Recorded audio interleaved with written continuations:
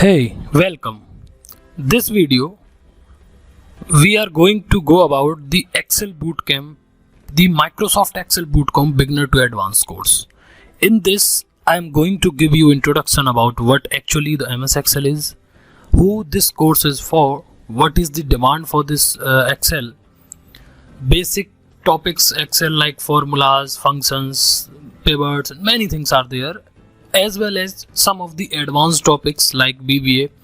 BVA is nothing but the automation, how we can automate our Excel process. We will cover up these things. Excel role in data related jobs, amazing opportunities after learning and master this skill, how Excel is important in your career, as well as this is an amazing skill which will help you to grab more opportunities. Let's jump into the course module. A very warm welcome in this Excel Bootcamp course. I'm so glad to have you here. You have taken the amazing decision for boosting up your skill for your great career. I hope you will learn, practice and enjoy this practical based Excel course. So without taking your much time, let's jump into the practical work. Hope you will enjoy this. So now next we will see the next video. Hey, before starting this Excel setup, I have shared you one downloadable PDF. In that you can easily find a step-by-step process to install Excel in your system if you don't have the installation of the Excel. For this current course, I am going to use Excel 2019. I have shared you the PDF. You can easily download that PDF and follow all the steps to complete the setup in your system about MS Excel. So to start that and how we can find and open our Excel, so just you need to go to your start and just type Excel. Because it is already installed in my system, I just click enter. After clicking, first time when you open the Excel, it will look like this. This interface will come in front of you, as you can see on screen. So these are some predefined templates which are offered by MS Excel. Like you can also type for the business, personal, planner, whatever you want. There are many templates, predefined, pre-written templates are there. But for our course, we will start from the very basic, we can say from the scratch. So just I'll open this blank Excel. After opening, this Excel will look like this. This is the interface of the Excel. There are many things like file, home, insert, page layout, formulas, data. We will see all this stuff one by one. Basically, this is known as the ribbon, the Excel ribbon. And this is the quick access bar. In that we have the save option. We can, by this, for example, I write some of the things here and I have some data and I want to save this Excel. Then by clicking on this button, you can save the Excel. When you click on this save, it will ask you the many options. So we will see all this stuff. So this is how Excel interface will look like. We will see these all things one by one. And for closing the Excel, you just need to close this. And if you want to save this, then you can save, otherwise don't save it. Now in this, we will understand the interface about Excel, how it works and how it look like. So very firstly, we will have this access toolbar, which is by default in the Excel. We have the 4 options there. The save, we can save Excel by this clicking on this button, then undo, redo, both. And I have added one button which is email. I'll also tell you how you can add more options here. Just next to access toolbar, we have the ribbon in which we have different these options like file. When you click on this, in file, while after clicking you will find some of the options like info, new. If I click on info, it will give you the info about your current workbook. Okay, now size, title, categories and whatever different information about this. Next view, if you click on new, you can directly also start a blank workbook from here and also the predefined. By click on open, you can open the already you have one Excel in your PC or you have some data in that Excel, you can directly open. By clicking on save button, you can save this on a particular location. If you click on this browse button, you will get a pop-up window like this.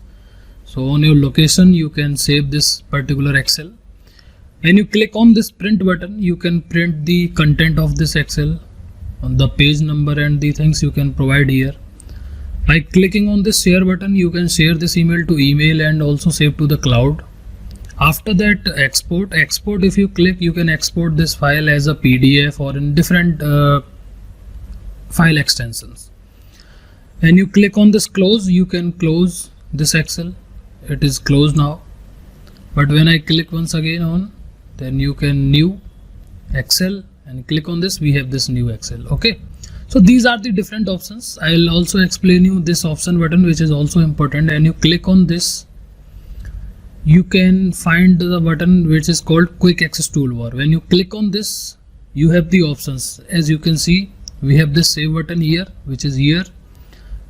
Next to save, which is undo, then redo, then email. For example, I just want to add one more button, which is like, for example, fill color. We will see this, what is the working of this fill color, but just I am adding this option. So just you need to click on this. Next, click to add. When you click on add and just OK. When you click OK, you can find we have this option here like OK. So by doing this, you can add more options here according to your use and according to your requirement. Next, for example, we have different like home. In home, we have clipboard, different options, font, alignment, like center up, wrap text, number, style, cells, editing. We will see all these things one by one. We will cover up all those stuff. Next, insert. We have pivot tables, online pictures. For example, I have to add an image to my Excel, then definitely I can import that from here and add that, insert into this particular area. After that, shapes, icons, add-ins, charts, graphs. We will see all these things one by one. Page layout, different sizes of this Excel. Formulas, we will see some mathematical formulas, text formulas, date and time formula, logical, financial, math, and many more formulas are also including in this, like related to statistics and all. After that, data is all about how you can import your text file. For example, you have some data, but that data is in notepad format, means that in text format, and you just want to import that data into Excel. We will see from different file formats, like from CSV, from online web, how we can import data into the Excel environment. Queries, sorting, filtering the data, sorting the data validation, remove duplicates. We will see all these things one by one. Reviews, view. Many of you won't have this option called developer. So to enable this developer option in your Excel, you can follow the same step. Just click on file, click on options, and this time we will need to customize our ribbon, because last time we have customized what is Quick Access Toolbar, which is this one. Now this time we will customize our ribbon. Customize ribbon. You can see all these options which I have already shown you here. Home, insert, page layout, formulas, data and all. For example, I have already enabled my developer option so that I am able to see this here. You can also do the same. Just click on this and just click OK. Basically this we will use for the VBA part, the coding when we will be automating our Excel. We will use this Visual Basic and coding part. So yeah, this is all about interface interaction about Excel. Being an Excel expert, or we can say being an Excel user, there are some basic terms, basic knowledge, terminologies which we should know about Excel. So for example, very firstly, we have this 1, 2, 3, 4, 5, like these numbers. These are called rows. If I click on this, these are the rows 1, 3, 5, 4. Okay. Similarly, on the top we have A, B, C, D, E. These are called columns. So this is the row 1, 2, 3 and all, and A, B, C, D we have, these are the columns. Now next For example, if I click on this particular box, which is known as cell. A cell is nothing but an intersection point of a row and a column, which means this cell is the combination of the row and column. As I click on this, you can see here this box is called name box, means you can give a name, or by default the name of this box is C2. Similarly, by default we have if you are having the Excel version of 2003 or 97, which contains 65,000 rows and 256 columns with .xls file extension. This file extension is nothing but the in which format we are saving our file. Simple. Now if you are having 2007, 10, 13, 16, 19 or MS Office 365, in that we are having 10,48,576 rows and 16,384 columns with file extension .xlsx. As you can see here also, if I click on this, you just need to click here and on your keyboard click Ctrl and down key. Then you will find we have total 10,48,576 rows. Again Ctrl up and Ctrl right arrow. We have in XVDS we have 16,000. Once again Ctrl right arrow. Now we have these 16,384 columns in .xlx file extension. Happy birthday to Excel is 1/1/1900. This is the happy birthday to Excel. That means the Excel came into exist. There are some default terminologies like default size of an Excel file. By default, Excel size is nothing but the 7 KB. For example, if I click on my file folder and I just click on new file and I click here new Microsoft Excel worksheet and click here. When I click on this, you can see by default it is having 6.02 KB file. If I click on this Excel extension, by default it would be having the size about 7 KB. Okay. And what is the maximum size of this Excel? The maximum size is totally depend upon the memory of your machine which you are using, either it is a laptop or a PC. It totally depend upon your machine's memory, the maximum size of a Excel file or a Excel workbook we can say. By default, the font size of the Excel is 11 and the font name is Calibri, which is by default when we have the new Excel. Minimum font size, we have minimum font size is 11 by default, which is there. Okay, so these are some basic terms which we should know as an expert about Excel. Next we see the workbook versus worksheet. Basically, when you first time open an Excel file, for example this is an Excel, by default this is known as the book. It is a workbook in which we will do some activity on this workbook. Next, below this is sheet 1, sheet 2, sheet 3. These are many sheets. So workbook is an entire file and worksheet, these are different sheets inside a workbook. So a workbook is nothing but the collection of these sheets, which are we will see. For example, I have to add one more new sheet here. You just click on this plus button and you can add sheet 2, sheet 3, many you just want. So by default you will find only sheet 1, but you can add it. Totally depends upon your machine memory, the system which you are using, how many workbook or inside a workbook how many worksheet we can add. So totally it is depend upon your memory. So yes, workbook is a collection of this worksheet. We will see one by one which the worksheets we are having in our file. Very firstly, we will see this home tab inside our ribbon. So basically in the home tab, I am going to complete the font and the alignment part in this. For example, I have some data, I have some value inside this cell. For example, in this, I have my name, which is Rajat.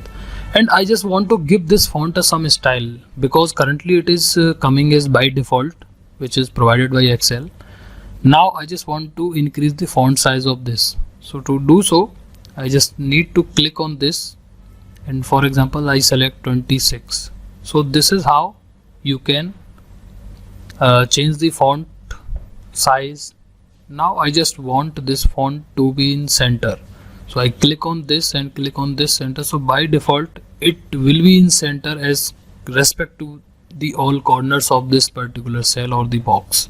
Okay, next I just want that I want to change the font style or the font family of this text. So I simply just click here and click on this. You can see now my font style is changed, but I choose to this.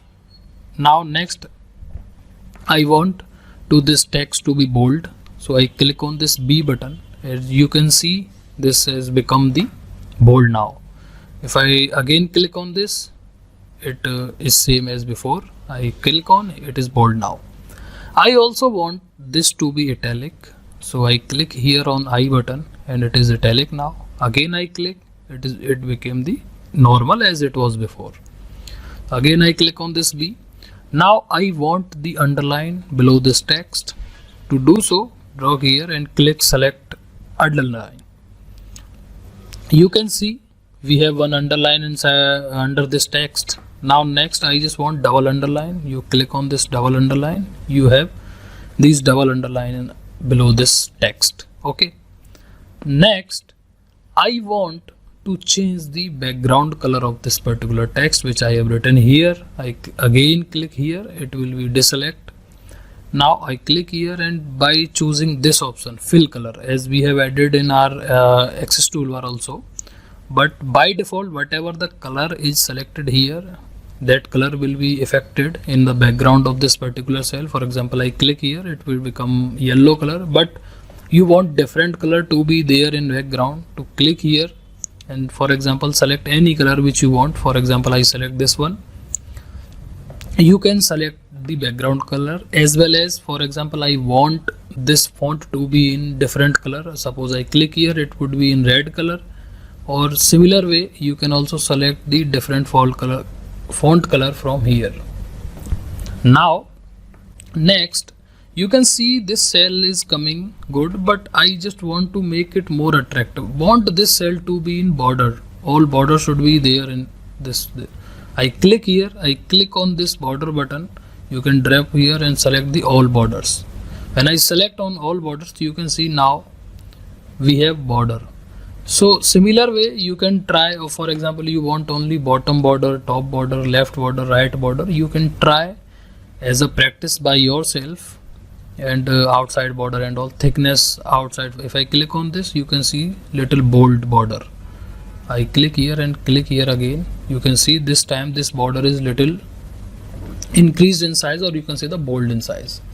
So yeah, definitely you can try all these options which are given. I want to remove this border again. Click here, drop down of this border drop down, and you can select no border from here. When you select it, it became as it was before. So these are some basic understanding and options about the font in the Excel. Now next, for example, I have this cell, but I have some large value, or you can say the long value in this particular cell. When I click anywhere, you can see this value is going away or beyond this particular cell range. For example, this is the cell only, this is the box particular, but this text is going beyond. I want this text to be in this cell only, not outside of this. So to do so, just click on wrap text. When you click on this wrap text, you can see this complete text came inside this cell.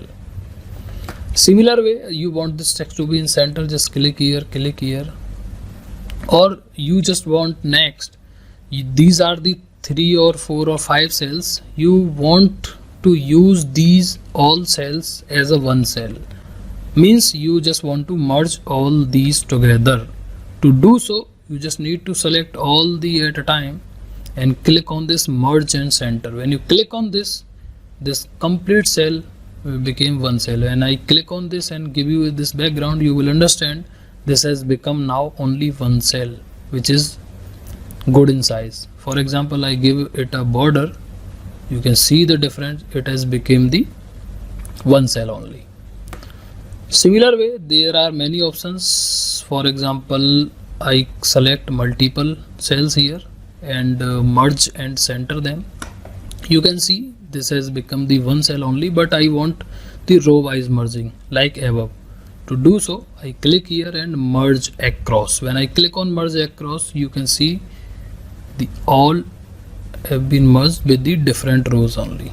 Okay, so you can utilize this option, wrap text, font and many things here by using these two. Just practice them.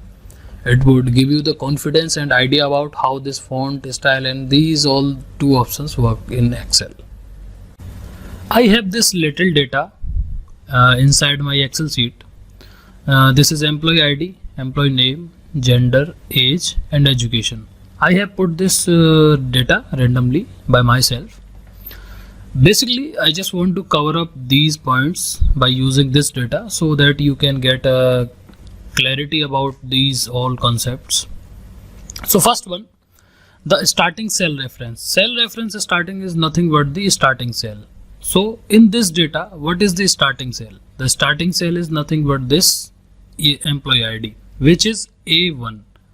So here answer would be like A1. So this is my starting cell reference. Got it? Next, ending cell reference. Ending cell reference is the point where the last row and last column meet up, means this one. This is E7.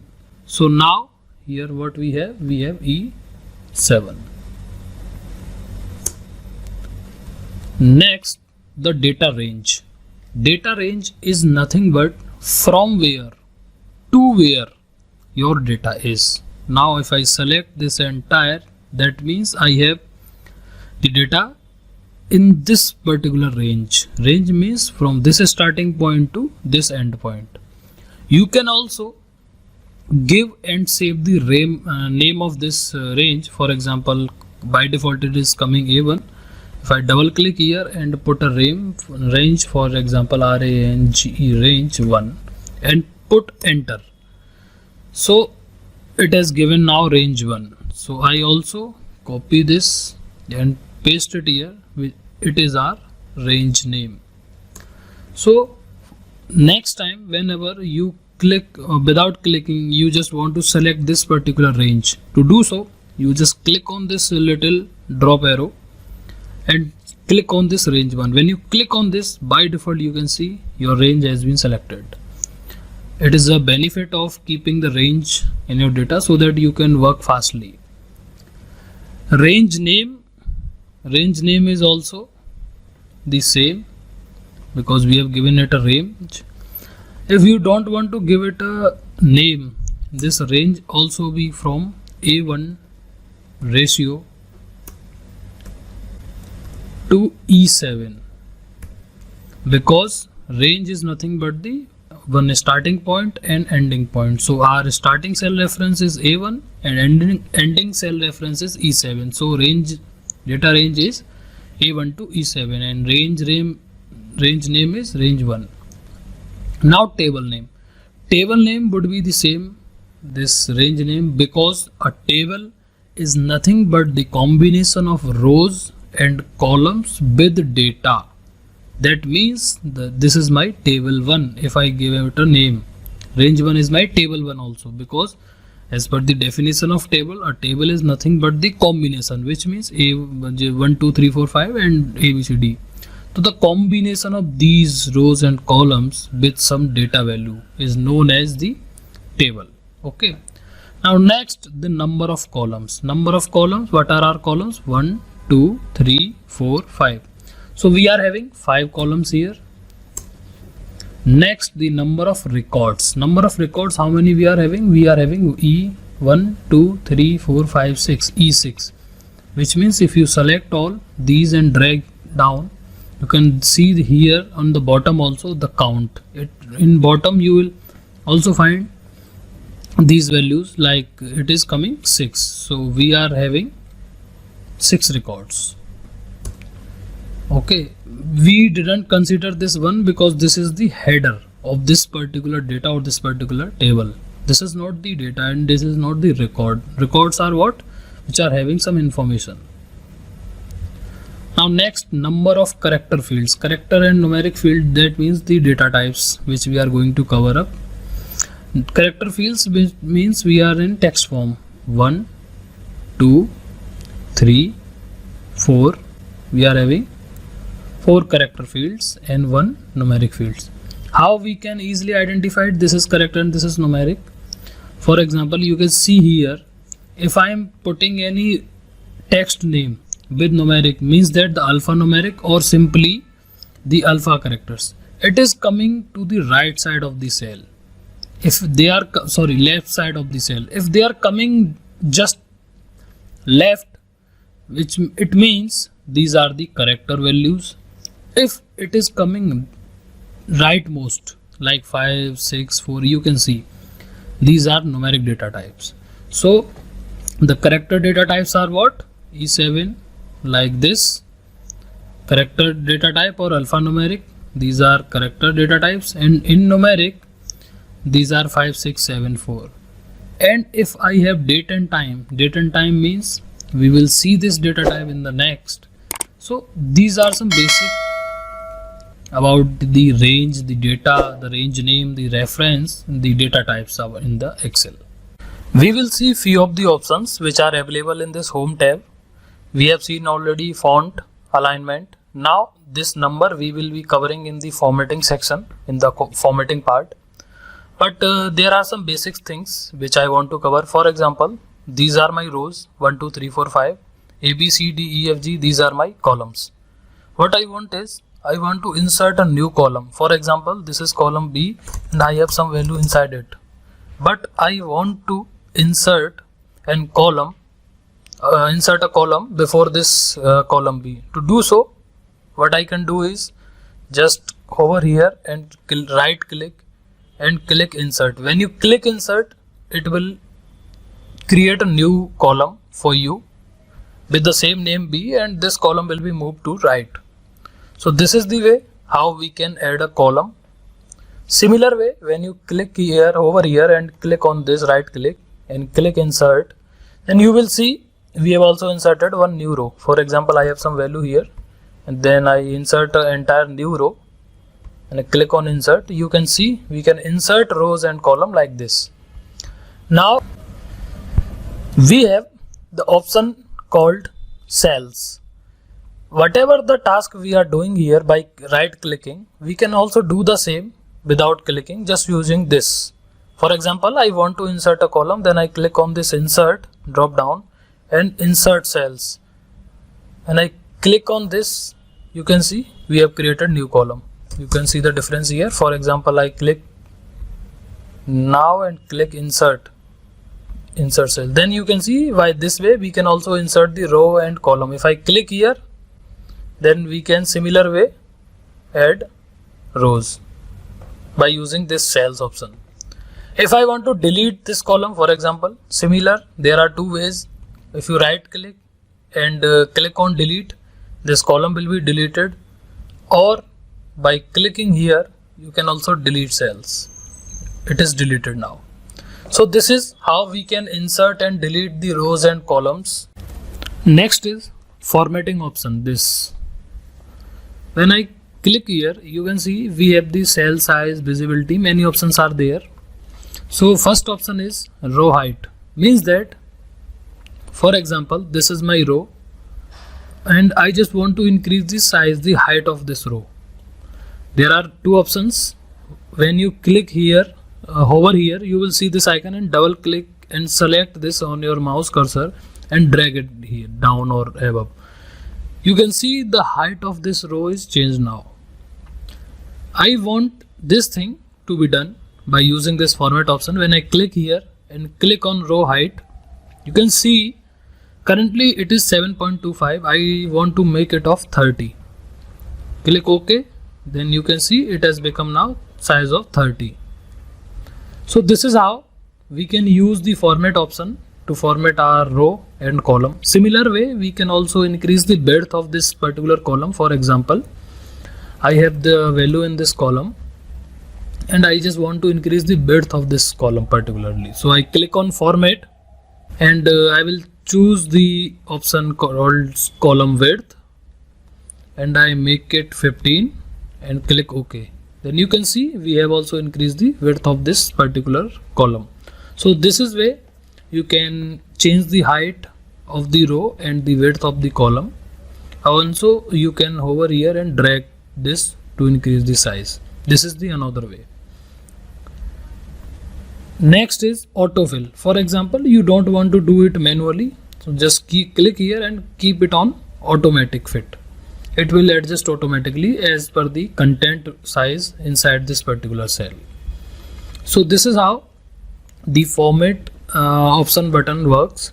We have also hide and unhide rows and columns and sheet. For example, I have the value in this column K and in this cell which is K1 and in row first which is first row. I want to hide this column. To do so, I just right click here and click hide. When I click hide, it will hide the row like this. Again, you can see it is hidden now. When I click on this hidden part, right click, unhide.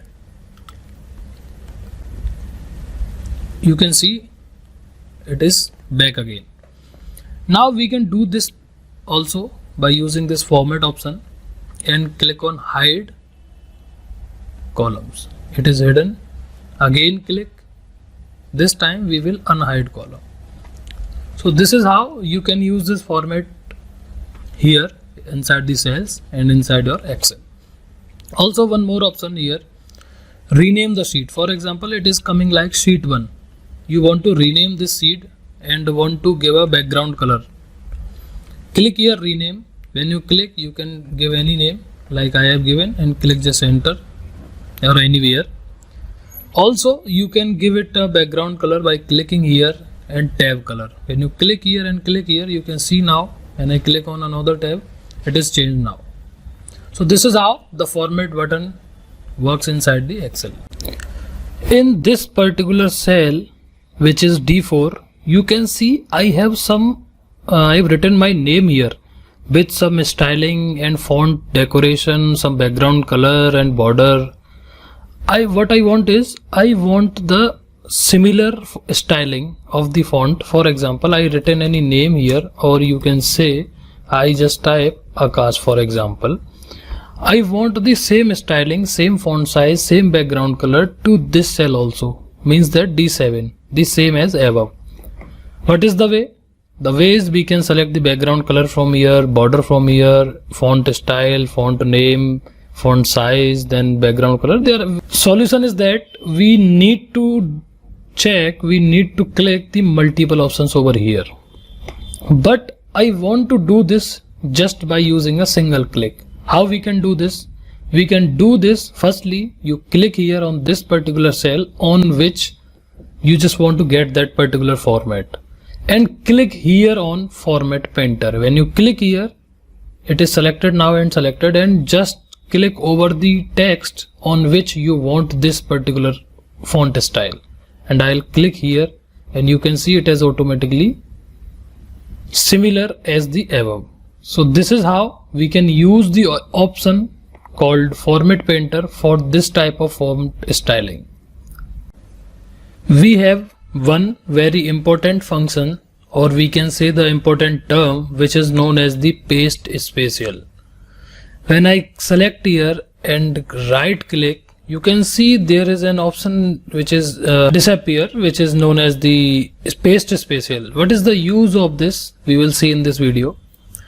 For example, I have these values in different cells as a combination and table values. at the 4 places.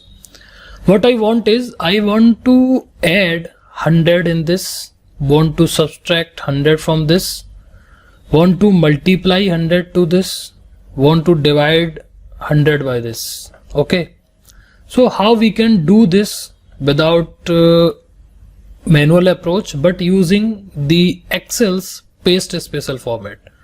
So what we can do is, firstly select this value, or you can do just write whatever the value you want to add, subtract, delete or divide or multiply from this particular data. So I have written 100 here.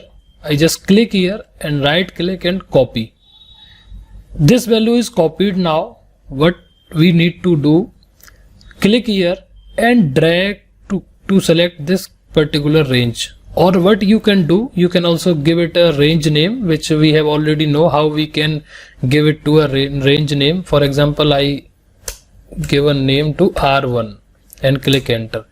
Right click and copy and select this particular range. After selecting, right click and click on paste spatial. When you click, you can see we have many options here. We don't need to touch any of them. We need to just click here operation. For example, I just want to add 100 in this particular range. I would select this option, which is add, and click OK. When I say click OK, you can see 100 is added to every value in this particular range. Similar way, right click, paste spatial. This time I want to subtract from the range. You can see 100 is subtracted. Similar way, in this range I want to multiply, so I click on multiply and click OK. 100 is multiplied with this particular data. Here we will divide all these values by 100. So right click, again copy, select this range, right click and paste spatial and click divide and click OK.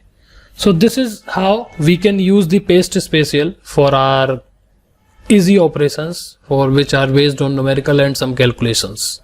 I have this data around 30,000 records. As you can click here and select control and down arrow. You can see I have this 30,000 records of data. Control up. So what I want is, I want to sort this data. We will see the sorting, how we can sort this data on the basis of these different column names, or we can say these, for example, on the basis of category, product name, sales, quality, discount, one by one. Now for example, I want to sort this data on the basis of category. Means that I want A category first, then the name start with the B, C, D and similar. So you need to do, click here and click on this sort and sort A to Z in a proper order, lowest to highest. When I click here, you can see I have sorted my data on the basis of category. Firstly, I have accessories, and you click here and drag here, then chairs. Also I have the category with the name bookcases. Okay, so now this data is sorted on the basis of category column. Now next what I want is, I want to sort this data on the basis of product name. Then to do so, I need to click on this particular column according to which we want to sort the data. Click on sort and filter, click A to Z. Now we have sorted our data on the basis of product name, not on the basis of category. As you can see the difference here. After E we have A, then F, then P, but we have this product name as in sorted form. You can also sort this data from Z to A, means the reverse of A to Z, this way. Okay, next I want to sort this data on some numeric value like these: sales, quality, discount, quantity. So first one, I want to sort this data on the basis of sales. So I click on this sales column, click here, then sort A to Z. It is selected now. When I click here on numeric value and click on sort data, then you can see the option is coming like sort smallest to largest or largest to smallest. Why so? Because it is in numeric field now. It is in numeric value. When I click on this smallest to largest, you can see the smallest value is coming. To do so, you need to select the complete data by selecting here, press shift and right arrow again, again, and now click sort A to Z. This data is now sorted on the basis of category and the quantity. You can see mainly the basis of category. So this is how entirely you can select, or on the basis of a discount, select here. We have one more option named as custom sort. When I click here on custom, you can see one pop-up window and options are coming in the existence. You want to sort the data, just select the column from here. For example, I want to sort the data on the basis of discount. I click on this drop down and select discount. It will be same. Next, order. In which order you want to sort your data? Either it is a smallest to largest or largest to smallest. So what I want is largest to smallest. Click OK and you can see the largest discount we are having here. So this is how this sorting works, and we can sort our data in Excel. One of my friend, his name is Pankaj. One day he was working on some data. He wanted to get some outcome from that data on the basis of some criterias. And I was near him. He asked, "Hey Rajat, you know Excel very well. Please help me out in this data to get me some outcome from this on the basis of different criterias." So I said, "Yes, definitely, I'll do. Please show me the data." So this is the data, and the problem statement was like this. He wanted to filter out some of the categories and want to get some sales number on the basis of those filters and the quantity. Now, simple way, what we will see in this video is how we can filter the data. So to do so, just click here and click on this sort and filter, and click on this filter, click here. Now filtering is used to get a specific value. For example, I have multiple categories. What I want is, I want only the tables category. For example, I click here and choose only tables. I have multiple options. When I select all, I deselect all and choose only tables. When I select only tables and click OK, you can see I have the data of the tables category only. And you can also see the numbers here in the left down corner. 833 records of 30,000 are the records of tables. Similarly, we have the different quantity, sales price and the discount of this category tables. For example, I want to keep all the categories together, but I want to filter out the data which is having only 80% discount. So in this, I select only 80% and click OK. And you can see we have the categories differently and the product name also, but we have only 80% discount values, which are coming only 49 values. So this is the way how we can easily filter and sort the data for our operation and as per our need. We will also see how you can copy paste these separate values, how we can calculate the total amount this filter value one by one once we will be entering into the formula part and functions. So this is how we can easily help someone if we know already Excel, how we can solve the task within a seconds only. The complex task if someone don't know and don't have any idea about Excel. When I click on any cell and right click, I got some of these options. We will see what is the use of these one by one. Okay. For example, I have any value in this cell for let's say 100. What I want is, I want to move this cell value 100 from this to this. How we can do? Just select this, right click and cut, and select here, right click and paste. You can see we have moved this value from this cell to this cell.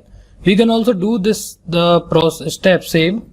Click here on cut and click here and paste. So this is the first option. Next, what I want is, I want to copy this value. I copy here and select here, right click and paste. I got this 100. Again I copy from here, and next when I click right here, you can see we are getting the many options. For example, only values. So I want this to be pasted as a value only. I need to select on this. So this is 100. Okay. Next, we have already seen insert, delete, like insert and delete rows. We can also insert cell and columns as well. For example, I click insert. When I click, it will ask you, it will add the new cell. But you want to shift original cell to right or to down or entire row or column. So I simply click shift cell down, click OK. It is added. I add here, insert, shift down, OK. It is added now. One more space we are getting, one more blank cell. Next is filter. We have already seen. Sort we have already covered. Next is insert comment.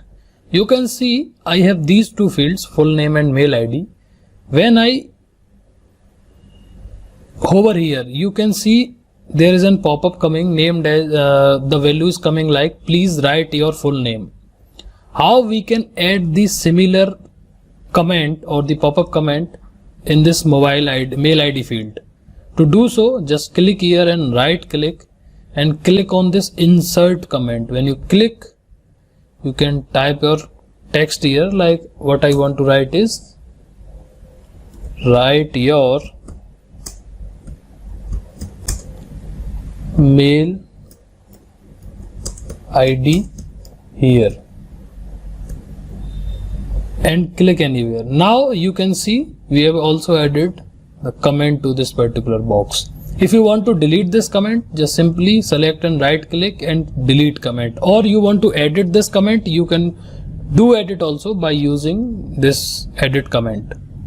Show and hide comment also we can do by clicking this show and hide. It will be shown. By clicking on hide, it will be hidden. Okay. So this is how these all options are working like. Format cell and other options we will see later when we will cover up all these topics.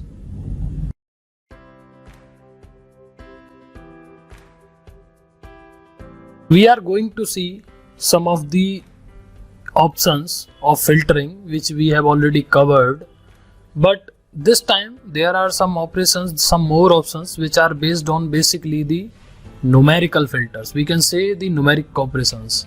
So for example, as you can see, I have the data of 10 employees, just an example I have taken, and this is the salary.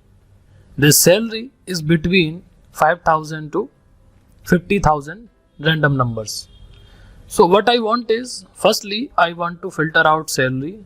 So to do so, I click on salary and click here and next filter. What I want is, when I click on this filter, you can see there is an option called number filters. So in this number filters we have many options. We will see one by one each of them. The first one is equals to, which means, for example, I want an employee whose salary is equals to 41047, and I click OK, and you can see Employee 3 has the salary 41047. So this is how you can do some filtration on the basis of number. Next one is does not equals to. Firstly, select all again and click here, click on numbers, then does not equals to. Does not equals to means, for example, whose salary is does not equals to 44298. When I click this, you will see after I click on OK, this 44298 means employee 5 will be removed from the filter. Employee 5, it is deselected. There is no E5 employee here. Okay, so this is how you can use these options. Next one is greater than. For example, I want to check the employee whose salary is greater than 9710. When I click on this, you can see I have the employees whose salary is greater than 9710. Next option is greater than or equals to. So for example, I want to check an employee having salary greater than or equals to 39330 and click OK. So these are the employees whose salary is equals to 39330 or greater than this. So this is how you can practice this number filter. Same way we work for less than or equals to. Between means if you want to check if the employee is having salary between 10,000 to 20,000. In that case, you will use this between option, like I click here between 10,000 to 30,000. I click OK. You can see we have only 3 employees whose salary is between 10 to 30,000. Okay. So this is the another filtering options. You can practice them all. Above average, top 10, we will see these when we come into some scenarios. I have this expenses sample data which I have written in this particular table or in this particular cells, and now what I want is I want to format this data to make it attractive, so that while reading this data or understanding this, we can easily identify the things. So to do so, firstly we will see this option named as format as table. For example, I click here and drag and select this particular data and I click on format as table. Here I got the many options, like for example, I want to make this data as in tabular form with some header and some styling, some background color and some table pattern like. So I choose any of them. For example, I click here and select this, and it is asking me for the range from where to where you want this to be formatted. So I click OK.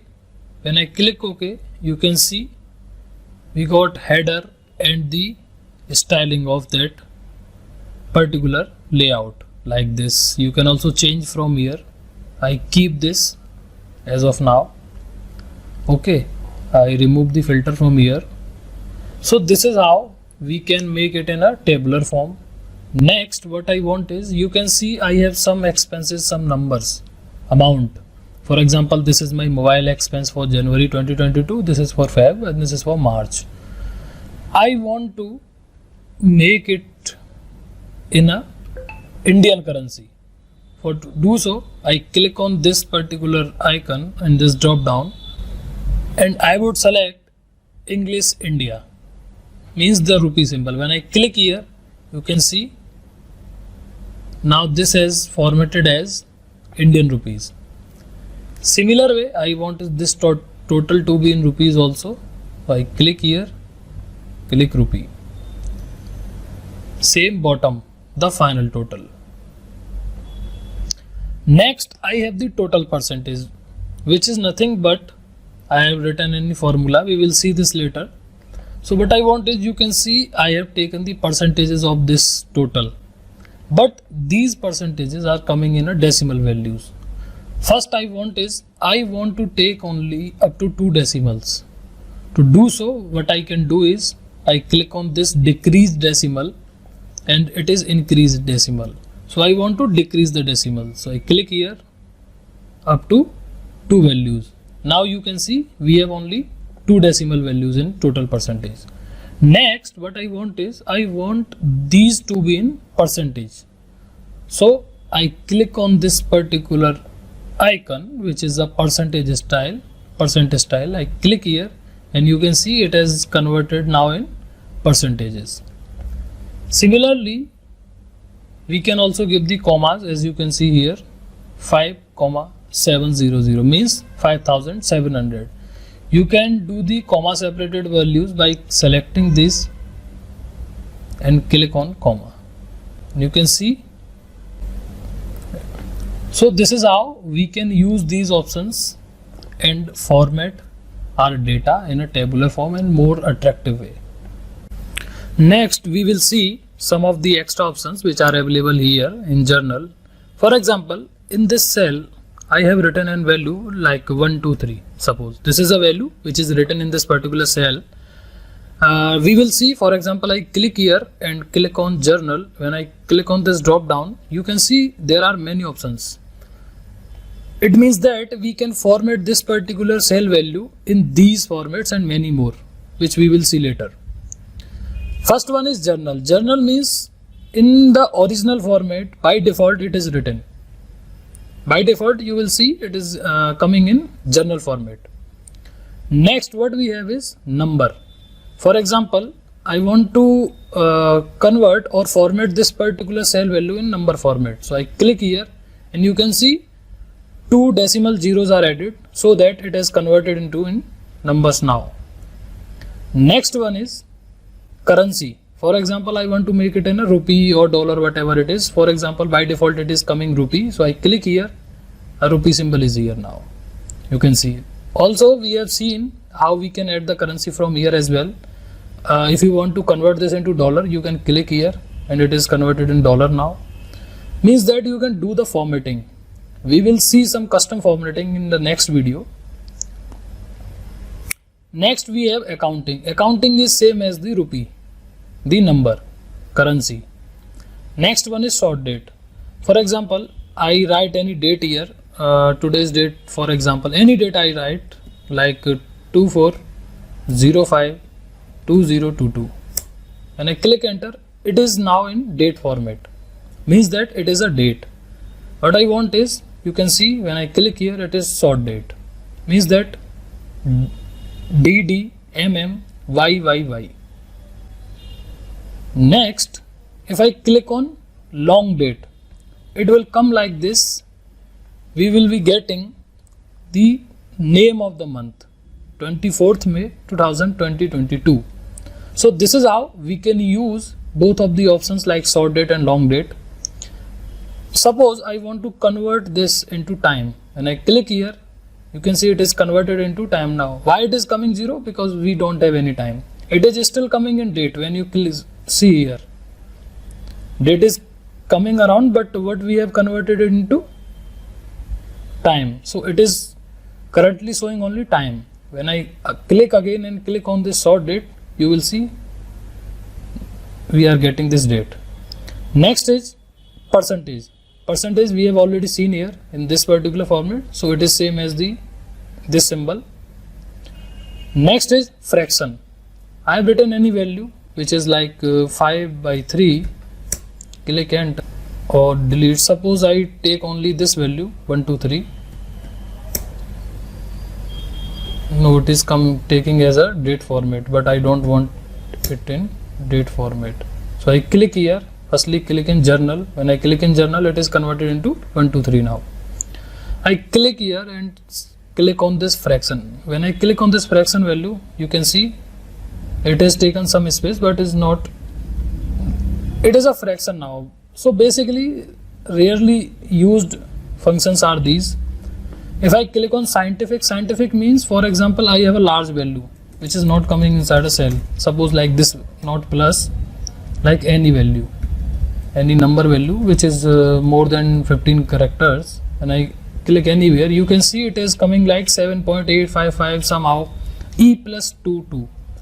So this is the long character format, or we can say it is a scientific when I click here and click on this scientific, you can see it is converted into a scientific. It is basically used for the long values.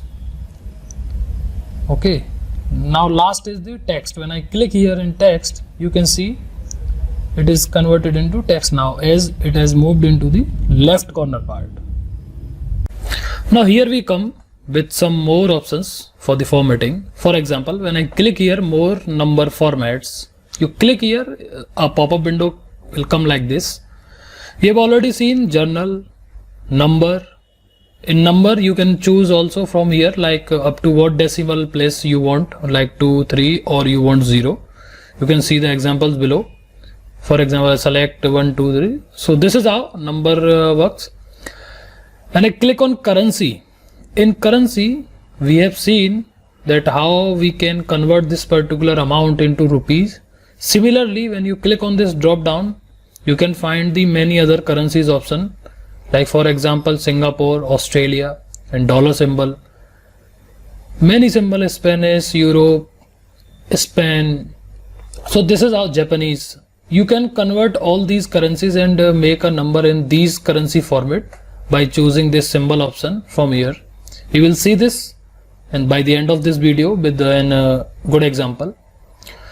Accounting, when I click on accounting, it is similar like we have seen in this journal option, same as. Now we have some options like which is date format. So in date format we have like in starting DD, it's date, then month, then year. Next one is date, month, name, then year. Again date, month, year. Date, month, half year means that last 2 digits of the year. So these are the multiple formats you can try one by one. Here I have written some of the examples below. For example, this is my dates which I have taken with the formula. We will see this formula later. And I have written the format of these particular dates.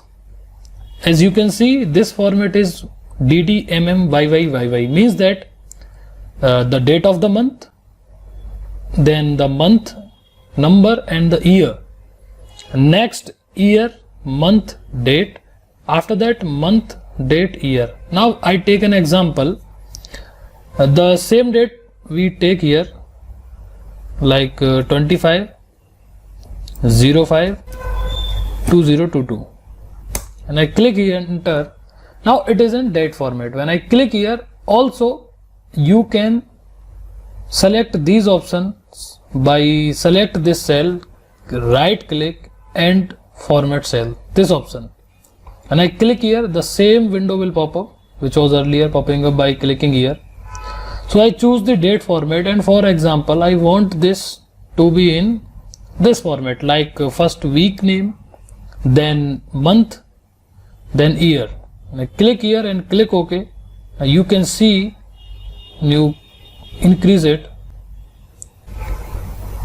because it has the little space. Now it has the perfect space, so it is coming like Wednesday 25th May 2022. So this is how these are the date format options, and many options are available here. You can try them, practice them. These are the same as I am choosing, nothing different. Similarly for time, we have these many options like PM, AM, whatever format you want as per your requirement.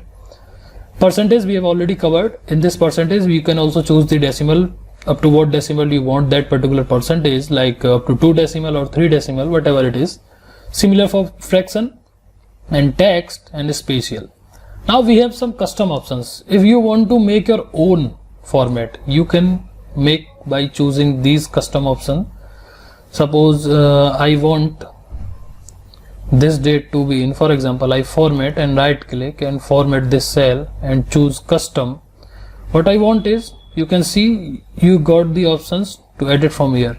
What I want this to be in YY, YY, then hyphen, or you can say without hyphen MM, and I hit OK.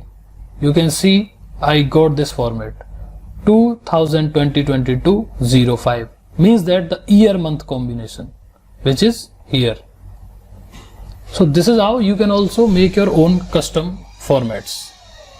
Character format we have already seen in this text form, and you can design, bold, a kind of font styling we can say. Now next, I have this data for this example, but I want to decorate, or you can say the format this particular data. Firstly, I choose the border, all borders, background color, and the text in white so that it good. Now this is the sales, means that it is an amount, sale amount. What I want is, I want this amount to be in dollar format. So to do so, I select the column by clicking here in middle and right click and choose the option format cell, and I click here, and you can see in the currency I am going to convert this amount into the Australian dollar. When I click here and click OK, you can see it has converted now into the dollar. You can see a dollar symbol in starting. Also what I want is, I don't want these decimal values. So what I can do, I click here one more time, and you can see I get the flat value, no decimal value I have. Already seen how we can convert these numbers into percentages. So this is how all formatting works. Definitely we will see some magical examples. This is just an introduction and the concept clearance about the formatting, but when we will be in this fun with Excel sheet, definitely we are going to do some magic things after learning all these basic concepts. We have seen the normal formatting, how we can format our data, either it is a text format or in a character or the numeric, whatever format it is. Now basically I have a small data set, or you can say the small data values here in these cells. Now we will see how we can do some conditional formatting. Conditional formatting means, in formatting I have some criterias. For example, I have this unit sold 2020 data. What I want is, if these units value is less than 15,000, make it red background color, else green. So this is the conditional criteria which I have given here. So we will use this option named as conditional formatting. We will see this, we will see also this example by clicking here and all these options. So first one, we have highlighted cells rules. Now for example, first one, greater than or equals to. What you have to do is select cell values, click conditional formatting here and greater than. Now by default it is taking the red. What I want is, if a value is greater than 40,000, if you want, click OK, or you can click on drop down yellow with text, dark yellow text like this. Or you want your custom format, click here on custom and click OK. And for example, here I want to use the regular font style, size, color maybe this, and text format, and click OK. When you click OK and click here, you will see this text color has been changed, because we have changed only the text color. So these are the highlighted values which are greater than 40,000. Rest all are less than 40,000. So this is how we can use the conditional formatting. Next option I have, when I click here and less than equals to. So same here, I select this value again. Firstly, I just want to clear the previous format or the previous conditional format. So to do so, select this cell range, click here and click on clear rules and clear rules from selected. Now it is by default it was. Now again select this cell value, only this value range, click here and next is less than. Suppose less than or equals to 20,000 and click OK. You can see we have only one value which is highlighted with the background color and text color changed. Next you can try also between two numbers, for example 10,000 to 30,000. Equals to means that exact value.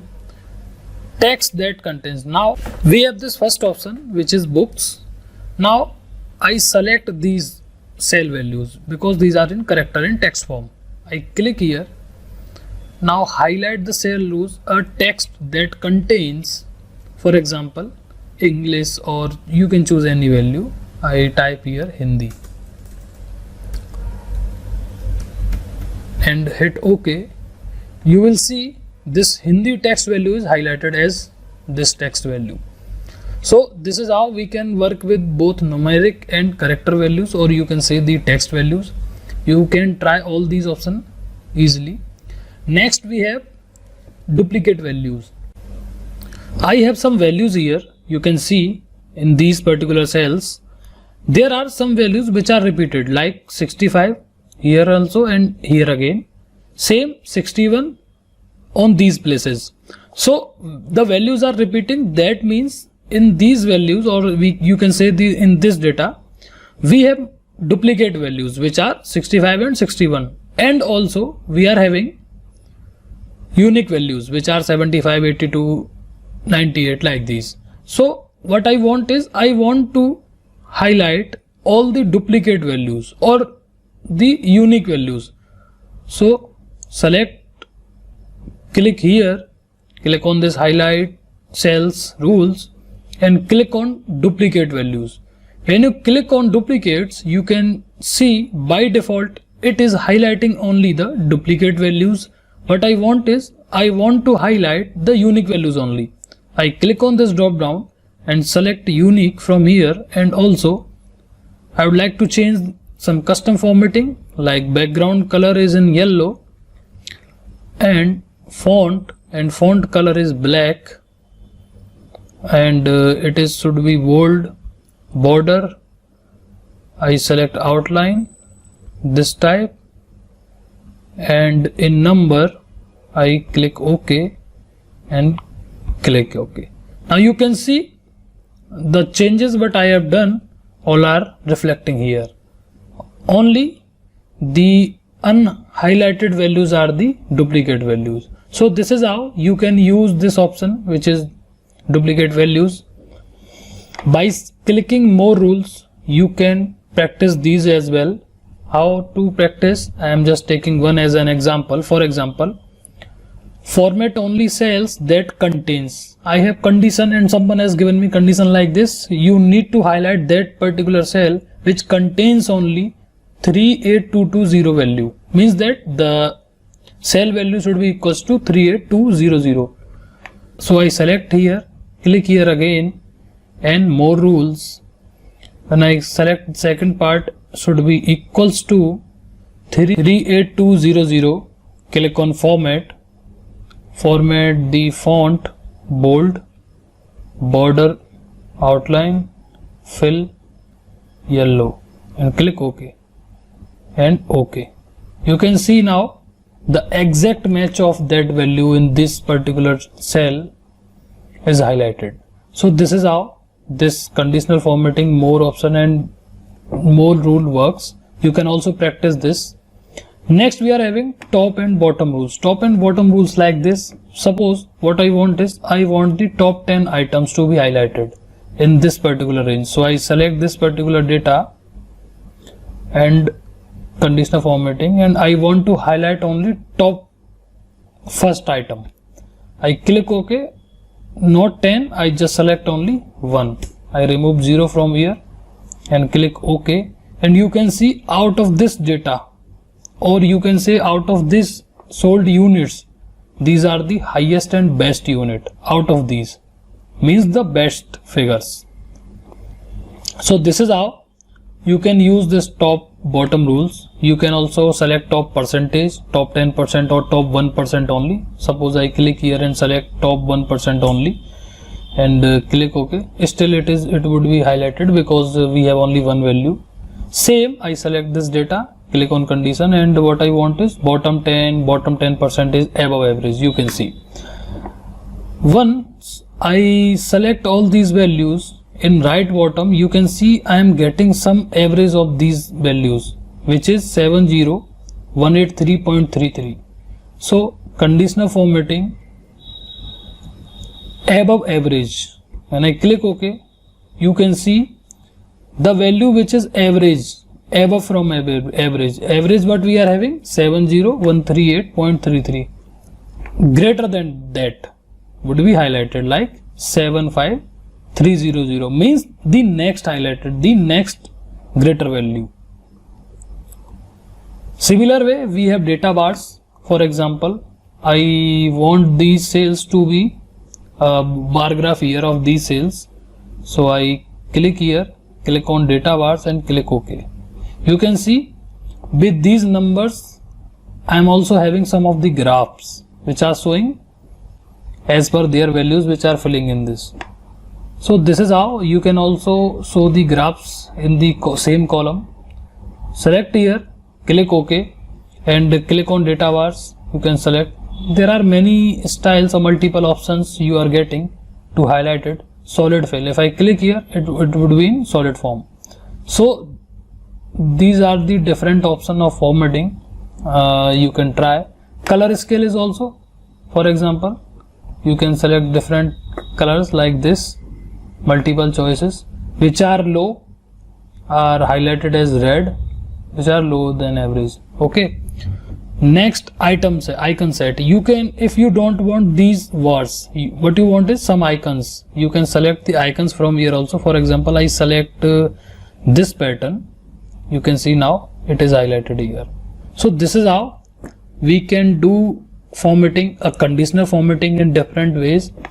Definitely with a business case study or the live data, we will practice this more. When you complete up some basic Excel, then we will be working in business scenarios and advanced part. Next we are having this view tab. We will see these all groups, like first group is workbook views, show, zoom, window and macros. So very firstly we have these three options in our window workbook view group, which is first one is normal, page break view, preview and page layout. So normal view is nothing but the view which is you are able to see in front of your eyes on this particular screen. So this is the by default the normal view. All these options are also available in this corner. You can see on the status bar, this is a normal view, this is page break view, preview and last one is the page layout.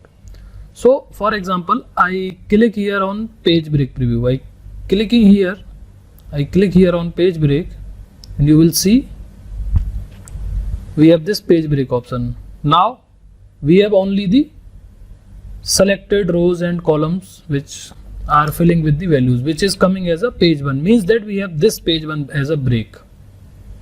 Next what we are having page layout. When I click here, so when I click on this particular page layout, you can see this page has been divided into two parts. So this is page layout option, by which we can select any layout like this, select header, click the data. So this page has been broken into two parts. Next we are having show. Show means these are the values which we are having, like A, B, C, D. We have columns 1, 2, 3, 4. These are rows. This is formula bar. We are able to see. This is our ribbon. We already know. And this is the quick access bar. And in the bottom we are having the status bar. So when I click on this show or click any cell, I deselect this heading. When I click on this, you can see we have no row number now and no column values, means that ABCD and 1, 2, 3 are not able to see now. Next is grid line. What are the grid lines? Let me just click on this normal view again. So we are having this normal view as it was before. I click on this grid lines and I deselect this. You can see we have no background grid lines which we were having as before. Again I click here, you can see now difference. Next one is formula bar. This formula bar will be hidden. And I click here, you can see there is no formula bar right now. So these are options you can try. When I click again on page layout, and you can see the ruler is nothing but a scale, you can see here. So when I don't want to show this, just deselect and you can see the ruler has been removed. I click on normal view, and now next we are having zoom. Zoom means, for example, currently it is 100%. I just want to make it as 256. To zoom your worksheet, basically it is used. I again back to 100%. Next 100% zoom. When I click on this particular cell and click 100% zoom, you can see it is by default selected to 100%. Or if I reduce this and make it 33%, you can see when I click on this 100%, it would be as by default.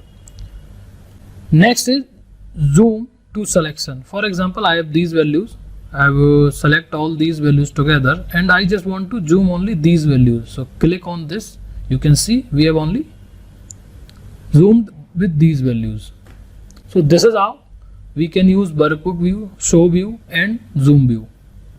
The new window, when I click on this, you can see I have now two worksheets. This last one is created as a copy of the previous one. So I cross here, you can see we have only our original workbook. When I click on this arrange all, for example, I create a new window here, and what I want is I want to arrange the two different workbook in a single workbook. So I click here arrange all, for example tiled, and OK. You can see we have these two differently as a comparison. Again I click here on arrange all and horizontal and click OK. You can see we have these values in single view as a horizontal. Click here again and select vertical. We are having these two values as a vertical. And last is a cascade. You can see it has come overlapped with the older one. So this is how we can use this window. Split it will be split into two parts, and hide. For example, this is the column B. I want to hide it and click hide. This entire sheets will be hidden. And I click unhide, and lecture 1, which is the workbook, unhide a workbook, I click OK. Next we are having freeze panes. Freeze panes means, for example, when I am scrolling here at the top and in right, you can see these values are hidden while I am scrolling.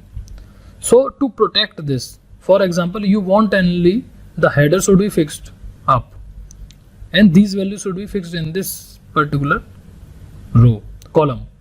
So I select this cell which is A1 and click here on freeze pane.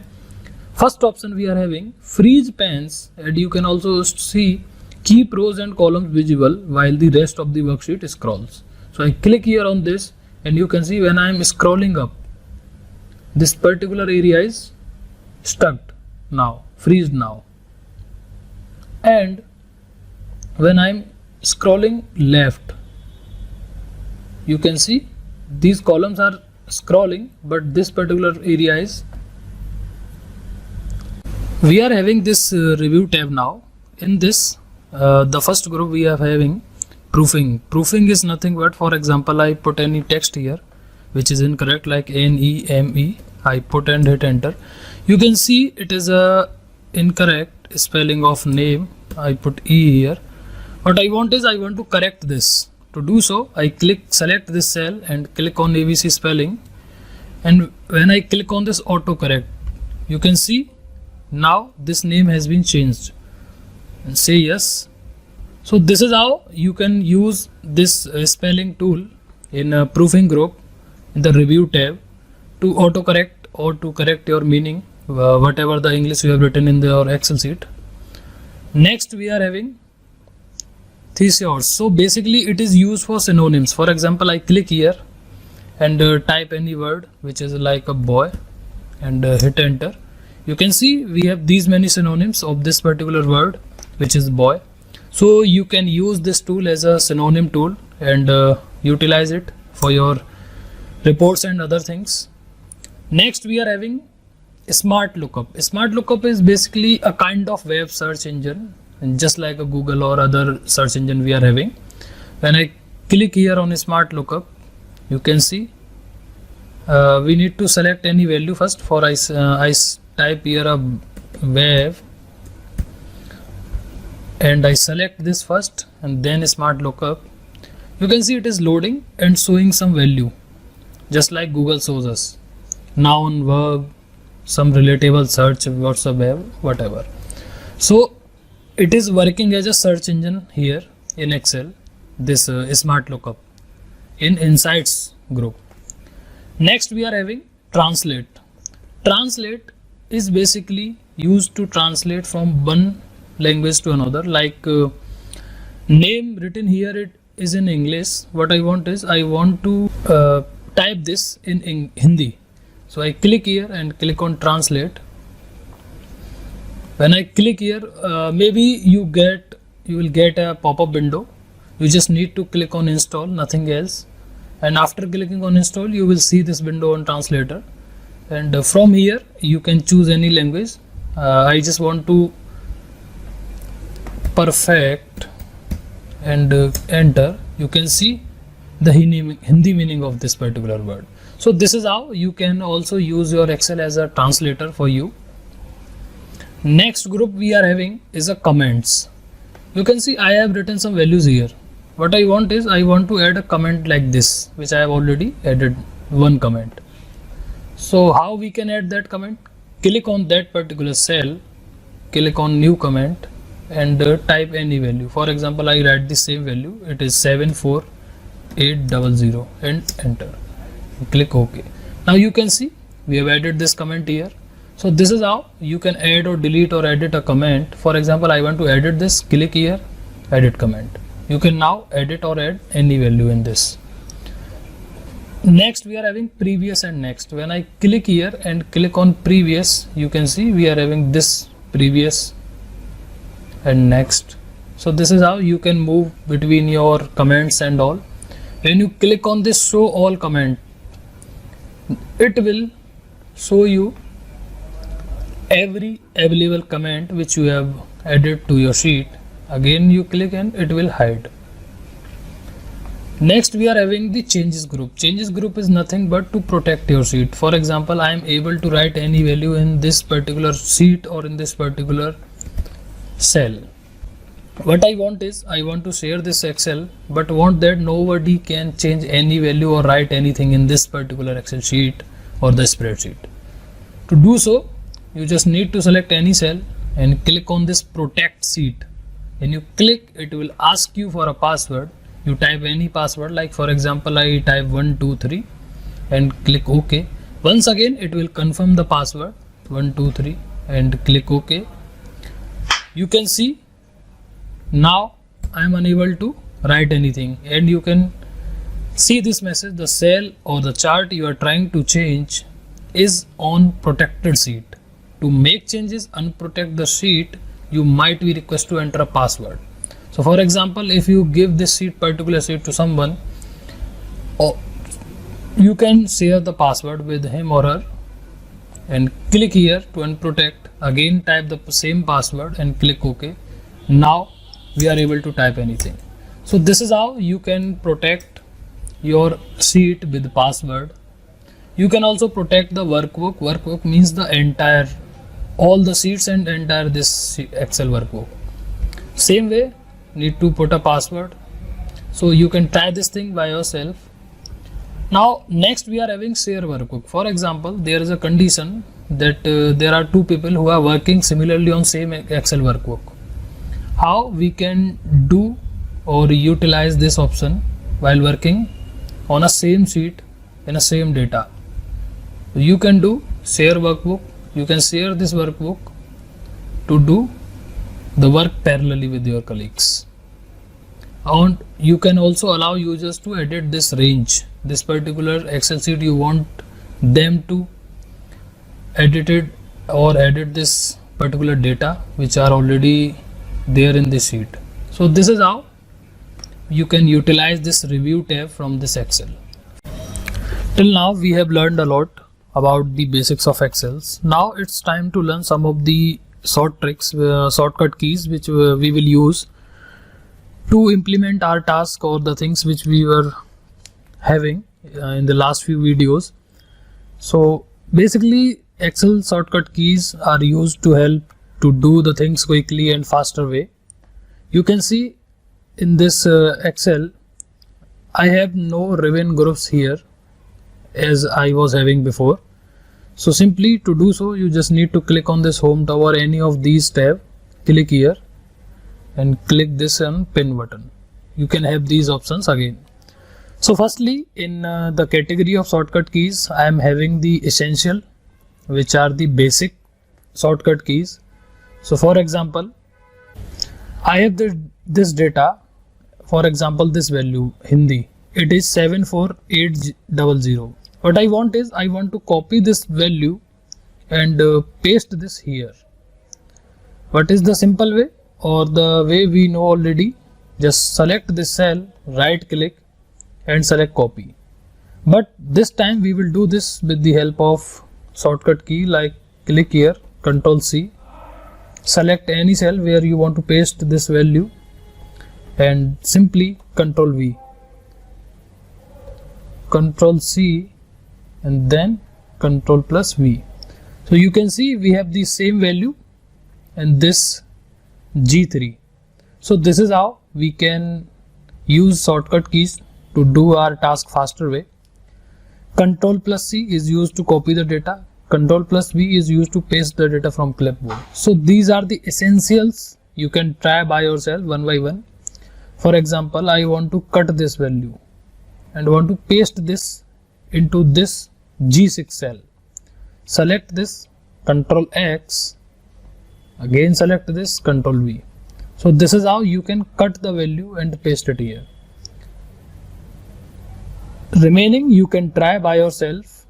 Just leave these Ctrl Shift F4 and last tab. We will see this later while we will be working with the functions like find, replace. I want to open a new workbook. So to do so, just simply click Ctrl plus O. Next we are having the navigation. Navigation means I want to move from one particular cell to another. For example, I have values in these two also. So what I want is currently I am here. I want to move from here to here. To do so, you just need to simply click on right arrow and you can move this way. Directly you just want to click here and want to go on the last value. Simply click here, Control and right arrow. So this is the way. Similar way, select here, Control down arrow. You will be reached on this last value in the down direction. So these are the shortcut keys. You can try. I have also written and provided you the sheet already. You can try this. For formatting, for example, this is my data. I write any value like A, B, C, whatever it is. What I want is I want to format this. Format this means I want to make it bold. I want to give it a border, or you can say the italic. So how we can do this with the help of shortcut key? Just simply click here, select Alt. When you click Alt, you can see we have these many options, suggestions here. Next, what we want is we want to give it a borders. To do so, H. When I select H, you can see next on border we need to put what? B. Then B, and then inside B we need to give it a all borders, which means A. So the complete command is Alt plus H plus B plus A. We can try this again here in a faster way. Alt H B A. So now we have the order on this particular cell. Next I want to make it bold. Control B. It is bold now. I want to change the background color of this with the help of shortcut key. Just simply Alt then H, again H, and from here you can choose any color. I'm not using my mouse. Again I want to change the font color, Alt H. You need to select the cell here, then Alt H FC and make it white color. So this is how you can use the shortcut keys. Try all these shortcut keys by yourself. I have given you this sheet, cell borders, Alt T, move from here to here. So you will know the better way of the using of Excel shortcut keys. Next I am having Excel versus CSV. We have two files. You can see this is the Excel workbook, and similarly I have also another file. It is looking like Excel, but it is a CSV file. So basically we will see the difference between Excel and CSV file in this video. In Excel there is a limitation of that we can only have 10,48,576 rows, not more than this. So this is the Excel's limitations. Next, in Excel we can have these multiple sheets, like you can see I have these many sheets in my Excel data or in this Excel workbook. But in CSV there is a condition that you can only have a single sheet. And another difference is that we can have more than 10,48,056 rows data in CSV. So these two are the main difference between Excel and CSV. When you will open the CSV file, it will be looking like a Excel, but it is not an Excel. For example, I open my folder, you can see this is the Excel workbook, how it is looking like, and this is the CSV. The full form of CSV is comma separated value. Now suppose I have already opened this CSV here and I try to make another sheet in this and try to save it and close it. It is asking me that want to save your changes to data1.csv. you can see, when I click save, click OK, and again open the CSV file,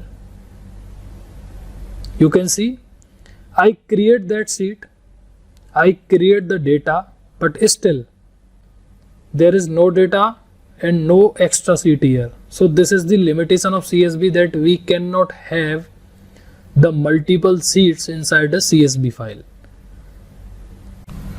Next, I have my data in the form of text file. You can see this is a notepad file, and I have my data in this notepad. What I want is I want to import this data into Excel. This data is separated, or you can say the delimiter is a tab or white space. You can see this is a delimiter. A delimiter is nothing but which separates the values, or you can understand like this, these are the columns. So what I want is I want to import this text form data into the Excel. How we can use and import this? Inside a data tab, we are having first column, which is the first group, which is the get and transform data, which means you can import data from different files into your Excel. Basically the workbook, the Excel we are having, it is a DBMS format file, but a text or a CSV file are the flat files.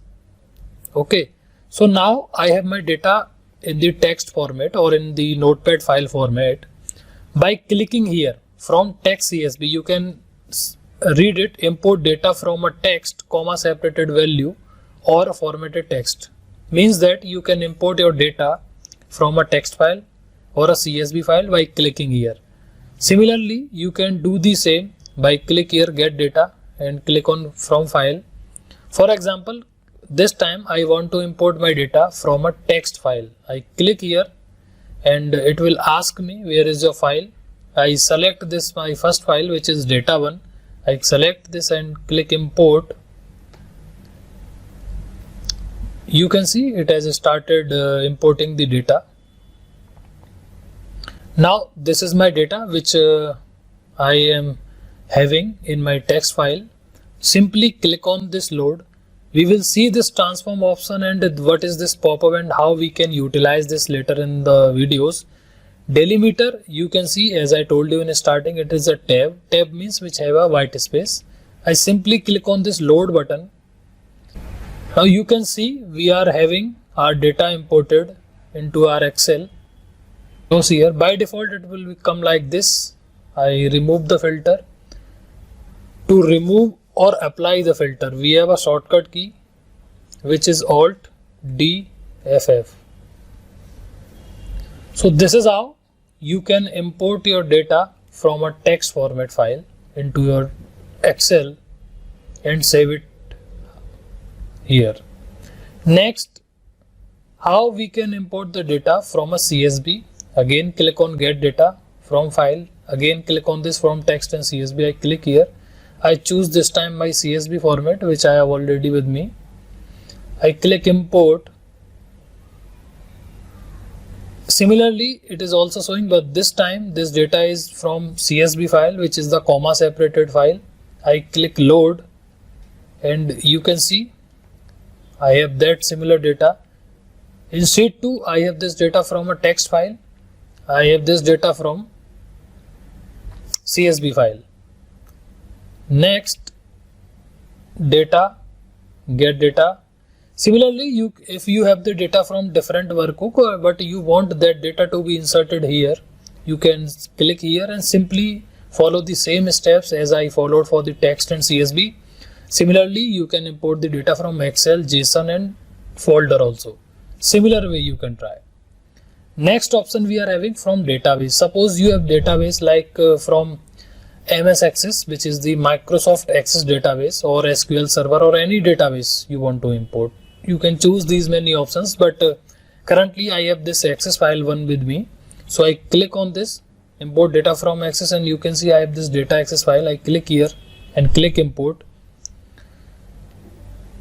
It is uploading data and importing that data. You can see the format .accdv, which is the Access database of Microsoft. We can import data into Excel by this way. You can see I have this data, and in that data I have this MED sheet name. I click on this, it will show the preview of that data, how it will look like. I click load.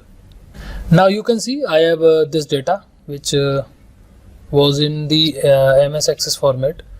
So this is the way you can try and import the data by using this data tab and using this group which is data and transform data. Similarly, we can also directly import the data from Bev. When I click here, we will see this option in the next video. I am having this data which is in my notepad file. In this data, I have selected these 4 columns, which is employee name, age, profession and salary. I have the values here in all these columns. You can see there is one difference in the values, that I have written 38,000 salary here and 48,000 salary here, but here this salary is written between the inverted commas, but here it is written like normal value. Now in this file I am having the delimiter as a comma. So while I will import this data into my Excel, read this or separate all these values with this delimiter, like up to comma it will read this as a 1 value. From here it is a value second, it is the value third, and it is the value 4. But for example, I click on import data from text CSV and select this data which is in case 1 and click import. It will connect. Now you can see this is my data which we will import, or this Excel will automatically import this data. But I was having my data like this. Here the salary was like 38,000, but here it is coming as only 38. Why so? Because it is reading this comma which is between the salary to separate the 1000 value. This reading this comma as a delimiter and removing all the value after this comma, because these are the zero values. For example, you want to print the entire salary, you need to put your data or the numeric value which is separated with any delimiter which is used in the file. You need to put that value between the double quotes. Then only it will reflect the actual value in the Excel, otherwise it will separate it. You can see by this way. When I click on load, you can see my data is imported, but here I am having my complete salary as a 48,000, but here I am having only the 38,000, 38 only. So this is how you need to take care of that while importing the data. These are the basic things. Now next we are having from web. You can select this option, select on, you can try all these things already. If you are using them, you can simply import the data from them by clicking as we were seeing in the files, text and JSON format. So I click here on from web. For example, I am having this data, which is the data related to the employer percentage or worldwide. I search this data simply on Google and find out this website and copy this URL, and I will import this data to my Excel. I paste the URL here. You need to click from web to pop up this window. Click Control B, then OK. You can see now it is connecting this data, this particular URL, and after connecting it is loading me the pop-up window, which is the Power Query window. We will see this next. Here I am getting only one document, one tabular form data only, which is this is only. Rest the data is in graphical form or in different format. So I want to import, for example, this is somehow data. I want to import this data from that particular website. I click on load, and now you can see I have this case, and now my data is loading. Now here we can add the data from server as well, from any URL. Next option we are having, which is existing connections. Existing connections means that the data which I have already imported here, we can also import the same data in any of these. Here I click here, for example, I want that data to be pasted here. I click on existing connections, and for example I choose this data 1-2 which is available in sheet 1. I click that particular range from where I want to import this and click OK, and you can see external data getting data, means it is loading the data and I am having my data which is also available there. So this is how you can import the same data from different sheet or from existing connections.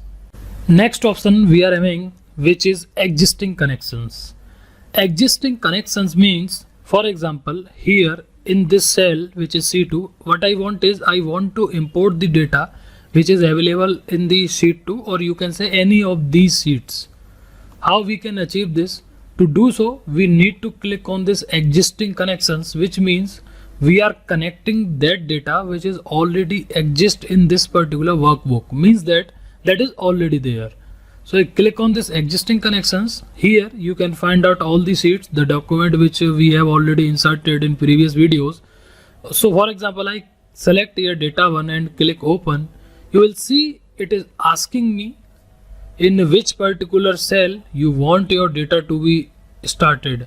So I select this D2 by default and click OK.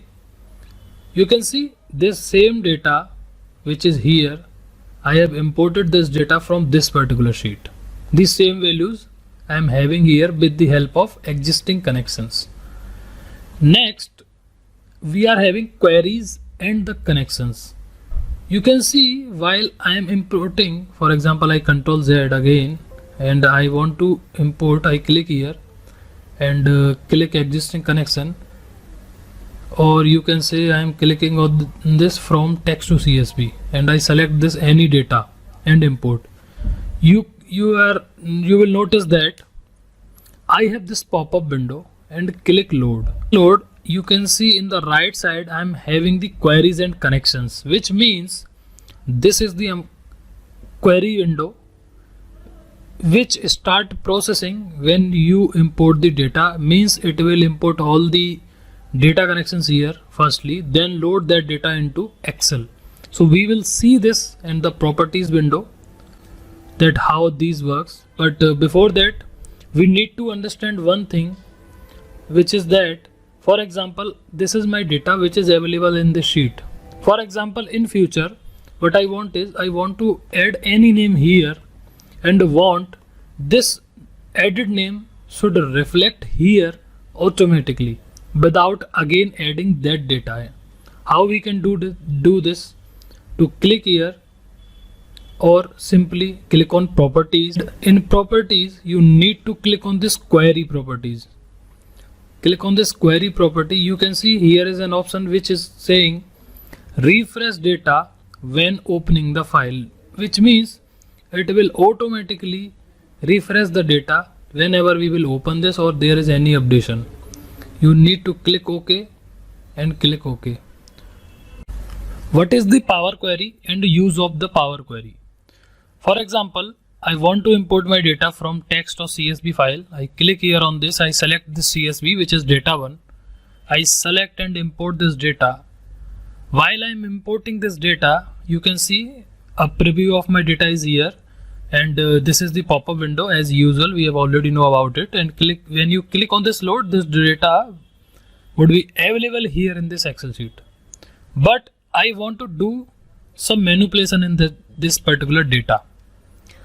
What are the manipulations which I want is, I want to remove the Hindi marks. Do these manipulations before importing this data into the actual Excel.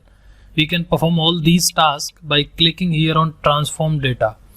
When you click on this transform data, you will see we are having this pop-up window named as Power Query Editor.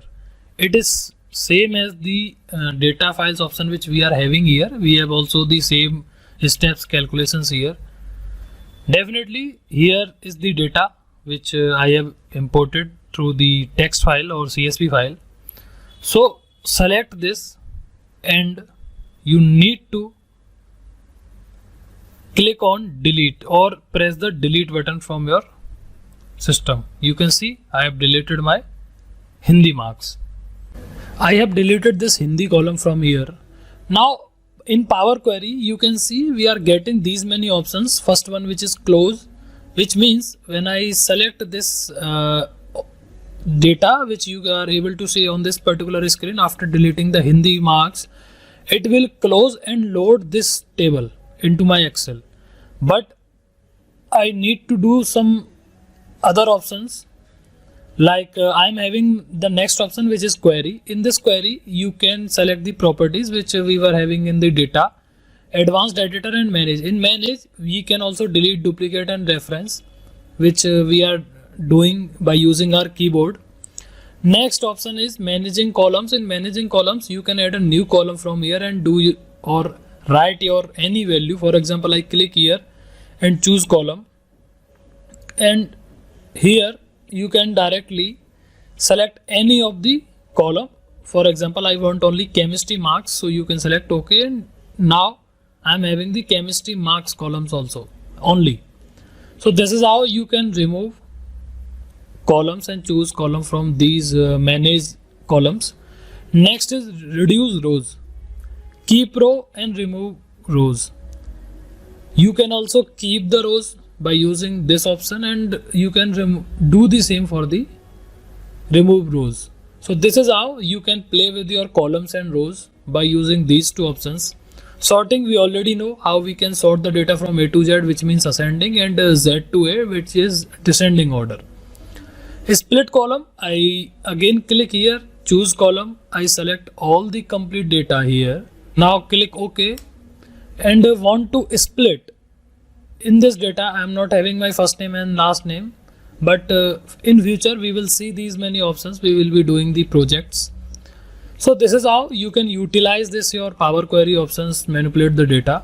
I simply click closed and load, close and load, and now you can see my data is here in this Excel and without having the Hindi marks column. So this is how you can utilize this Power Query option in the Excel.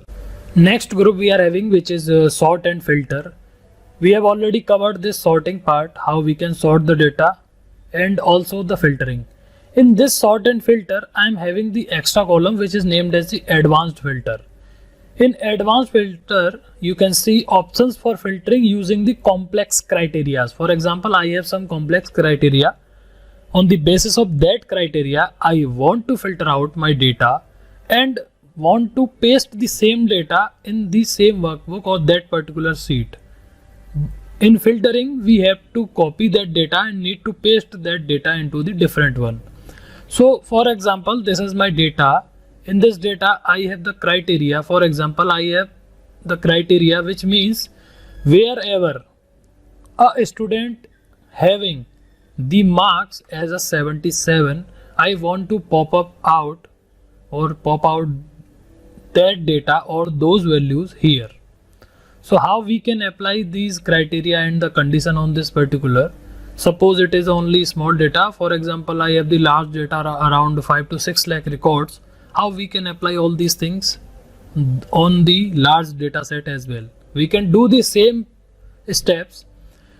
Firstly, we need to write our resource. This is our source, or you can say the source data. It is my criteria and it is my expected output, or it is the second criteria. And next, from where you want to paste your outcome or the result of this criteria outcome. So click anywhere in this particular range and click on advanced. When you click on advanced, you can see it has selected all the values, columns, rows here. Next, it is asking criteria range, which means we need to give it a range. On this particular column, we want the value which is 77. So I click here on criteria range and select both the cells values. Now I want to paste these in the same sheet. To do so, I need to select the second option, which is copy to another location. I click here and click here on copy to and select here. If you want to paste only unique records, you can enable it or tick here. Otherwise, click OK, and you can see I got the data of the students which are having their maths marks as a 77. So this is how advanced filtering can help us in the complex queries and criteria. Second condition or the criteria I am having, which is in maths, I am having for first student 61 marks and 63 marks. For physics, I am having 59 and 64 together. How we can find this? Again, click anywhere in this data, select advanced. So my source data has been selected. And next, criteria range. We need to change here the criteria range. This time my criteria range is this, and copy to another location, and my copied location on where I will paste my data is from here, and click OK. Now you can see I got these two students which are having the same maths and physics values which are available in my criteria. So this is how advanced filtering works on the complex criteria. You can apply the same on large data as well, but you need to define the criteria first. Data tools. We are having text to column, which is the first value in this data tools group. I have some values, pattern value. You can see in starting I have this 658, then I have hyphen which is minus sign, then 879 or any value, then again comma and 58. What I want is I want to separate starting 3 values in this column, middle 3 values in this column, and the last 3 values in this column without any delimiter. So simply I want to break this value into the separate parts, or you can say I just want to remove these delimiters. I want to break that text. So how we can achieve this? To do so, firstly select I select all the values, Control C, and select here and Control V. Now select this all range, click on text to column. You can see split a single column of a text into the multiple columns. So I select here in text to column. Here I am getting two options. First one is delimited, which means I want to break or split my particular data on the basis of a delimiter. Like in my data currently I am having two delimiters, which is minus sign and comma. So we check the first options, delimited, and select next. In this below point you can preview your data. So I click next. It is asking me what is your delimiter. So I select other option, because if it was a tab, semicolon, comma, space, we can select directly from here, but this time in firstly I am having my delimiter as a minus sign. When I type minus sign here, select others, you can preview your data. It would be look like this. Simply click next. You can see the highlighted part will be your data value. Now it is asking column data format, in which format you want to paste your values, as it is in journal as it was before, or in text format, or in date, or do not import column, skip. So I simply click on finish. After finishing, you can see these starting three values from this are separated in this particular column from the others. Now this time I select and click again on text to column. I would select this from a fixed width. I select here on fixed width and click next. Now directly from here you can choose your length, up to what length you want your text. For example, I want up to this length only, so I select and click next. You can preview your data. It will select only these values, and I want this into the text format, so I click on finish. You can see it is converted now in text, and it is coming as a separated value. And third values we have already seen, but in the last value all values are coming okay, but we are getting one extra thing, one extra delimiter, which is our comma. How we can remove it? Simply select this text to column, delimited, next. This time my delimiter is my comma. You can see I will select comma only and click next and click finish. You can see I don't have any value here in this, and in the next column I am having my last values. So this is how you can utilize this text to column to break or to separate or to split your one column into the different. Mostly it is used to derive the first and last name. For example, I am having my name, which is Rajat Sharma, and I want to split my first name and last name into two different columns. So how I can achieve? Click on text to columns, click on delimited, next. This time my delimiter is a space, so I select this, unselect comma, and click next. You can see up to this value my data would be selected, and click finish. You can see now I am having these two values in different columns, J and K. So this is how text to columns works. Next I am having remove duplicates. In this data you can see I have these two values as a duplicate value. When I make them Control V, which would be bold, you can see these two values are duplicate in my entire this data. How you can remove these duplicates? Simply select all the data, click on remove duplicates. When you click on remove duplicates, a pop-up window will come or pop out like this. And what do you want to do? Expand the section, which means you want to expand all the remaining selection as an effect. What I want is I want to make it happen only on selected or the current selection. So I need to click on this continue with the current selection and click on remove duplicates. On column D, I click OK. You can see 2 duplicate values found and removed. 6 unique values are remain, and I click OK. You can see the duplicate values have been removed. So this is how this remove duplicates and the text to column help us in manipulating our data. By default, you will see any of the cell you select. For example, I select this cell. You can see you can type any value, any data type. For example, you want to type a character, you can type here. You can want to type the numbers, you can type. You want to type some decimal values, you can type. So currently by default, the Excel cells can accept any value, negative, positive, whatever value you will put, it will read that value as it is.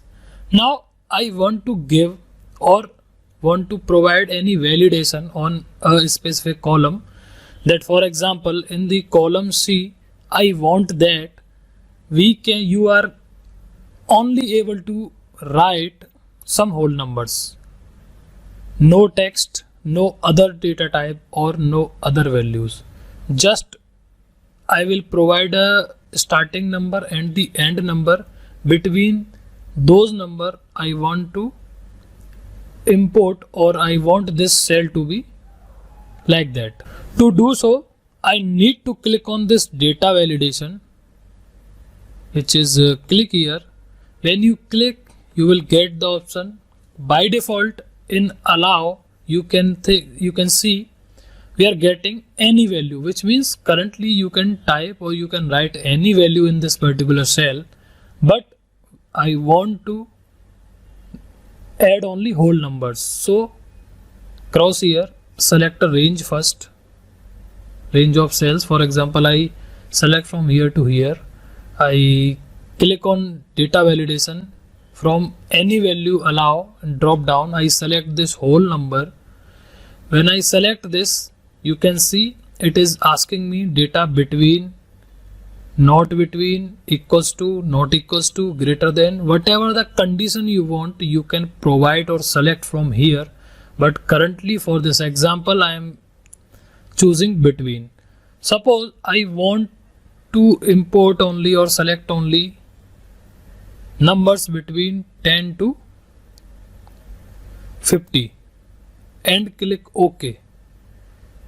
And I highlight this data, and you can see in this range, for example, I put it 10 here and click enter. You can see I am able to write the 10. For example, I want to write my name here and click enter. Now I am trying to write a character value or a text value in this particular range. It is giving me an error. This value does not match the data validation restrictions. So this is how you can restrict your particular cells or a range or a particular column with the specific data type or specific. This is called the data validation, which means you are validating the data here. For example, I write the value here more than 50, like 55. Again, it will throw me an error, the same error, value does not match the data validation restrictions. So this is how you can validate your data on the basis of some criteria. Again, for example, I select this range and click on the data tab and data validation. This time I want to select only a decimal value. So I select here decimal between 10 to 20 and click OK. You can see you can write 11.5, but again you will try to add here 23.6, it will throw an error. This same. So same it is working like a whole number, decimal we have seen. Next I select this range, click on data validation and select, for example, this time a list, which means I want to type the values here from a list. You can directly provide a list here like city's name, Mumbai, Delhi, For example, I am taking 2 only. You can write many. You click OK, and now you can see when I select this particular row or cell, you can see I am getting a drop down here in the corner. When you click on this drop down, you can see the 2 options which we have added. It is Mumbai, B is missing here in this, so I select Delhi here. You are getting the Delhi value here, again Delhi, in here Mumbai. So this is how you can also provide or get a value from a list. Next, I have already write the names here. What I want is, I want to select my values in these cells from this particular given range. How we can implement this? Select here, data validation, allow values from a list, source. Now this time I need to select the range from here to here and click OK. So when I click on drop down, you will see by default we have taken the name also, but you need to select the range from here to here. So I select Ram Seva in this. You can drag here up to this, again click here Ram. Here you can change the value. So this is how data validation works. You can validate any data as per your need, as per your requirement. We have seen drop down list. Same you can apply for example, between these range, I want to add date. Select the date from here and give a specific date between or equals to. So this is how you can utilize this data validation. Next option is that while I am writing any extra value here, you can see I am getting an default error message. You can also modify this pop-up, which is the error pop-up. How we can modify this? Just simply click here, select that particular range in which it is popping, and click on error alert. You can see it will stop and give this sign. So I want to give it a title which is like a error. And next, please write correct value and hit OK. You will see now when I type 55, I am getting my modified error. You can see error I have given, and message is like please write a correct value. So this is how you can also modify your error messages. You can try whole number. You can validate your data on the basis of this particular range or your criteria. So we have one more option in this data validation. For example, in this particular cell or this particular range, what I want is, I want this range like this. Whenever someone write any value or type any value in this range should accept only the 3 character values or up to length 3. So how we can validate this? Select that particular range, click on data validation, click on any value and select here from text length, and by clicking here and between 1 to 5, for example, I click OK, and now if I write my name here, which is a 5 character name, and click enter, it is accepting. But same when I write my surname, you can see I am facing an error which is saying this value does not match the data validation restrictions. So this is how you can also restrict your data or your range to a specific length to be inserted. So overall, this is the use of data validation. In next, we are having this consolidated. Consolidated means, for example, what I want is, in this I am having the student marks and the subject marks one by one.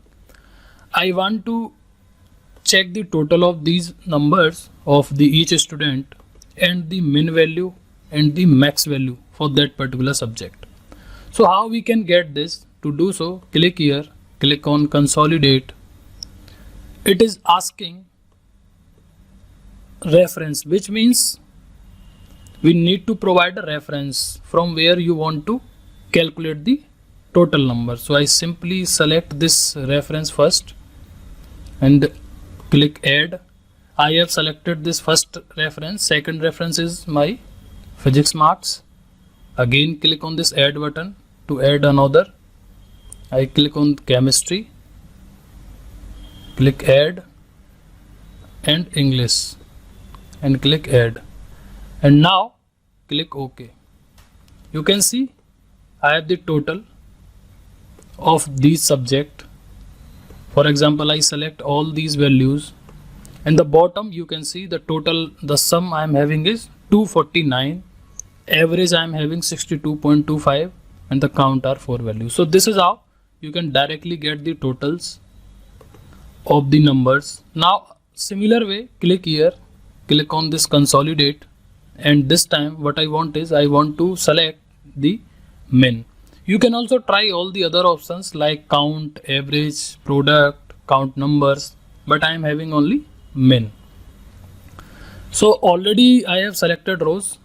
Initially I need to select only one reference to start this, and click OK, and you can see I have the minimum value. And you can see in these 4 subject only chemistry having the minimum value, which is 55, and it is coming here in the value from here.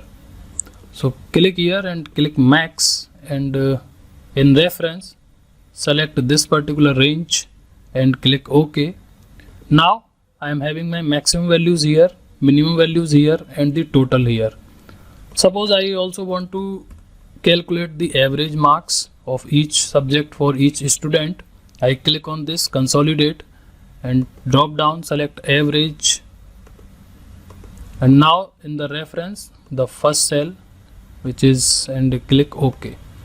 Now I am having my average, which is like a 62.25, which we were also having here. Now suppose I select all these 4 values, the total I am having, which is 249, and here also 249, and the average is 62.25. Here is the average 62.25. So this is how you can utilize the data types, consolidated columns, manage data models, and this forecast sheet. These two are the part of the data analysis or the advanced data analysis. We may see these options later or skip for this now. We will see next what if analysis and group ungroup. In forecast, I am having an option named as what if analysis. When I click on this what if analysis, you can see I am getting these 3 options: scenario manager, goal seek, and data table. Currently we will see these two, goal seek and data table. We will see this scenario manager later. Now suppose what I want is I have the totals of each subject for the each student here. Now suppose in this 268, what I want is I select this Ashish. Suppose I want to give him total numbers as 300 to Ashish. How can I give total of 300 to Ashish? You need to select data, forecast, what if analysis, and goal seek. My goal is I want to give him 300 marks, not 268. How I can do? Select this cell, to value 300, by changing cell. You need to provide that cell range in which you want the change. Means in that particular subject you want to increase the marks automatically. For example, I want to increase the marks in chemistry, and I click OK. Now this time you can see my value has been changed now. So this is how you can utilize this goal seek option. Suppose recently I was having the 268 value, and if I minus, I click equals to here and select this value and minus sign, and then I want to minus from this. I have 32 numbers or the marks which I have added in this chemistry. So this is how you can also automatically change your values with the help of what if analysis, the goal seek options. In forecast, what if analysis, next option I am having, which is data tables. For example, I want to type the tables of 1, 2, 3, 4, 5, 6. Suppose I want to write the tables of these numbers, which you can see. Let me just write these numbers here.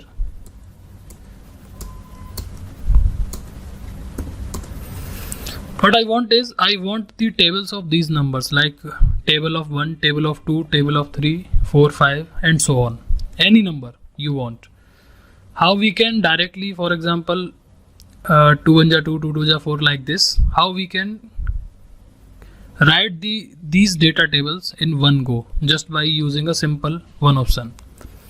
I write a 1 here and 1 here in next cell, and simply on this one, what I can do, I double click and equals to, select this asterisk sign by pressing the shift and 8 key, and then into this and click enter. You can see now I have selected this value as the multiplication of these two, and simply select this particular range in that you want the tables. I select this range and click on the data table. When you click, it is asking you the row input cell. I select this one, and in the column input I select the below and click OK. You can see now I am having my table of 2, 3, 4, 5, 6 and so on. Many you want, you can utilize the same with the help of this data table. So this is how you can get the tables. Next option, in outline we are having the group and ungroup. Suppose that I want to deal with this particular range in a single go, means that at a time. So just select this and make it as a group, a one group.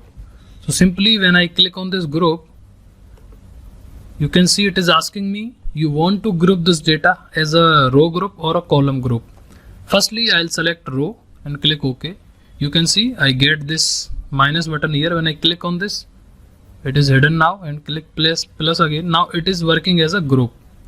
Similarly, when I select this, and this time I want this to group as a column group and click OK, you will see I also get the minus sign here in columns too. So this is how you can group your data or a particular range in your workbook sheet. Next option I am having is ungroup. You want to ungroup your data. Click on this. Firstly, ungroup rows. I ungroup them, again ungroup, and this time columns. So my data is as it is as before. So this is how you can utilize these group option, ungroup and the data table. And last option I am having is subtotal. For example, this is my range. What I want is, I want to make a subtotals of these particular rows individually. So we will see this subtotal option more detail in when we will be working with the pivot tables. Here it is, when we will be dealing with the insert tab in the pivot tables, we will see these options. Next tab, we are having the most demanding and the most useful part of this entire Excel, which is the formulas tab. We will see this tab and these groups like function library, defined names, formula editing and calculations. This is the part which will take you through the importance of the Excel, why Excel is demanding, and the reason behind 82% or the 85% companies are using the Excel. So we will see that importance from this particular formula tab, or the specific one I can say. So in this, very firstly I am having this insert function option on the auto sum. The same option you will get here on the home tab. When you click here on auto sum and select the average, count of numbers, max, min and the more function. When you click on this more function, you will see a window will pop up like here I am getting the list of the functions, but similarly when I choose this formula tab, the same option which I am having here is here, insert function, the same window which is popping out, and the auto sum and these options. So before using this insert function, we need to understand, or we should know already how to apply the formula. Then only we can use this insert function. So for example, I write some of the values or the numbers here like 23, then 30, Okay, next any value here. Suppose I have these three values, and what I want is I want to sum of these values I want in this cell. So I double click and equals to, I will use the formula which is sum formula. You can see when I type sum, a list of formula or function I am getting. So for this I will use sum. When I select this sum, it is asking me the number 1, number 2 and so on. So there are multiple ways to apply this sum on the specific value. First method is directly select this and drag it to that last range and close the bracket and hit enter. You will get the total sum. Second way of getting the sum is I simply remove the values from the brackets and select this cell, then comma, this cell, comma and this one and hit enter. Same sum I am getting which I was getting earlier. Third way to get the sum is I simply type the plus here, not the comma, and hit enter. Again I am also getting the same output. So this is how you can use this sum function in a different way. These three different methods have their own value. For example, if you want this sum, I copy this data. Remember, when you copy this cell, the formula will be copied from here, not the value. And value also, when I click here, you will get the 0. Why 0? Because here I am having the cells as a F4, G4 and H4. But I am entering here, it is changed now D7, E7 and F7 by default with the Excel property. So if you want to get the same output here, you need to select this and take the cells from here. Again, simply remove these and select the specific range here and hit enter. Now only you can get this output. If this data is not in a linear form like in a increasing way, suppose this 45 is written here only on the top, then in this case you need to use the comma or the plus, because currently it is adding these two values only because it is not in a same row. So I comma here, comma this, then this and hit OK. You will see I am getting the same output on a different locations also. So this is how the formula works. Now insert function helps us in finding, for example, I forgot or I didn't remember the formula, the exact formula, as I currently having sum, but I forgot which was the formula. So simply click, you need to select any cell and click on this insert function. When you click, you will get the list of the functions, but currently it is coming like a most recently used. What I want is all formulas. When I click here on all, you will get the list of all the formulas here. And for example, I want to get the sum formula, so click, type here the formula name to sum the numbers and click go. Now when I type here and hit go, you will get this list here as a sum and click OK simply, and it is asking me the numbers which you want to add. So simply you can provide a range here, or you can give the values as you were giving before. Select this cell, comma, then this, comma and this, and click OK. When you click here, you will get the same output. So this is how this insert function can help us in finding a specific formula. I have data of these students for the different subjects like math, physics and chemistry. What I want is I want to total the subject marks here and also want to get out the minimum value out of these, which means out of these students, who are those students get the lowest value in mathematics and the highest value in mathematics and the average value and the count. Similarly for physics and chemistry. Here what I want is I want to get the total marks of a specific or the individual student here. Similarly, in what particular subject that student got the minimum marks, maximum marks, average marks and count. So how we can get this? We have already seen this total, min, max, average, count before in the previous videos, but this time we will do this with the formula. So firstly, I'll select here and choose this option, which is auto sum. When I click on this sum, you will see when I hit sum, it is automatically collecting all the rows which are having the numeric data type, which means the numbers. It is taking it automatically. I need to just hit enter. To get all the remaining values, you need to select this cell and can drag here. Also, if you don't want to drag, you simply make your cursor here and double click. You will get all the values. So simply from here you delete these values because we don't have any values here. Now for minimum, click here, auto sum, select min. Now when you click on this min, it will automatically select the values up to here.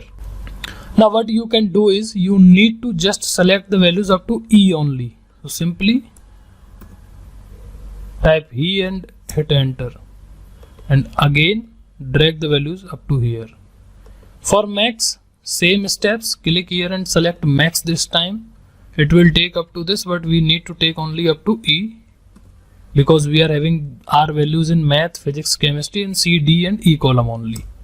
You don't want the max and the total of these two because these are we are calculating. For average, click here and auto sum and click on average. Change here to E2 and click enter. You will get the average of all the subjects. And for count, it will give you the count of values, how many values are there, and select the count numbers and choose only E2, enter. There are 3 values, so we will get this number same for all, 333. So this is the report or the summary we are getting for each student for all the subjects. Now here below I want the total of each subject on the basis of these marks, subject basis summary. So simply now to get the total here, you can use the short trick, which is Alt equals to. When you click on Alt equals to, it will select automatically and click enter. Simply after selecting and clicking one value, you need to click here and Control C and select these remaining 2 and Control V. The formula will automatically copy to these 2. You can see here this sum. So this is how you can do your work faster. In upcoming few videos, after completing this formula tab, we will be working with Fun with Excel. We will be learning how we can implement all those things in a faster way. Similarly for min, you can repeat the steps which we have completed here. Auto sum, min, and this time we want only up to 10th. So C10 only and enter. So we get the minimum value as a 60, which means this student Prashant got the lowest number or the minimum number in mathematics out of these students. For maximum, click on auto sum, max value, click enter. 84, which is Ashish is the student who got the highest value in math. For average, so to do so you need to simply click copy and select this range and paste here. It will automatically copy the formulas to remaining. For average, select this and up to C10 only.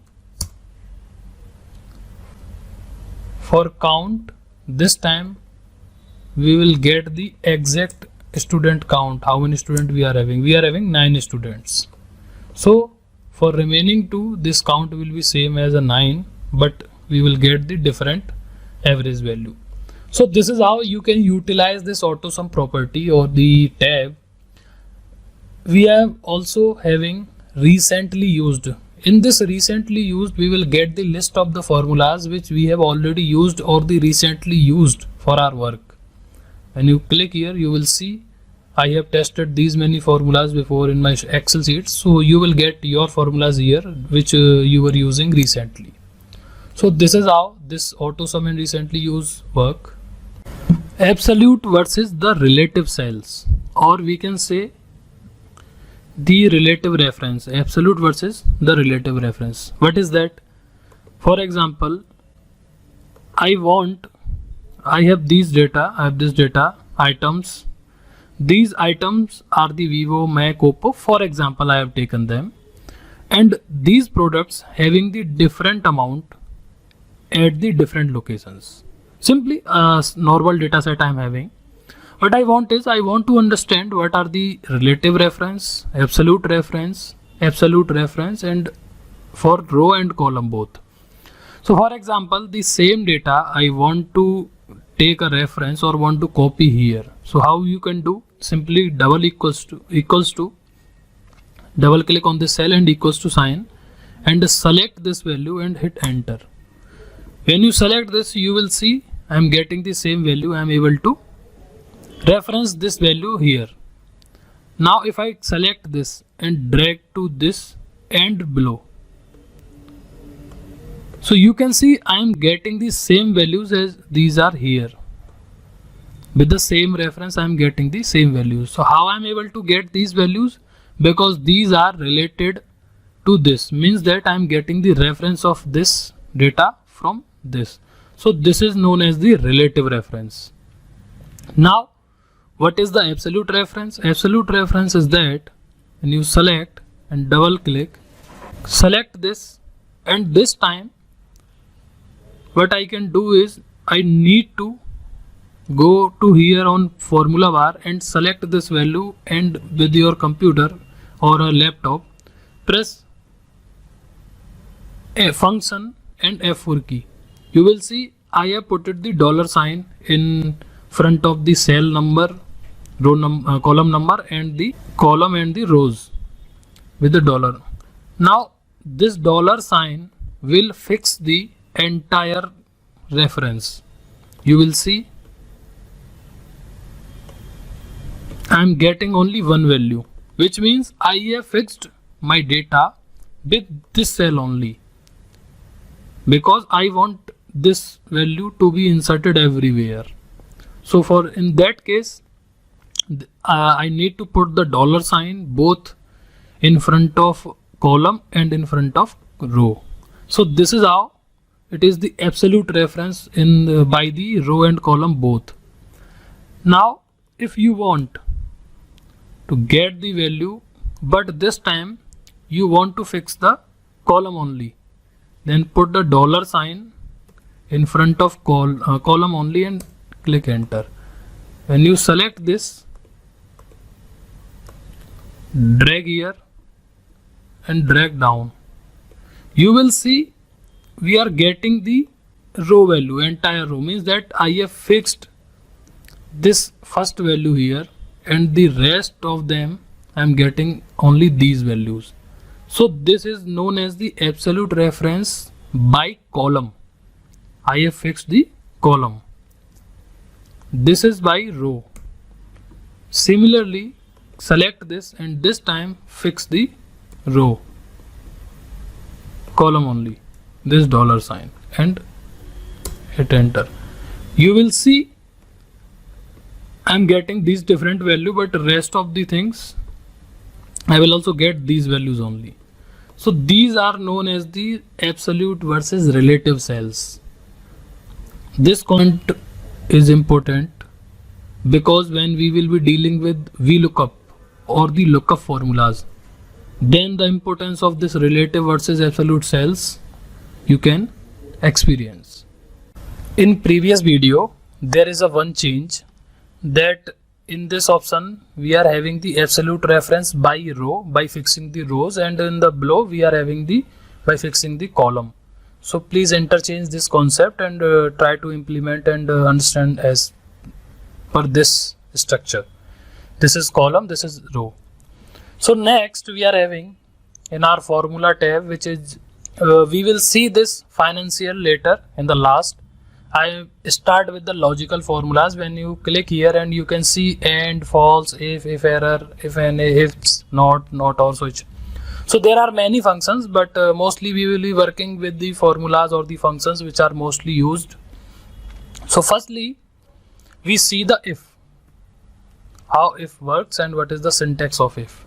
Okay, so when you click, if is used when we have some conditions, means that we want to rectify or verify a condition. For example, I select here equals to and select if. You can double click here and select this. Now first option or the syntax of the if is like this. It is asking me the logical test, means we need to write a logical here. Logic I am taking is that if this marks or the total is greater than 200, comma, value if true, which means this condition is true. If R2 is greater than 200, suppose this value is true. For true, we need to give it a value as a A grade, comma, if this value does not true or it is not true, like R2 is not greater than 200, then put the grade as a B grade. Got it? And I close the bracket here and enter. You will see for first we are getting B grade. Similarly, you drag here and A grade. So this is the way you can give a grade range, or you can provide a grade to each student on the basis of their marks. So this is how if can help us finding our criteria based output. Now next we are having is nested if. Nested if means the condition inside a condition. I take the same example and I select if. Now this time I have my condition is like this. For example, if this number is greater than 200, comma, then A grade, comma. For the false condition, again I write if here. You will see I am writing if. Again select if. Again logic. Logic is this. If this value is greater than 150,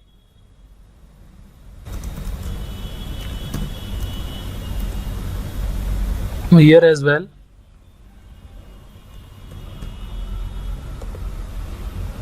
for else I write the C grade. So I close the first bracket and then second bracket and click enter.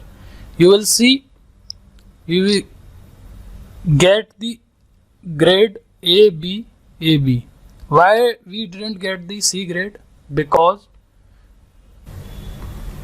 you can see I am having the same values. Why it is same? Because you can see in the formula is greater than 150. If any value, any student who is having the value less than 150, then only he will get or she will get the C grade. But in our total we don't have any value. For example, I make it 150 or I reduce the values to 27. And now still only 2 I enter. Still I need to remove 10 from here also to make it less than 150. Now this total is 87 and you can see we are getting the C grade also. So this is how nested if works. It can help you in finding the values. Next we are having is AND. AND is basically used, AND and OR. It is used when both the conditions are true. For example, you want to give the condition more than one. AND works on two conditions, which means there should both the condition the both of the conditions should be true for this AND. For example, I give the two conditions at a time. I select AND here and I give the first logic. First logic is like this: this value should be greater than equals to 200, comma, and same value should be less than 300. Wherever this criteria will match these both criterias, which means the value should be lies between 200 to 300, then only it will give you the true, as it will give you the false statement. And you can see here I'm getting the false here but true here. Why true? Because in the both of the conditions my number is lying between 200 to 300. So this is how AND works.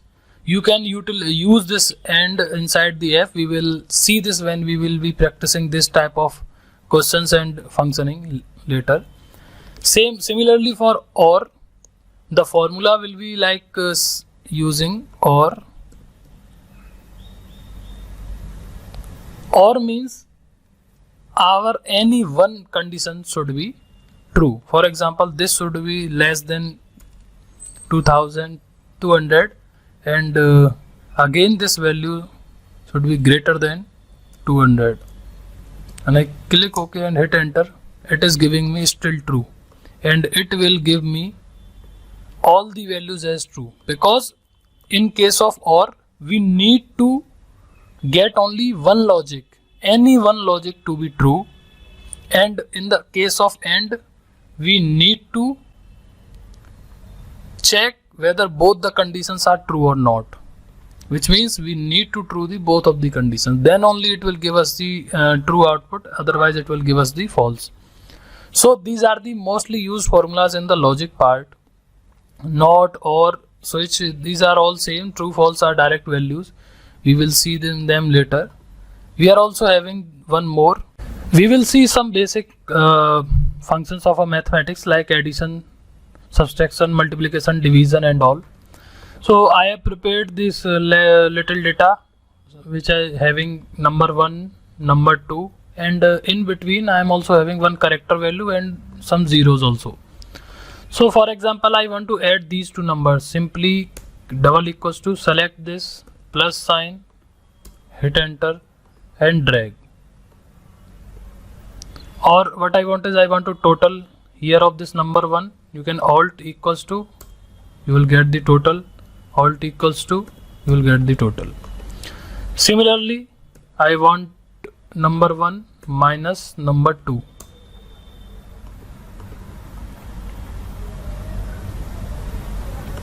Drag here. Next, multiplication with this into this. Again drag here, and this time divide number 1 by number 2, and I am getting only these values. So I got the values, and for example, I want the total of all the values. Here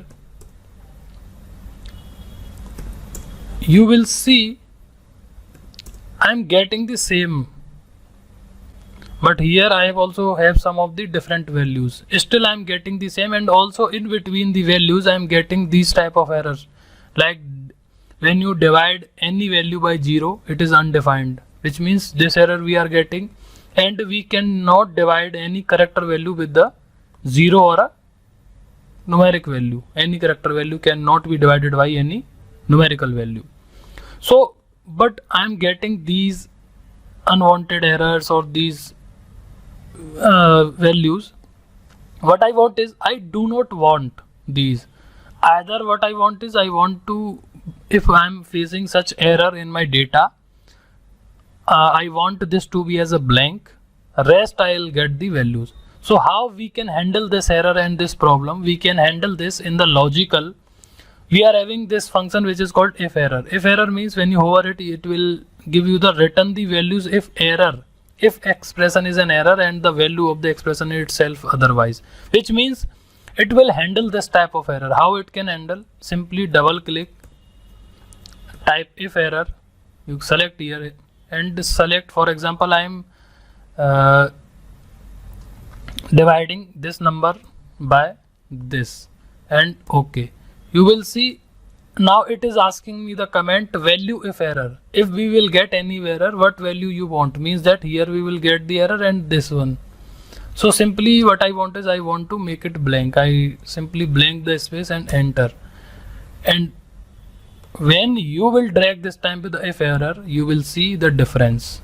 We are not getting any unwanted values or the unexpected error.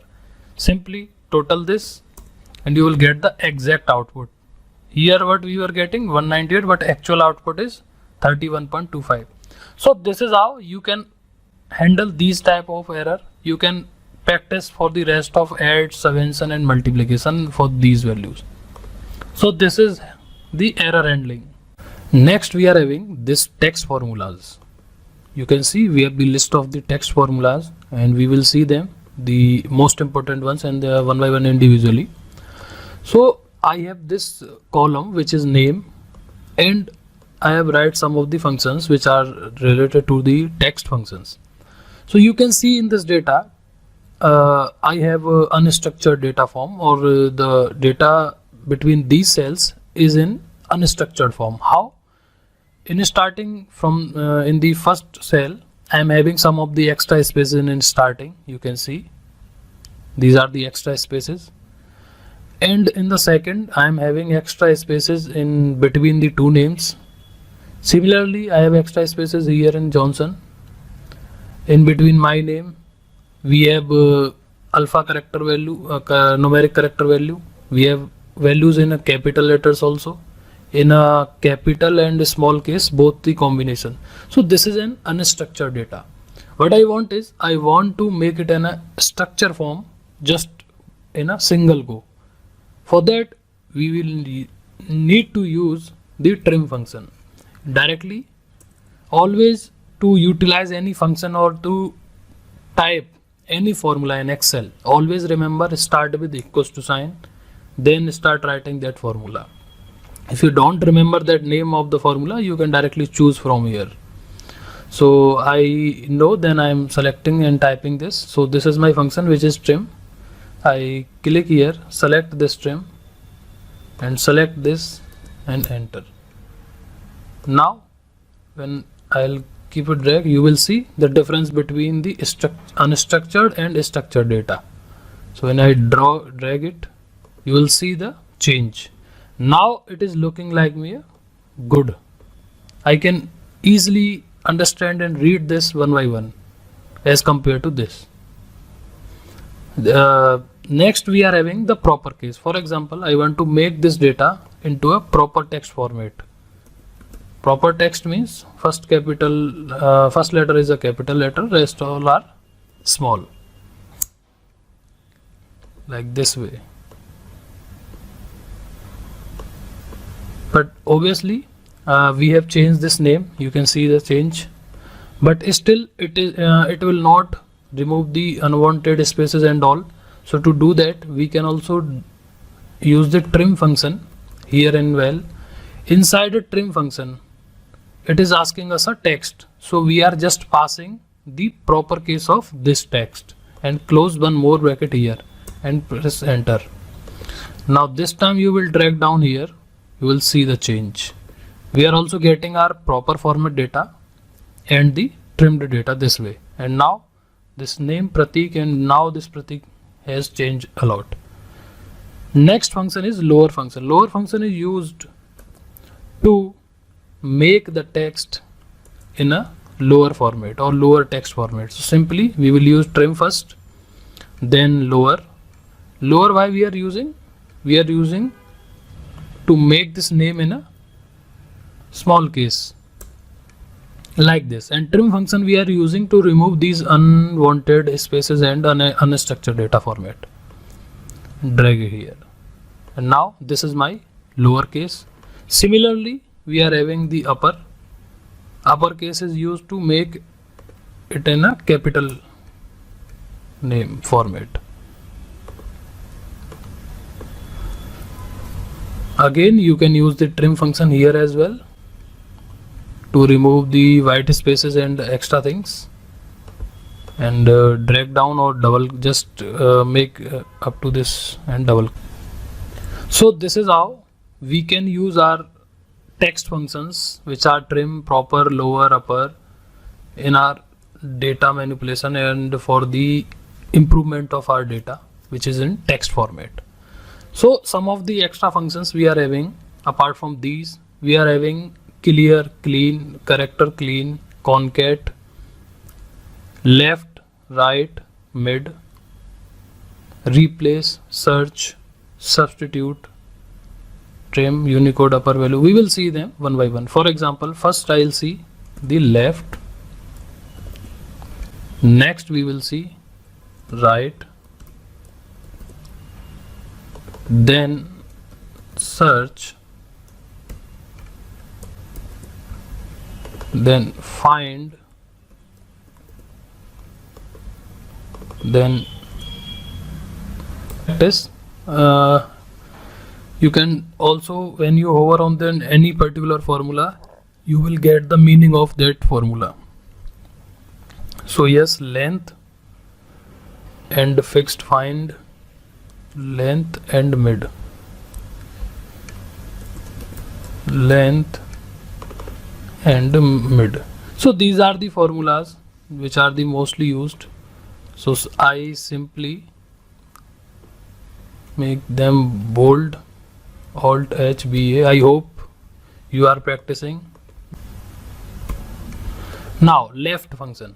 What is the use of this left function? Left function is used to get the leftmost values up to what character. For example, I click equals to and select left.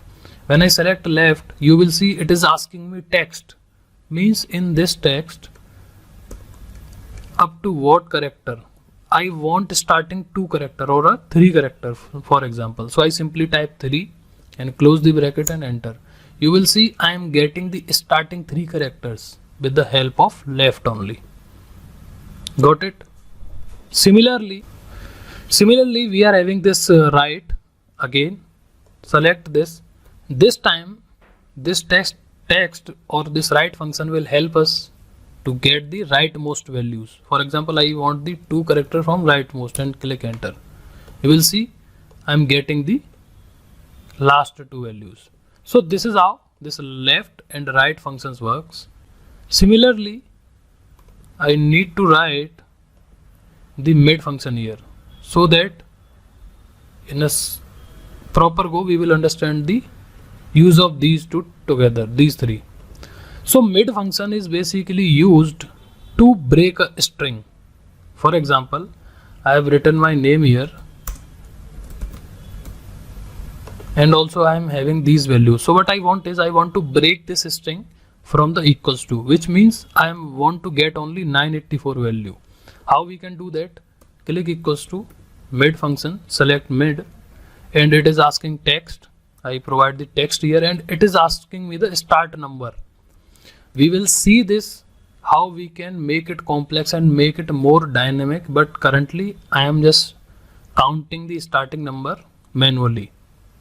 So starting number is 1, 2, 3. So starting number is from 4 and up to what count means that number characters, count of numbers, how many numbers you want. I want the 3 characters. So enter. You will see I get 984. So this is the use of mid function. Similarly, you can also utilize this mid function as a, for example, I ask you, please give me the first name and the last name. How you can break this? So to break it, simply select OK and starting from 1 and up to 5 character and enter. You will see I get my first name. Similarly, for last name, you can start from 6 to 6. It will give you the last name. You can try this by yourself. So this is how our left, right, mid function works. Search function is basically used to search any specific character value or the specific text in the particular. So for example, I type find 6. within this text, starting number 1 and enter. You will see I get the position of 6. Suppose I want to search 5 and enter. You will see now this time my text position which I am looking for is at second position with the 5. So this is how search functions work. Similarly, we use the find function. Find function is work like this. Find text. What I want to find is I want to find suppose 9 within comma within this text and starting number. For example, I want only one value and enter. You will see it is giving me the position of that number. If I count the position of 9, you can see 1, 2, 3 and 4. So this is how the search and find function look similar and work together. Substitute is a function which is used to remove the unwanted values from the data. I select this substitute and I want to select this and I want to remove this equals to with white space like this and close it. Enter. Now you can see in this next value and the new value we are not getting the equals to sign in between. I substitute that sign with the white space, or if you don't want the white space, just simply remove it and click enter. You will see the value together. Similarly, in second step you can try the same for 84, means that for this comma in a different column or in the same column if you want in a one go. So what you can do is again you can pass the substitute, and in substitute the text value would be my this and my old text would be comma and comma, new text would be nothing value, and close the bracket and enter, and you will see I get the all the values together. So this is how we can utilize the substitute function to replace our values. Next we are having the clean. As the name suggests, it remove all the, when I select this and enter, it will remove the unwanted characters. Again you will try to understand, it remove all the non-printable characters from text.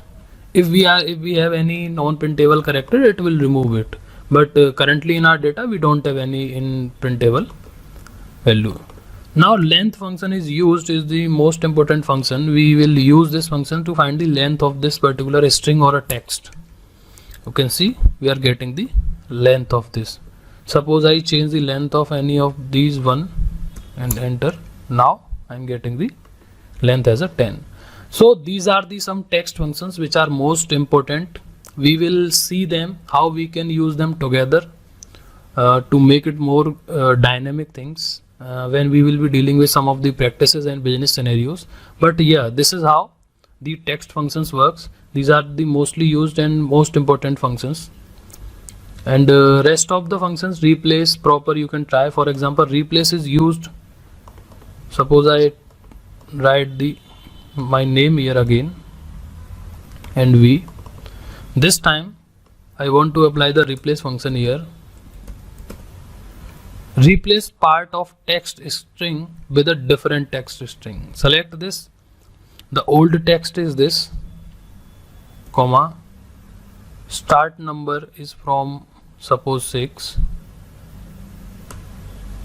and up to 6, and the new value would be 1, 2, 3, 4, 5, 6.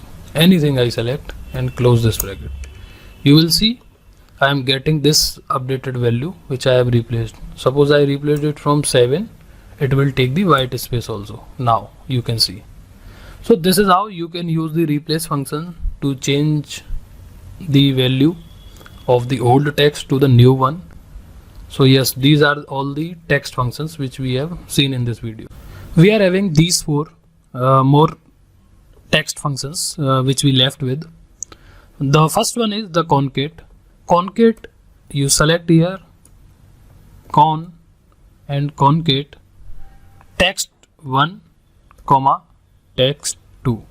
Concate, as the name suggests, it is used to combine a string into a one. For example, I have my first name here and the last name here. You can see combinedly I want the complete name in this cell. So simply I use the concate function to concate or to add these two together. Now concate, by default you can select these two. If you want to give any underscore, white space or comma in between, so how you can provide? You can do the same, Control C, and I write my name here. So I need to insert a blank cell, blank row here. I add it. Now what I want is, I want my first name, then comma, I want the underscore. To do so, you need to give it the underscore in between inverted commas and then comma, and select the last name and close bracket and enter. You will see this time I am getting my full name but with the delimiter as a underscore. So this is how you can give any, you can give comma, you can give white space, whatever value and whatever you want you can provide in between these two texts. So this is the concate function. Next I am having the text function. Suppose I have this numerical value which is 1 2 3, any code for example, but I want to make it of a length 6. How I can make? I simply select this text. Basically this will convert this. Currently it is in a numeric format.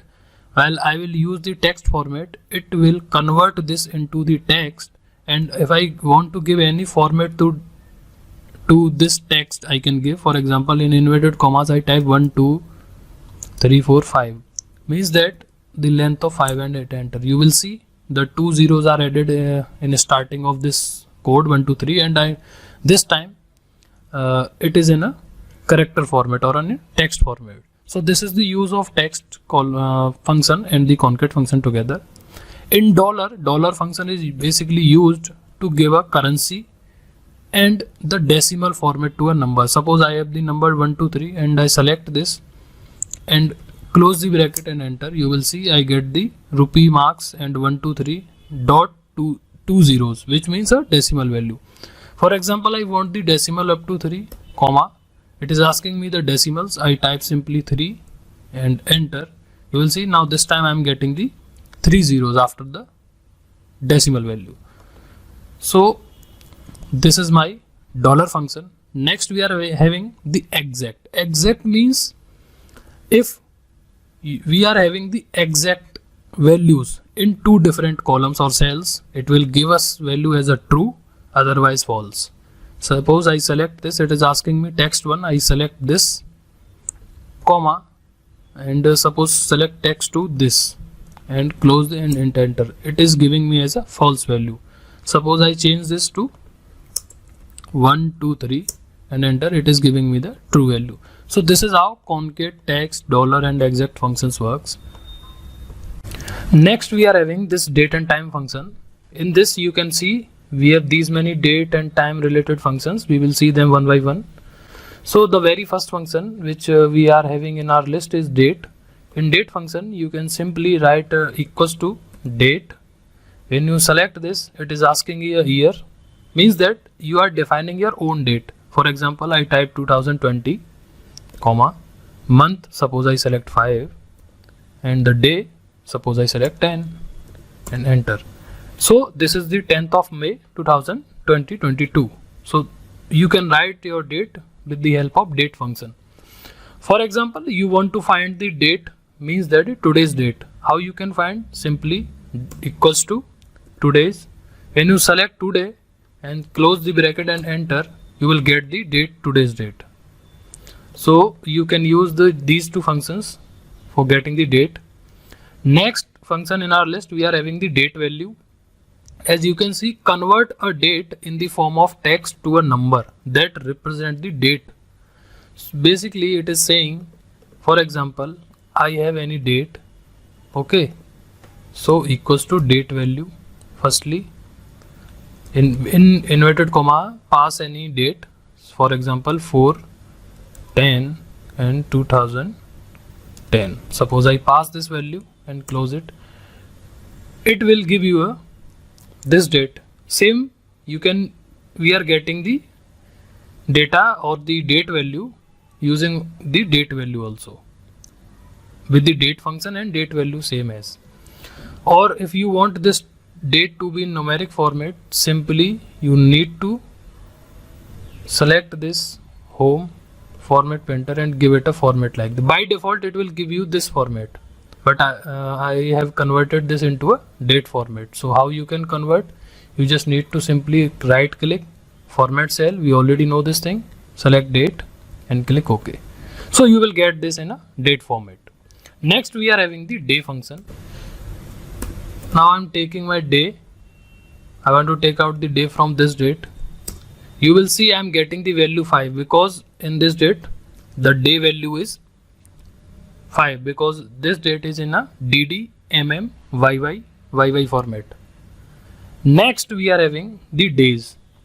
Days will give you the count of days. For example, I select the days, I select end date in between commas 4, 10 and 2010 suppose, and the starting value I get, I write 4, 9, 2010 and close it. You will see I get the number of days, the count between this date to this date. So this is how you can use these functions for your date. Days 360 will give you the same output which we are getting. Days 360 will also give you the start date you need to provide. For example, I provide 4, then 6 and 2010, and my end date would be 4, 10, 2010 and close it. You will see it is giving me the exactly same count it was giving here. So date is different, so that's why I'm getting the different values. So this is how days and days 360 works. E-date is basically used to add number of months in a specific date. For example, I select E-date here, and in E-date it is asking me the start date. I give a start date to this and the month, how many months you want to add in this particular date. For example, I want to add only 5 months and close it and enter. I'm getting this value by default in a numeric form. You need to click this format cell and in date and OK. You will see before I was having the 10th May 2022. Now I'm having 10th of October 2022, which means I have added the 5 months to this date by using the E-date formula. Okay, next, end of month, EO month we are having. So start date is this, and suppose I give the month as 1 and enter. Again I need to make it in a short date format, and you will see I am getting the last day. I have given the value 1 as a month, which means I have added 1 month to this date. This date has become now 10th of June. You can see 30th June 2022, which means for the next month I am getting the last value, last day of that month. So by using the EO month formula, end of month. Rest, I am having the hour. You can also find the time. These all are the functions, date functions, which we are having. You can try today. Today we have seen time. It will give you the time format. Suppose I select this date and go to my home and format this in a long date. In long date you will see I am getting the month name, and similarly I right click and format the cell in the date time format, or you can see in the date format time format and OK. So this is how we can convert our one data type to different one. So these are the date functions which we generally use. Suppose there is one more amazing concept or the amazing formula we can try, which is, for example, I am having this date. What I want is I want to extract only day, month, year individually. So to do so, firstly I need to select day and pass this date and OK. It is giving me 10 as a day. For month you need to select month and select this and enter. I am getting the month separately, and for year I need to select year here and select this date and enter. So I am getting all these with 3 values separately. One more thing, for example, what is the today's date? I find it by using the function today and close this bracket and enter. So I am getting my today's date. What I want is, currently it is 2022. What I want is, I want to calculate up to this date, which means today's date. I have completed what percentage of 2022 year, which means up to this date, this entire year 2022 is completed in percentage. How we can find this? I click here, select year, and you are getting year frac. When you select this year frac, it is saying return the year fraction representing the number of whole days between start date and end date. I select this and select the date here and select the year function here. It is little complex, but still you will get. And in here you need to pass month 1, day 1 and close, and again this date and close it. You will get the percentage, and if I convert this to percentage, you will get till this date we have completed 43% year 2022. In our category next we are having the lookup and reference, which are the lookup functions. We will see the important function from these lookup and how we can implement and why they are so important. We will see one by one. So these are the list of some important lookup functions. You can try others also, but these are the most important ones we will see in this video. So first one I am having is choose. So when I select this formula, it is asking me index number. So I select 2, then comma, and need to provide any specific 1, comma this, comma this. Now this choose function will return the index value 2, means that out of these, whatever the cell or these values having the index number or the value as a 2, it will return the output as a blue. You can see in red, blue, pink, I am having my blue on a second position. So it is returning me as a blue here outcome. Suppose I select year 1 and enter, it will give me red. So this is how you can use this or utilize this choose function. We can also directly provide value like this, and then out of these values we can directly access. Suppose I access 3 here and enter, you will see I am getting green out of these. So this is how this choose function works. Second, we are having rows and row. For example, I select here row. Firstly I will select row, and row of what? For example, I select this particular value. I want to know the row number and enter. It is giving me output as a 64, and you can see I am having this value in my 64th row. So row function return as the row value. And next we are having rows. So rows will give you the output of more than one value. Suppose I select this range and hit enter, it is giving me the count how many rows are there in this. So you can see I am having the count as 11. Similarly, for the column, we can implement the same. This is the column, and suppose I select this value and only single value and hit enter.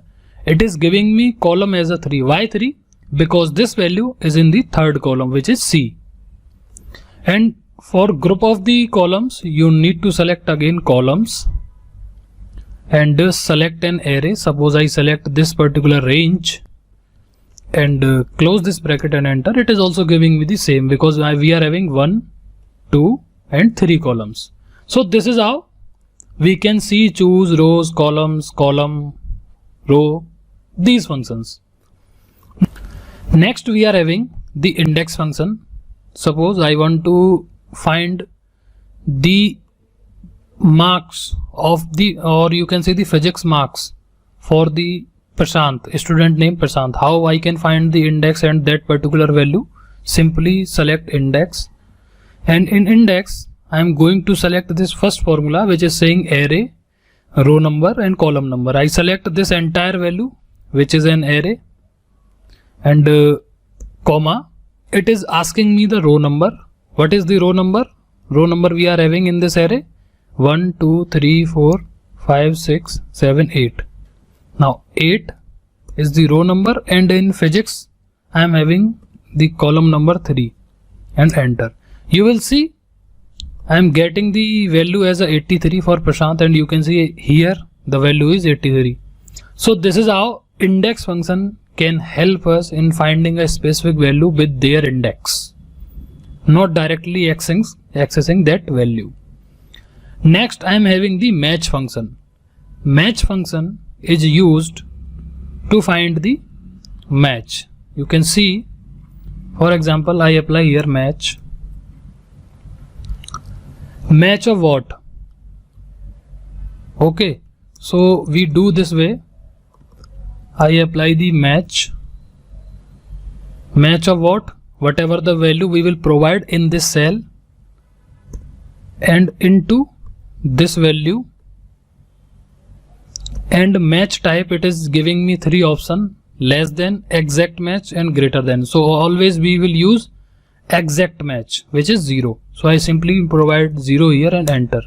You will see I am getting NA. Why NA? Because I have no value here. Firstly I need to provide any value. For example, I provide 1500 and enter. And now you can see I am getting the value as 2. Why 2? Because it is giving me the row number on which row I am having this value. Suppose I change this value to 6000 here, and this time it is giving me value as a row because it is on 4th row. So we need to select only that particular array, need to select only this particular area or this particular range to find the match of this. It is simply like we are finding the exact match only, nothing else. For example, again I apply the match function here. What I want is I want to find the match. Match of what? Match of this value into what? Into this particular range, and I want the exact match and hit enter. You will see I am getting the same output. Suppose I change the value here like 4500. Now both of the time I am having the changed value. Okay, so this is how we can utilize this index and the match function. Now next function we are having, which is the lookup function. Lookup function is basically used to find the lookup value or the value as a value output for both the rows and the column. Suppose I am having this data in a horizontal format and this data in a vertical format. So we can apply the lookup function for both of them. So how we can apply, we will see. Firstly, you need to equals to and select the lookup function here, and it is asking, we will consider the second. What is the lookup value? Lookup value is this, whatever the value we will enter in this cell, and comma, select this range as an array without headers and close this and apply. You will see I am having this lookup value 500, and what is the text value against this 500, which is 5000, which is 500. And now suppose I change it to 4500, you will see I am also getting the different value. Now this time it should be 15, then only it is it should become like a 75. Yes. Similarly, we can apply the lookup function here as well. I select the lookup here and lookup of what? This value, comma, in this particular array and enter. You will see for 6000 I am getting 600. Suppose I change it to 1500, I am getting 75. So this is how we can apply and get the values for the lookup function. Next function we are having is a offset. Offset, you can understand, for example, I am having my value here in the cell Jan, and I want to reach to Feb and March, and suppose I want to access the March value. How we can apply this? You need to select offset and offset here, and reference is what?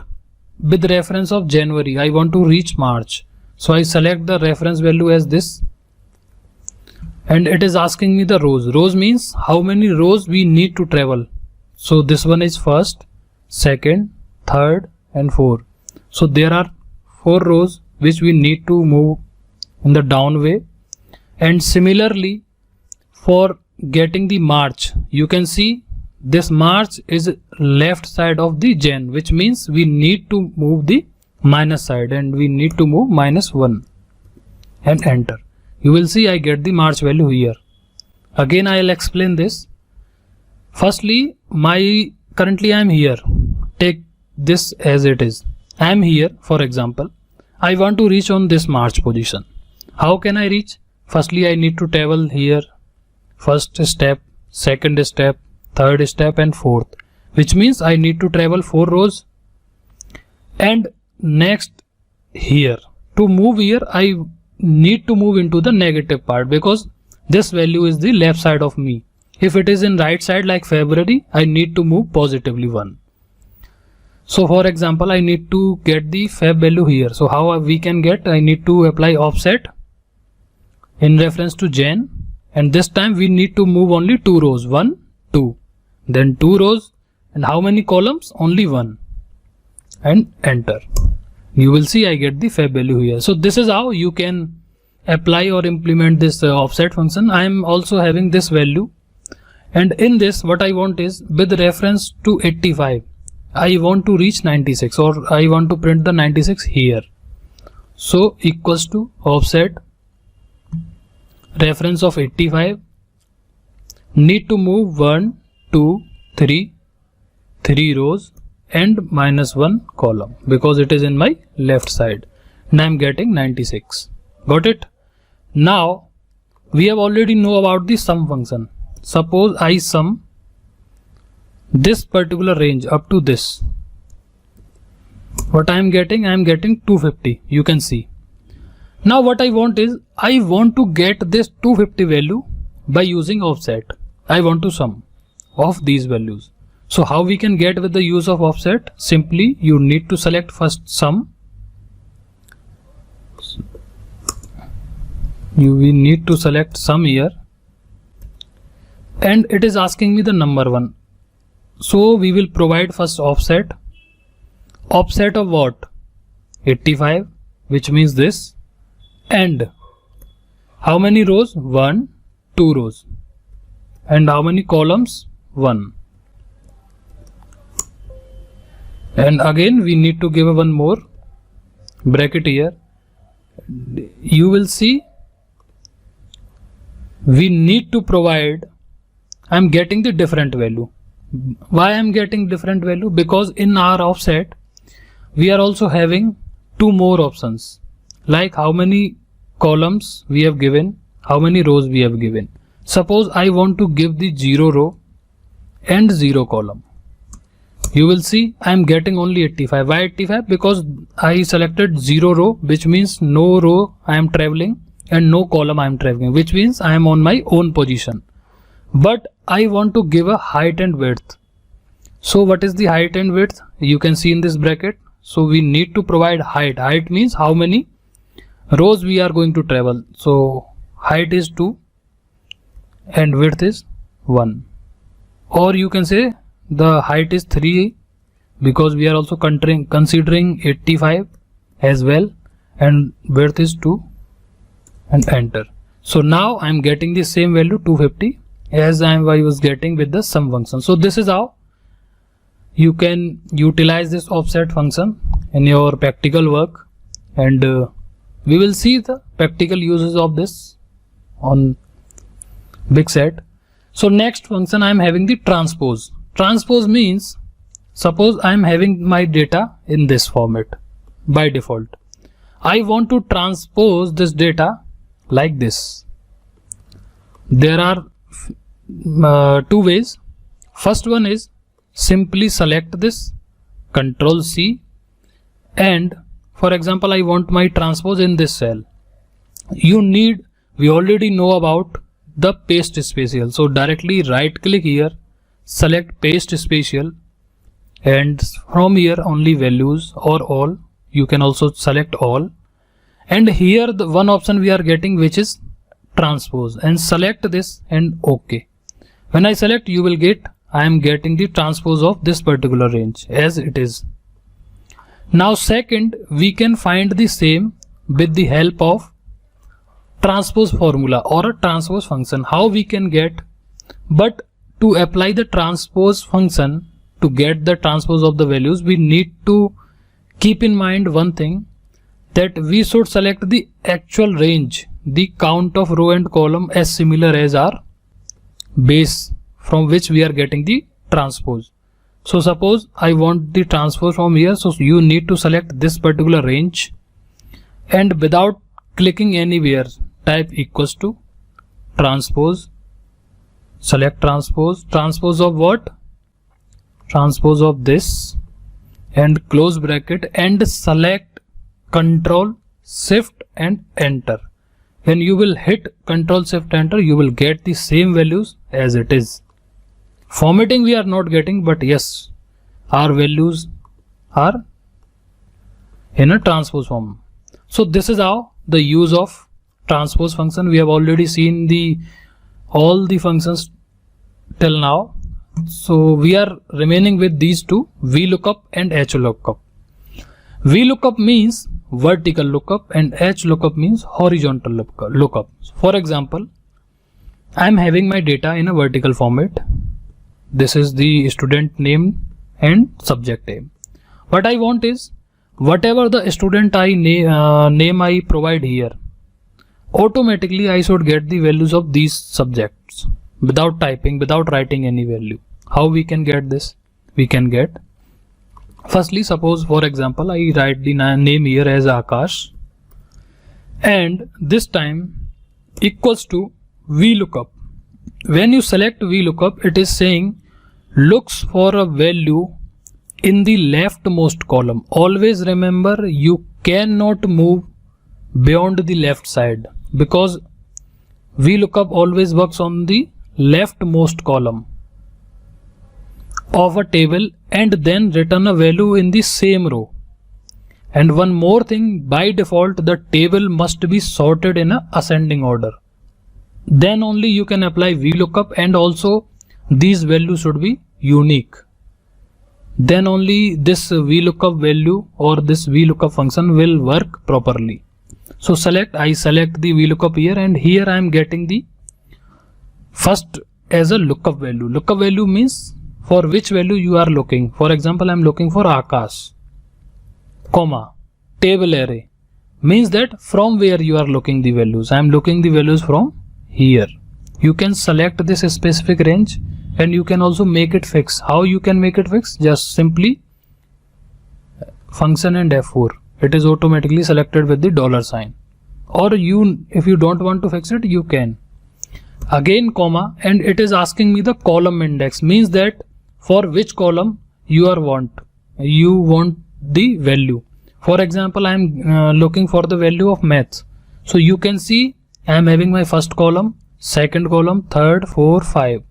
But my maths column is in second position. So I provide here 2 and comma. It is asking me approximately match or the exact match. I am looking for exact match. You can provide false or you can provide 0 also. And select this and hit enter. You will see I am getting the marks of the Akash for this math subject. For physics, you can apply the same. You need to simply just drag this up to here. It is coming in a because we need to give him here the rows, column, sorry. Select this time 3 here. VLOOKUP of, also we need to change the VLOOKUP here, lookup of this value only, A96, and enter. You will see I am getting the physics marks, and this time the column is 4. We will also make it dynamic when we will be dealing with a case study which I have prepared for you in the upcoming video. But currently I am trying to make you understand that what is the use of VLOOKUP and how we apply the VLOOKUP. So you can see I am getting all the values. Now this time you need to just write the name here, and rest of the values will come automatically. For example, I select Pawan here. When I select Pawan and hit enter, you will see all the values are changed. Now automatically I am getting the same values which are in my table. So this is how VLOOKUP can help us in finding and getting the value in a faster way. Same way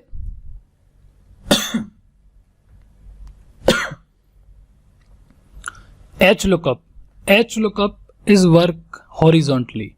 How horizontally? Suppose I provide the student name here, Joy. But this time you can see I am having my student name in the columns and my subject in a rows. But ever we were having my student name in rows and subject name in columns. So it is now horizontal way. So what I want is, you need to simply select HLOOKUP. HLOOKUP of what? This value into the table array. Table array is this, and row index, which means this maths on.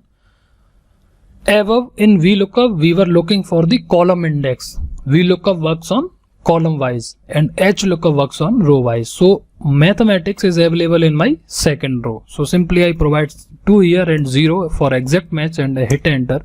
You will see I am getting the value as a 61. Suppose I select the name here as Raj. You will see I am getting the value as a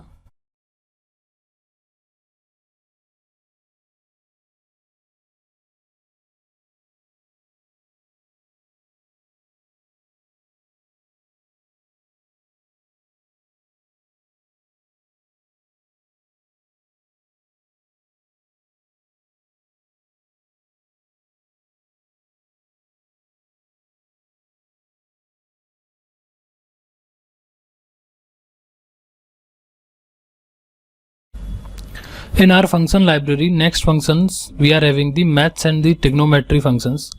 You can see these are the functions which we are having in our math and trigonometry, but most of the time I have written the mostly used or asked maths function which we generally use in Excel. Rest of the functions you can utilize, but they are rarely used. So I have written here some of the important functions which we will see.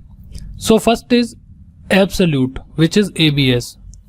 Absolute is a function which returns us the value without its symbol. For example, in this table I have a column A, column B, and what I want is I want to minus B minus A, means that I want to subtract the A data from B. So I enter, and when I drag down, you will see I am getting some of the negative values, -2, -7, -18. What I want is I want these values as a absolute value, which means absolute will return us the values without their symbols. So when I select ABS, you will see returns the absolute value of a number without its sign. So I select this, I pass this column or this cell and enter. You will see I am getting the same value, but this time without any negative sign. So this is how we can use our absolute function in this way. Next we are having the base function. Base we have already have studied about the number systems. In that number system we have these many base, like binary, decimal, hex and octal. So by default, like I am having 61, 63, these are just a decimal values. So for example, I have any decimal value which is 10 or let's say 100 and enter. It is a decimal. Now I want to convert this into the base, or we can say the binary. So for binary we need to choose the base as a 2. So simply select base. You can see here I am selecting base. It is asking me the number I am having in this cell, radix, which means it is asking me the base. So I simply enter. You can see this 100 is in decimal here, and same number on the same value I am getting in a binary form here, which is the base 2. Similarly for hex, I need to give it base, again same value, but this time for hex we need to provide the base as a 16 and enter. You will see I am getting this value as a hex value.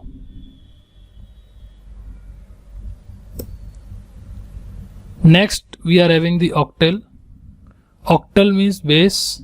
Select the value 100 again, and this time we need to pass the base as a 10, and you will see I am getting the same value. So this is how base function works. Next is decimal. Decimal is generally to get any value in a decimal form, or up to what decimal you want any number. For example, I select decimal here and converts a text representation of a number in a given base into a decimal number. For example, I am having this number.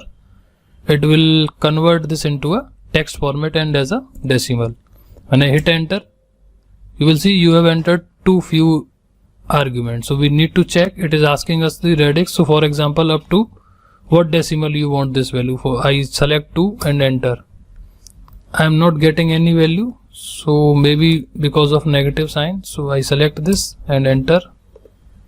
Again we will see this. The first argument, it is asking a number. Suppose I provided 10 and 2 and hit enter. You will see I am getting the 2 as a decimal. Now we can use this decimal. This function is rarely used. Next I am having is log function. Log, if you want to find out the any log value, suppose I have the value 15. I want what is the log value of 15. So simply select log, select this and hit enter. You will get the log of 15. Next I am having mode. What is mode? Mode is generally we get, for example, here I am having a number which is suppose 75, and here I am having the number 8. So when I divide this 8 or this 75 by 8, I will get some values as a remainder, and after remainder with the mode value. So select this, returns the remainder after the number is divided by divisor. So I select mode, provide number here, and divisor is 8 and hit enter. You will get the 3 as a mode value. So this is how we can find the mode of the two values, or when we divide any value and get the remainder which is as a mode. Next is power. I ask you tell me what is the value of 5 to the power 3. So how you can find this thing in Excel? Simply select power, and in power provide the number 5 and 5 to the power 3 and select and hit enter. You will get the value as a 125. So it is a correct value. Similarly, for example, I want to get the power value of 8 to the power 3 and I pass and enter. You will get the value as a 512. So this is how we can find the power of a number. Next we are having the rand. The rand function will give you the any random value. It will give you the any random. For example, I select and choose here. You will see I am getting any random values when I am dragging this random function below. So this is how random function works. Next we are having the random between. For example, you want to create a data set from the in this range. suppose, and what you want is you want to take the values between a specific range. For example, what I want is I want to random values between 10 to 100. So in bottom you need to provide the value as a 10, and for the top you need to provide the value as a 100 and select enter. You will see when I am drag this, I am getting the values as a, always I will get the values between 10 to 100.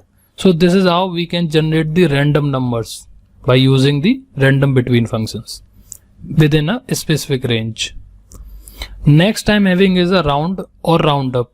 Both of the functions works similarly. For example, you can see I am having this log value as a 1.176091, too many decimals after the decimal. So what I want is I want this value round up to 2 decimal or a 3 decimal. So simply select round, select this number and up to 2 decimal only. When I click enter, you will see I am getting value as a 1.18. Similarly, if you use roundup function, it will give you the, suppose I select roundup, I select the number and up to 3 decimal. So I'll get the same value as a up to 3 decimal. So this is how we can use round and roundup function. Next function is sum. Sum is very simple function.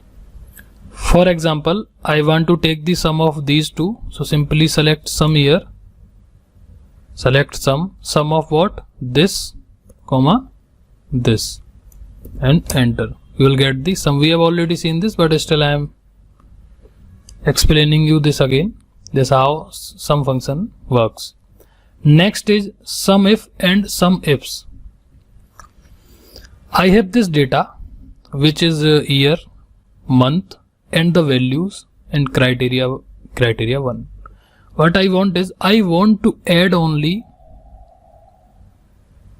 or I want the sum of those numbers only which are in year 1997. Means that I am having a criteria here. I want to add these values, but on the basis of a specific criteria. How we can find this? Simply, for example, I want my values here equals to sum if. Select this sum if. You will see it is asking me the range first. So very firstly you need to provide the range. In that range you will decide your criteria. For example, I select the year first because my criteria is based on year. Then again comma. It is asking me the criteria. Criteria is this. Year should be this 1997. Next it is asking me the sum range. Means that what values you want to add, or you want the values of these years. So I select this value range and close this. You will see I am getting the output as a 836. This output is only of the year 1997. I can also prove you this when I sum of what? Year 1997 only. So select year 1997. Firstly I am having the value as 100. Next year 1997 value is 78.26, this one, and lastly I am having this value 1997 as a 657.5 and enter. You will see I am getting the same output which is I am getting with my sum if function. Next, sum ifs. Sum ifs is similar to sum if, but this sum ifs works on the multiple criterias. Means that we are having our condition or the criterias more than one. So we need the sum if function. Select I select sum ifs here. Again it is asking me the sum range. Sum range is, this time we need to provide the values range first. Next, the criteria range. What is the criteria range? Criteria range is year first because it is my first criteria. Then what is your first criteria? First criteria is this. Next, criteria range 2, which is the month. And what is the criteria? Criteria is Feb. Now understand this, what I am doing. I am giving my first criteria. What is that? I want the sum of all the values which are having year as a 1997 and month as a February only. So this is how I select and enter.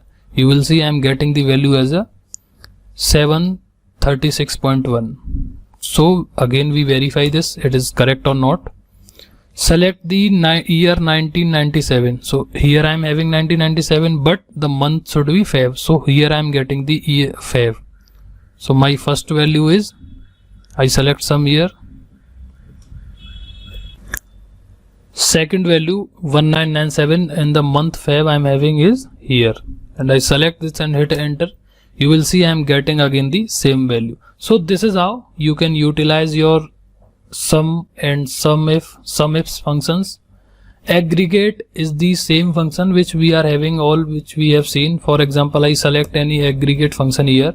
You will see when I select this, it is giving me the list of the aggregate functions like average, count, count a, max, min, product.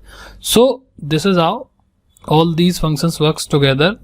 We will see this aggregate function or these remaining functions which we are getting in this aggregate like count, count a in the next video. Count, count a, min, max, all others. After completing in formulas tab the function library, we have covered all the functions which are generally used in our Excel. Now we will see the remaining groups which are defined names, formula auditing and the calculation. You can see I am having first option which is the name manager. Name manager will basically help me to finding out the what are the all name ranges which I am having in this entire workbook. So when I click here and click on this name manager, you can see I am getting a list, or you can say a data about the names or the range names which I am having in my entire workbook, which means in every sheet where they are present. You can see I am having this list one as a range name in my case study Excel sheet. You can see this is the case study, and the rest of these three target zone, these are also in case study, which we will see. And one table range name I am having in my formatting Excel sheet. So this is how you can get the list of the name manager and the list of or the record of all the range names in a one place. Next is define name. When you click on this, you can define the range name manually by using this option also. You need to select the name of the range, you need to select that particular range part and click OK. Then you will be able to give a range name. Now next, use in formula. When suppose I need to select this list one, and what I want is this is generally will give you the range name, or you can say the values about that particular range. So these are the options which we rarely used, or I can say just 0.1%, hardly anyone can use these options, but these are there in Excel. We should know what is the use of these. Next we are having the formula auditing. Formula auditing, as the name suggests, we can audit our formula, which means we can rectify that what actually our formula is doing. So for example, I am having these two values here, and in this cell what I want is I want to add this plus this and enter. You will see I am getting a value which is 125.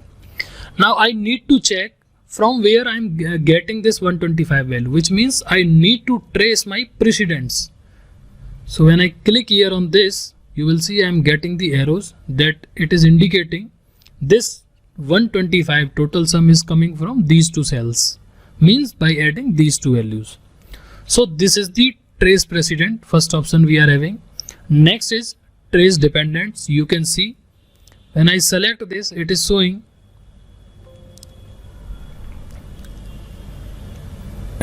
that show arrows that indicates which cells are affected by the value of the current selected cells, which means, for example, ever, you can see I am having this value maths, and I click on this trace dependents. So we don't have any dependents here. When I select this and click, you can see yes. Whenever we will change any value here, after changing this value, we will see the impact of that value here and this when we select the subject as a physics. So this is generally showing us the dependents, which means how many dependents we are having on this particular value. Next option we are having is the show formula. When you click on the show formula, you will see we will be able to see all the formulas in our entire sheet.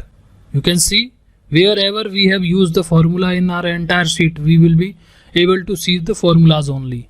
When you again select this, you will see the values, actual values. So this is the use of show formula. Error checking can help us finding the error in a specific formula. For example, we have applied a formula here and I want to check is there any error or not.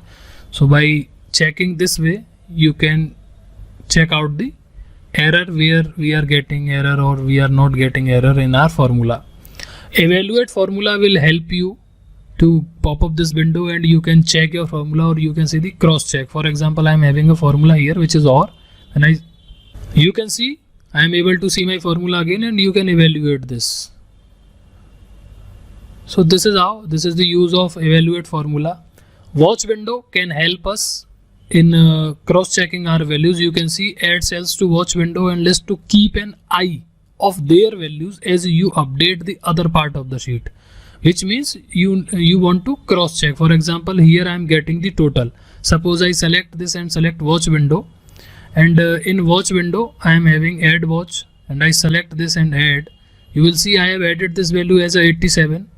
Suppose I make any changes here, for example not 2, I take 22 and enter. You will see I am getting the value as a 107. Values change, also here values change. So watch window is generally to cross check our values, nothing else.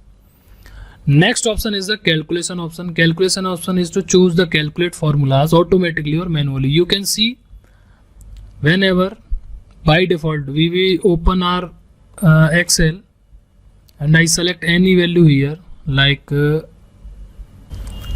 I have added these two values, and you can see whenever we add any value, like suppose I select this and 55 here, and when I am going to add these values, you will see automatically I will get the value as 100, and next time when I make any change here, like I make it to 65 and hit enter, you will see this value is changing automatically.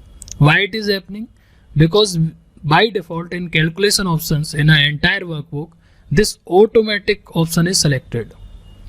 If you select this manual, and you will see I make any changes here now, this time suppose I make it 60, it will not impact here.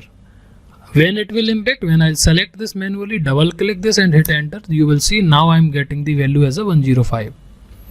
So this is the calculation options, automatic and manual. You want to get your values as a calculate to be as a manual.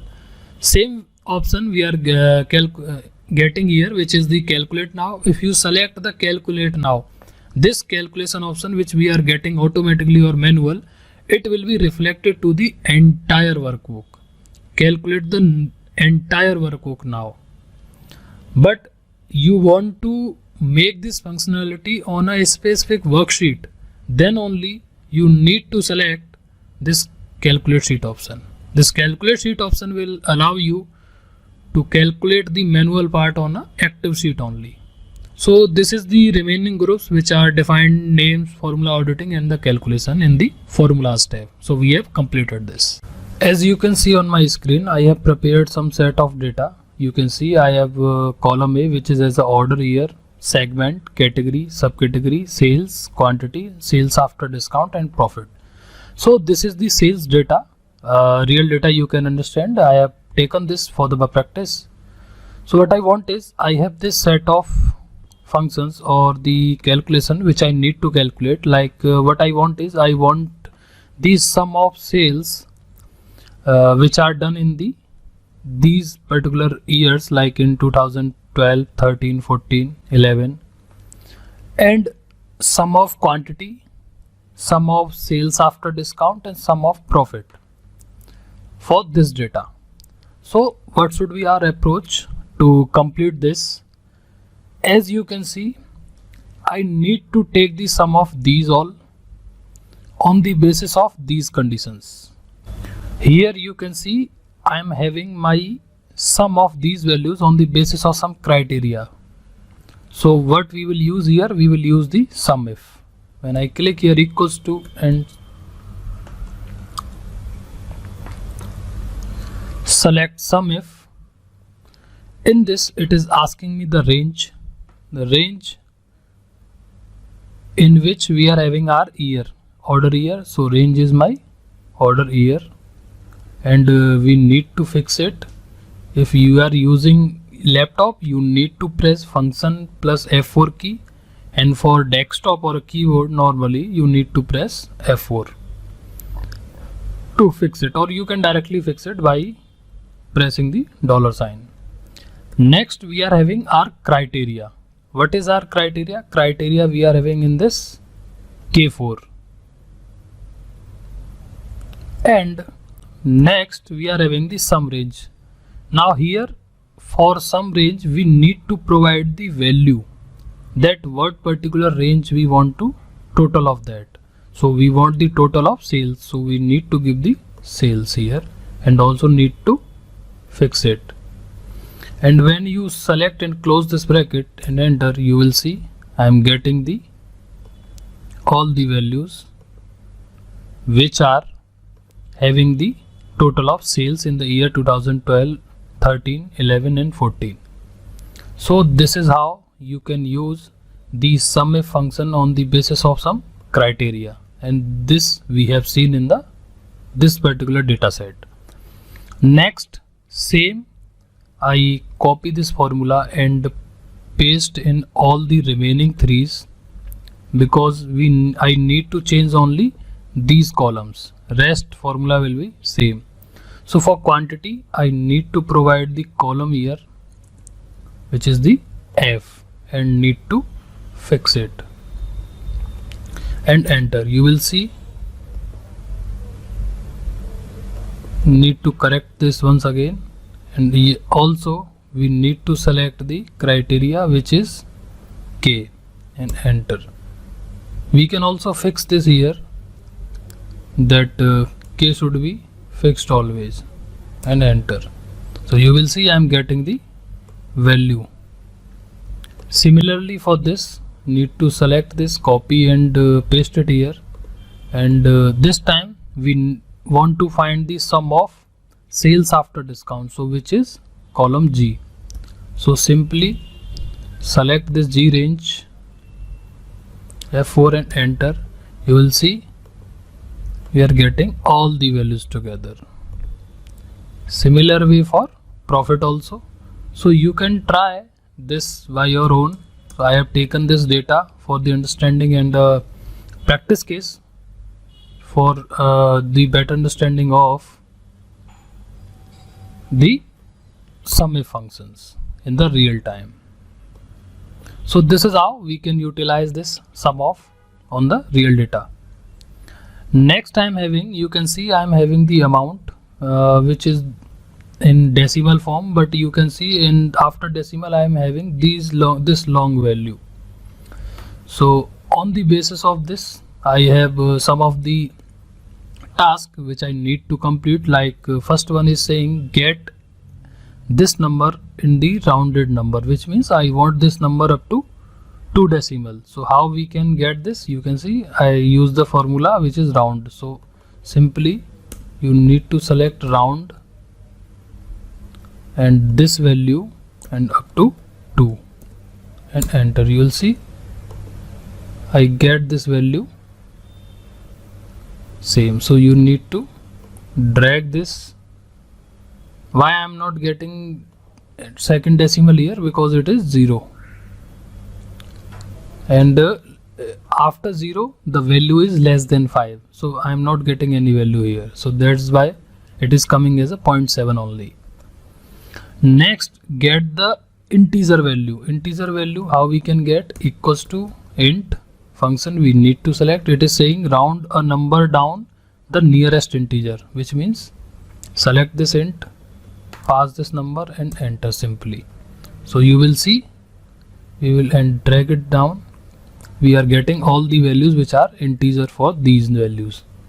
Next, get the ceiling value. Ceiling value, which means you can utilize this, and we will see this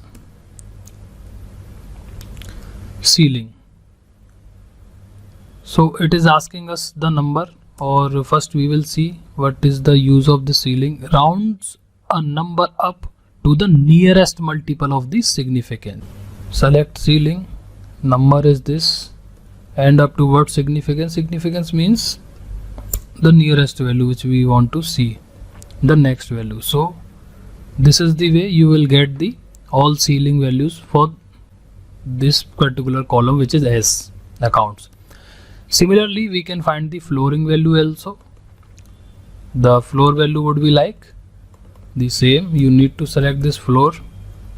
When you select, it is saying rounds a number down to the nearest multiple of the significance. It downs the nearest. So I select it up the value and it downs the values. So when you select and drag, you will get all the values together. So this is how we can practice these two, and on real data some of the practice scenarios we have seen. Now third one I am having, suppose I have my data in this form, like a pattern I am following. In the pattern, the first starting values, somewhere it may be up to 2 digit or a single digit, you can see here in starting, and also 3 digit in starting, and next values after this maybe 3, 2, whatever one it is separated by this dash symbol, and the last values which is separated by some white space, you can see. So what I want is, I want to separate these all values in different cells. Like you can see in example, I have taken this 78 from this and 852 in this, and last value 798 in this. So how we can get this value 78, you can see. So firstly, try to understand this. We need to the left first. Why left? Because we are starting from left. So I select left. So I select here left. In the left, it is asking me the text, means that for which value you want the left part. I select this, and next what I want is, I want to get only 89. How can I get? To get it, I need to find the position of this dash value and get the value -1 to that dash. How? Suppose I select find, and you will see find the text. What I want to find? I want to find this dash value, comma, within this text. I select this and hit enter, and -1, and -1 and enter. You will see I am getting my all the values together. Either it is a single digit, 3 digit or 2 digit, all the values together. Now understand this. What is this find AF is doing here? I copy this, and suppose I paste this find here, and equals to. Basically it is on third position, this dash. So what I want is, I am getting the values up to 3 - 1. Okay, so when you will find position and minus this 1, you will see that we are getting the 2 digits. So I am doing basically just a simple thing. I am getting the values which are the -1 position from this dash, means that dash -1 up to these values. Similarly for middle threes, I need to find. How can I find? Simply use the mid function, because you already know mid function is used to break a string from middle. For example, this is an string, we are treating it as in text form, and I want to break this string from the middle. So I am using the mid function here. In the mid function, what I am doing, I am passing this firstly, then I am finding the position of this dash. Okay, and this time, last time what we have done, we have done the -1. Suppose I am here on my dash, and if I make it -1, I will be on this 8. But when I will +1 into this position of this dash, you will see I will be on this 8th, which is next to this dash. So simply I am doing the same here, finding the position of this dash first and into this text, and I am adding the +1 into that value. Next, what I am doing, I am finding the next time value of this white space, and in the value of this white space, I am reducing the value till this dash. So simply you drag this, you will get all the values together. For getting the last 3 values, as we have used the left in the first one, same step we are doing with here, but this time we are using the right function, and in the right function we are reducing just simply the length of this text minus the length of white space and drag this. So this is how you can get similar values. You can practice the same what I am saying. If you face any difficulties in this, please let me know. In practice 2, I am having some of the data, which is, you can see I am having these customer names, and on this column customer name, I have some of the operations which I need to complete, like I want the customer name in capital letters, small letters, proper letter case, finding the position of this white space between the names, and the customer's first name, customer's last name. So you can see, as an example I have taken. So how we can complete this task? Simply, for getting the customer name in capital letter, you can see I am having this example. So you need to select the functions, which is already upper, converts a string into all uppercase letters. Select this and pass, and select here, and by double click here you will get all the customer's name in the capital letters, or you can say the capital case. Next, to get the customer name in the lower or the small case, you need to simply select the lower function, select this, select here, click enter. In this we are getting all the customers names is in small case. To get these names in a proper case, you need to select proper. You will see when you select this proper and pass this text here and enter, you will see we are getting all the names in a proper case. What I want is, I want to find the position of the white space which I am having between these names, like in first name and last name. So simply, we have already seen this find function. Simply find. What I want to find, I want to find this white space where within this text, and enter. You will see I am getting the numeric value, which is the position or the index, you can say, of that white space. So next, after this, what I want is, I want to fetch the customer's first name, last name from the function. So what I can do, you can see I am having my first name here, last name here. We have also seen this mid function and the functionality in the previous video as well. So simply I am doing nothing. I am using my mid function into this and finding the position of this white, and to get the first name, I need to reduce this white space -1 up to this last value, so that I can get my first name in all the values. To get the last name, we are using the mid function, but this time we find the white space and we will start the position from the white space +1 value. So when I copy this part only and hit OK, and if you I show you the value here and enter, you will see I'm getting the 6th position, and what is the 6th position I'm having? This is H on the 6th position, and so this is starting from H and ending to the next 20 characters. So whatever the value you are having in a last name, up to 20 characters will be printed here in this as a last name.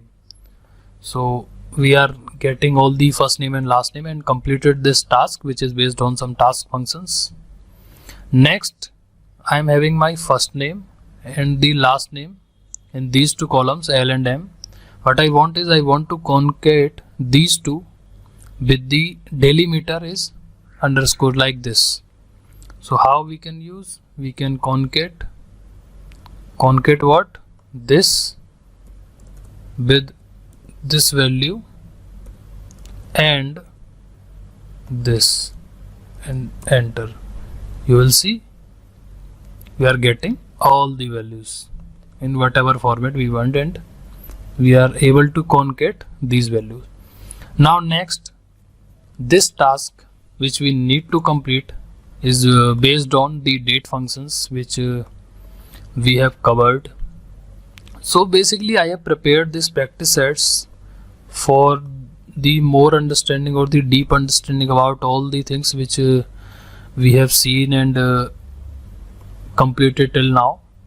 So in the very first column you can see what I want is I want the days gap between the order date and ship date. I want to check, for example, you purchase any product on this particular date and you ordered on this and it is shipped to this date. So what is the days gap between this order date and ship date? I want to find. How we can find? The function we already know, which is called datadiff. So you can see I have used a datadiff here. So simply you need datadiff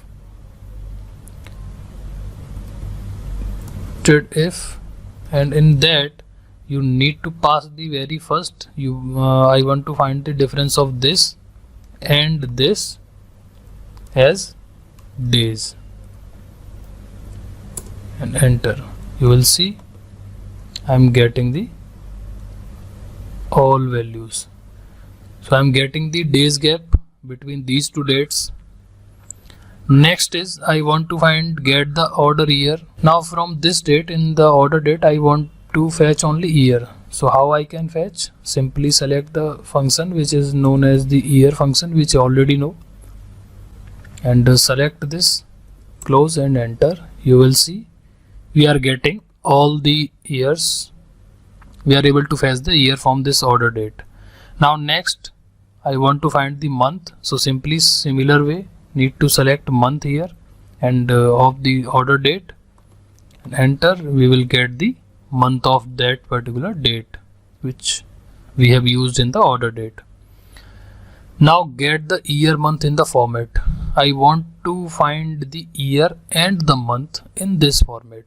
How we can find? To find this we need to select simply text function here. You can see we have this text function, and in that text we need to pass the first argument as a date and comma and pass the format, in what format you want this particular date to be.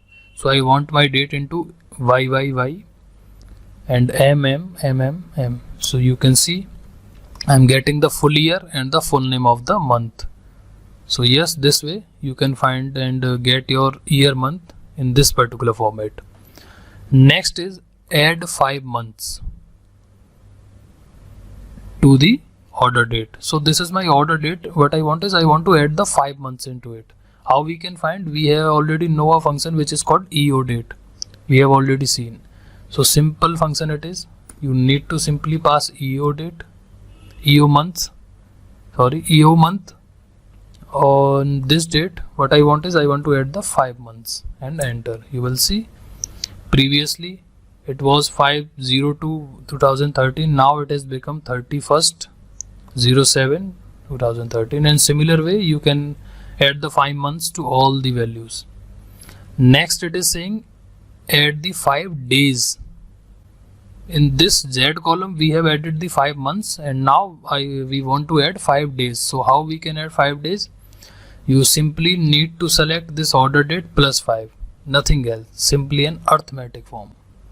So we have added the 5 days. Previously it was 31st of July 2012, and you can see now we are getting as a 5 August 2012. We have added the 5 days to this particular order date. Add 5 years. Now here we are adding the year. Similarly, the function which we have used for the month, the same we will use for the year, but to add year we need to convert this into the multiplication of the months. So in 5 years, how many months we will add? 12 into 5, which would be 60. So we need to add the 60 months to this particular date. So you will get all the values. In the last video, we are left with the one concept which is the find age. For example, this is a DOV which I have taken as an example, and this is the current date, or you can say the end date, and I want to find the age of between these two dates. What is the actual age of this particular person? So how we can find the age? You can see I am using the dated formula here. So let's take another example. Date is 25th of, and the month is February, and the year is suppose 1995, and currently he or she is around 27th of May, we can say, and the year is 2020. For example, I am taking. So now what I want is I want to check the age of this particular person from 1995 to 2020 up to this month. So how we can find? Simply select if, select the initial, means that the DOB, date of birth, comma, again use the function date. In the date, pass the year for which you are looking the age, or in which year you are counting or calculating the age for that particular person. So I am counting the age in the year 2020, in the month of 5th, which is May, and the day is 27th, and simply after entering this complete date we need to give the format, which means we want to calculate the age in the years, not in months. So for year we need to start double quotes and pass the Y here, and again close and enter. You will see we are getting the age of this particular person by using the dated if and the date combination formula. So next, for the practice, we are having the VLOOKUP case study. We already know how VLOOKUP works and what is VLOOKUP. So I have some small data and small practices for this VLOOKUP. So very firstly, I have employee ID, employee name, product, zone, sales. What I want is I want the employee name, product, zone and sales. Firstly in horizontal, and then the data in vertical format. Okay, so we will see both the way how we can find the information from this particular data set. So very firstly I am having employee ID. For example, I fill any employee ID here. Currently I am having 1004 and it is giving me employee name as a Tarun. Suppose I select any other ID like 002 and enter. You will see I am getting the employee name as a Ishan, which is correct. You can see, you can verify from here. So how I am getting this value, and rest of, if I drag this to last, I will get all the values, the employee name, product, zone, sales. So how I am getting all these in one go? So simply understand this. First of all, I am doing nothing. I am calculating the VLOOKUP simply. You can see I will explain you here. VLOOKUP of what? I am VLOOKUP of this particular employee ID, and fix this. And it is asking me the table array, which means in what array you are looking this value. I am looking for this value into this array, and I fix it. Now it is asking me the column index number. Recently what we were doing, we were providing the number of column, or you can say the column number directly, like 1 2 3, because we can easily see it is on second number. Now let's take an example. I have 1000 columns. Do you think do we need to calculate or type the column value manually every time? It would become the more complex for us. So what we can do here, we need to make it as a dynamic. Dynamic means automatically it should calculate and provide the value of the column. So to do so, firstly we need to find the value of the current column. Current column, how we can find? We can find the current column value by using the formula column.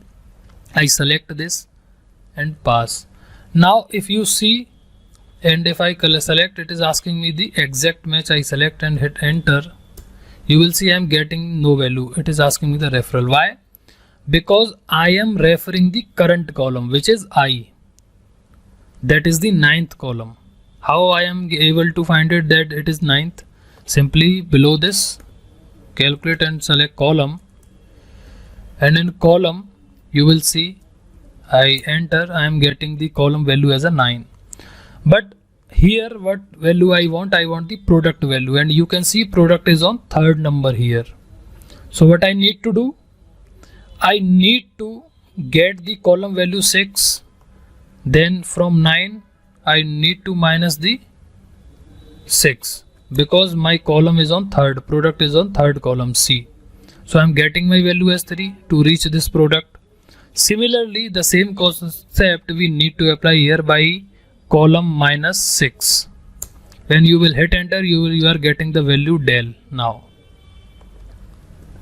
which is the value of a product. So this is how you can make it dynamic, and now I'll drag this to the rest.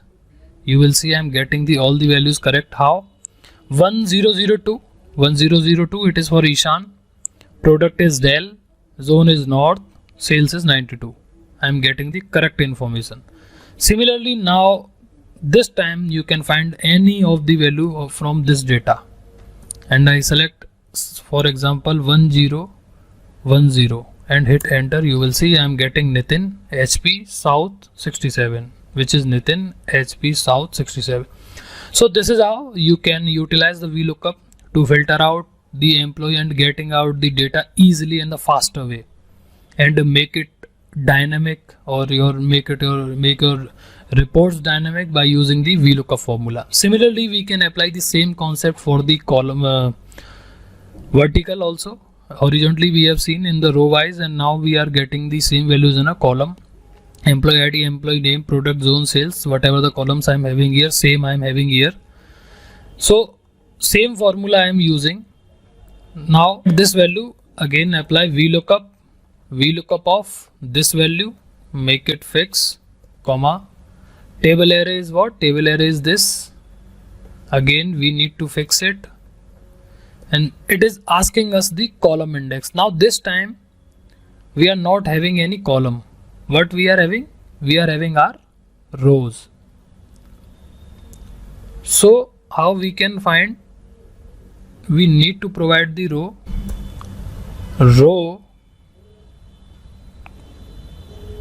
not round up, it should be row -4 and the exact match, and close this. When I hit enter, you will see I am getting the value.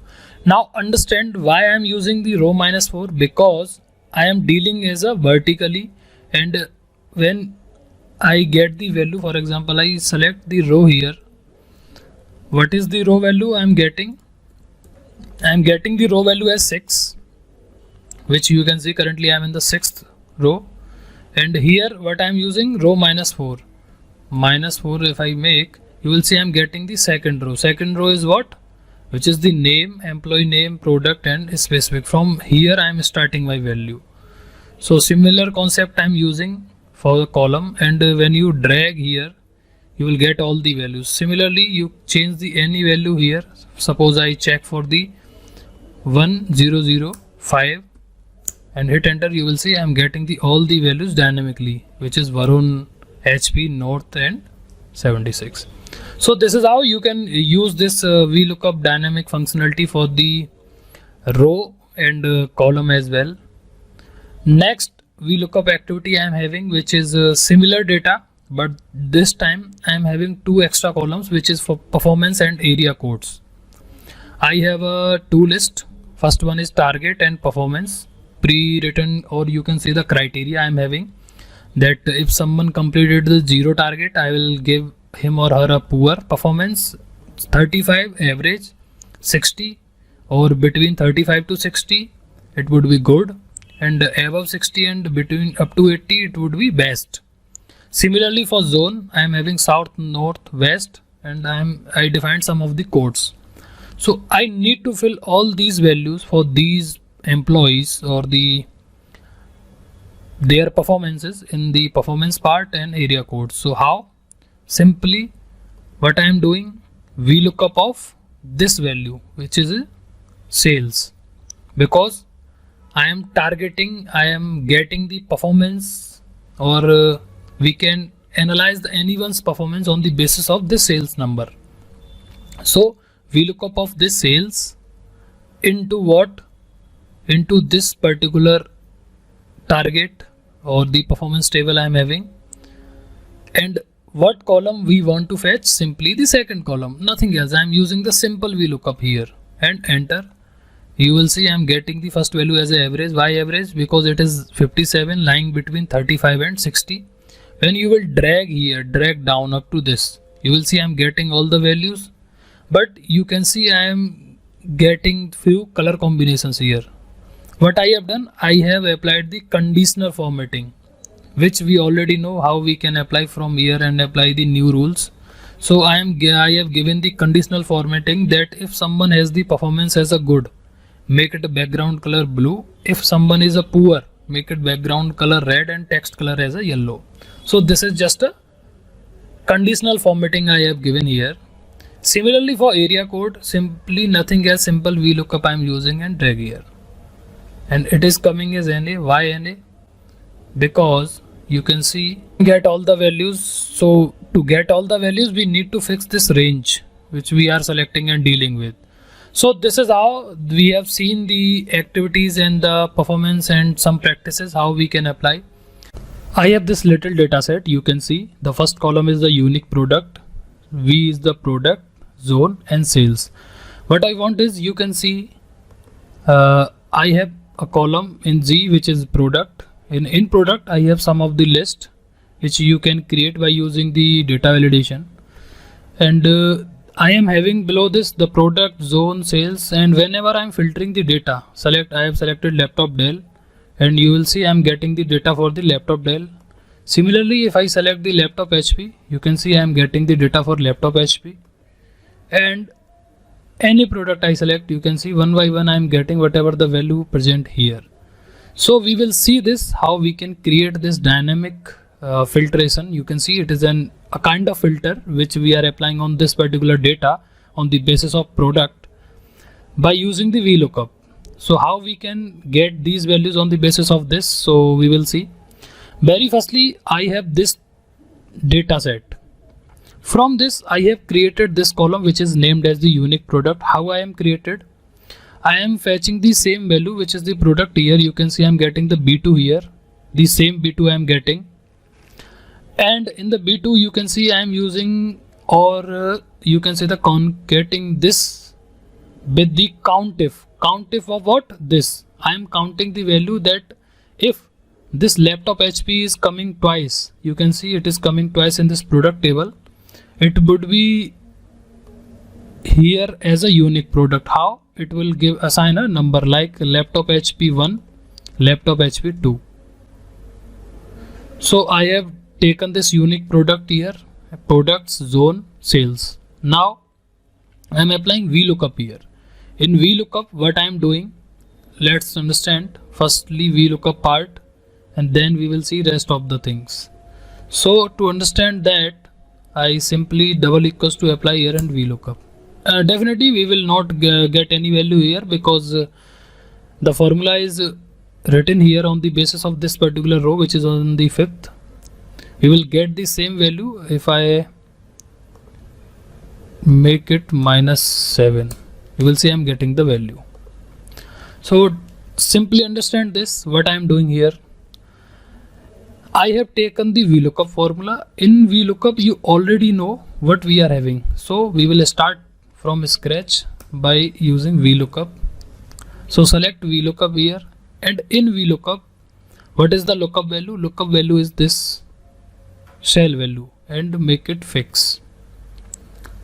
And what I want is, what is the lookup table array? We are looking for this value in this array, and also fix it. I'm using the simple VLOOKUP as of now. I will do the modification as per this requirement. For example, I want to fetch the product in this column, which is the column 2.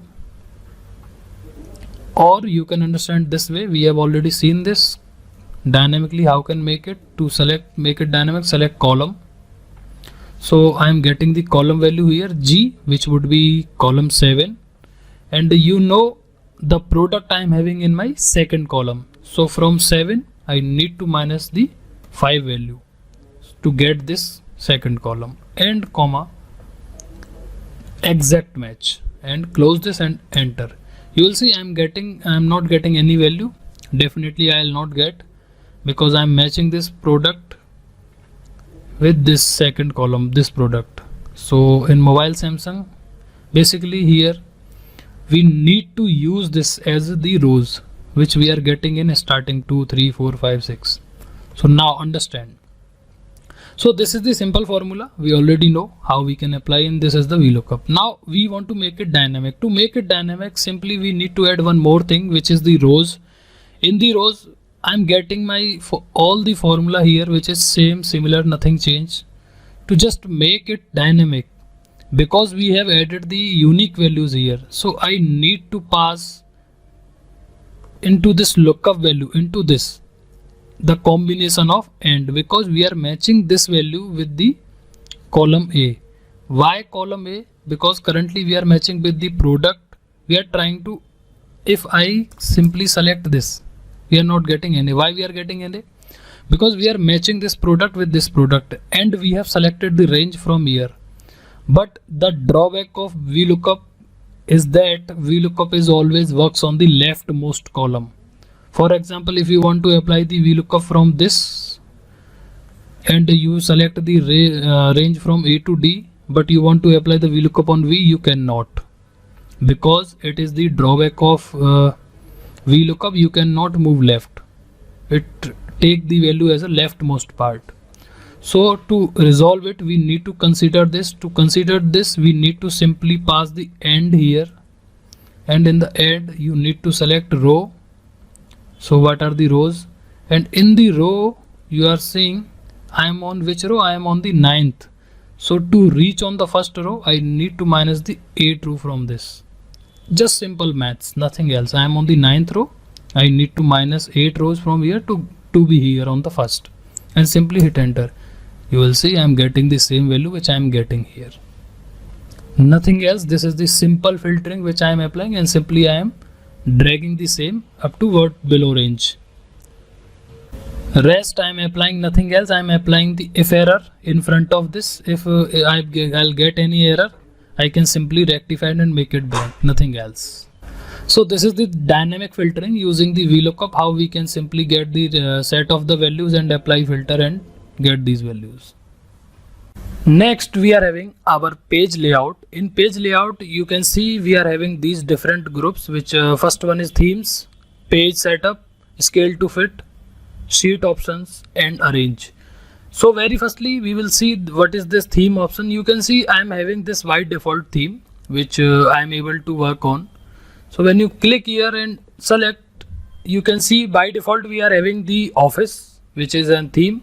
So for example, I am having my data in this sheet and I select this particular range, and what I want trying to format these cells in the style. Suppose I color this, I choose this color, whatever I want to choose, I can easily choose. So in this theme, these are the color combination which are coming by default.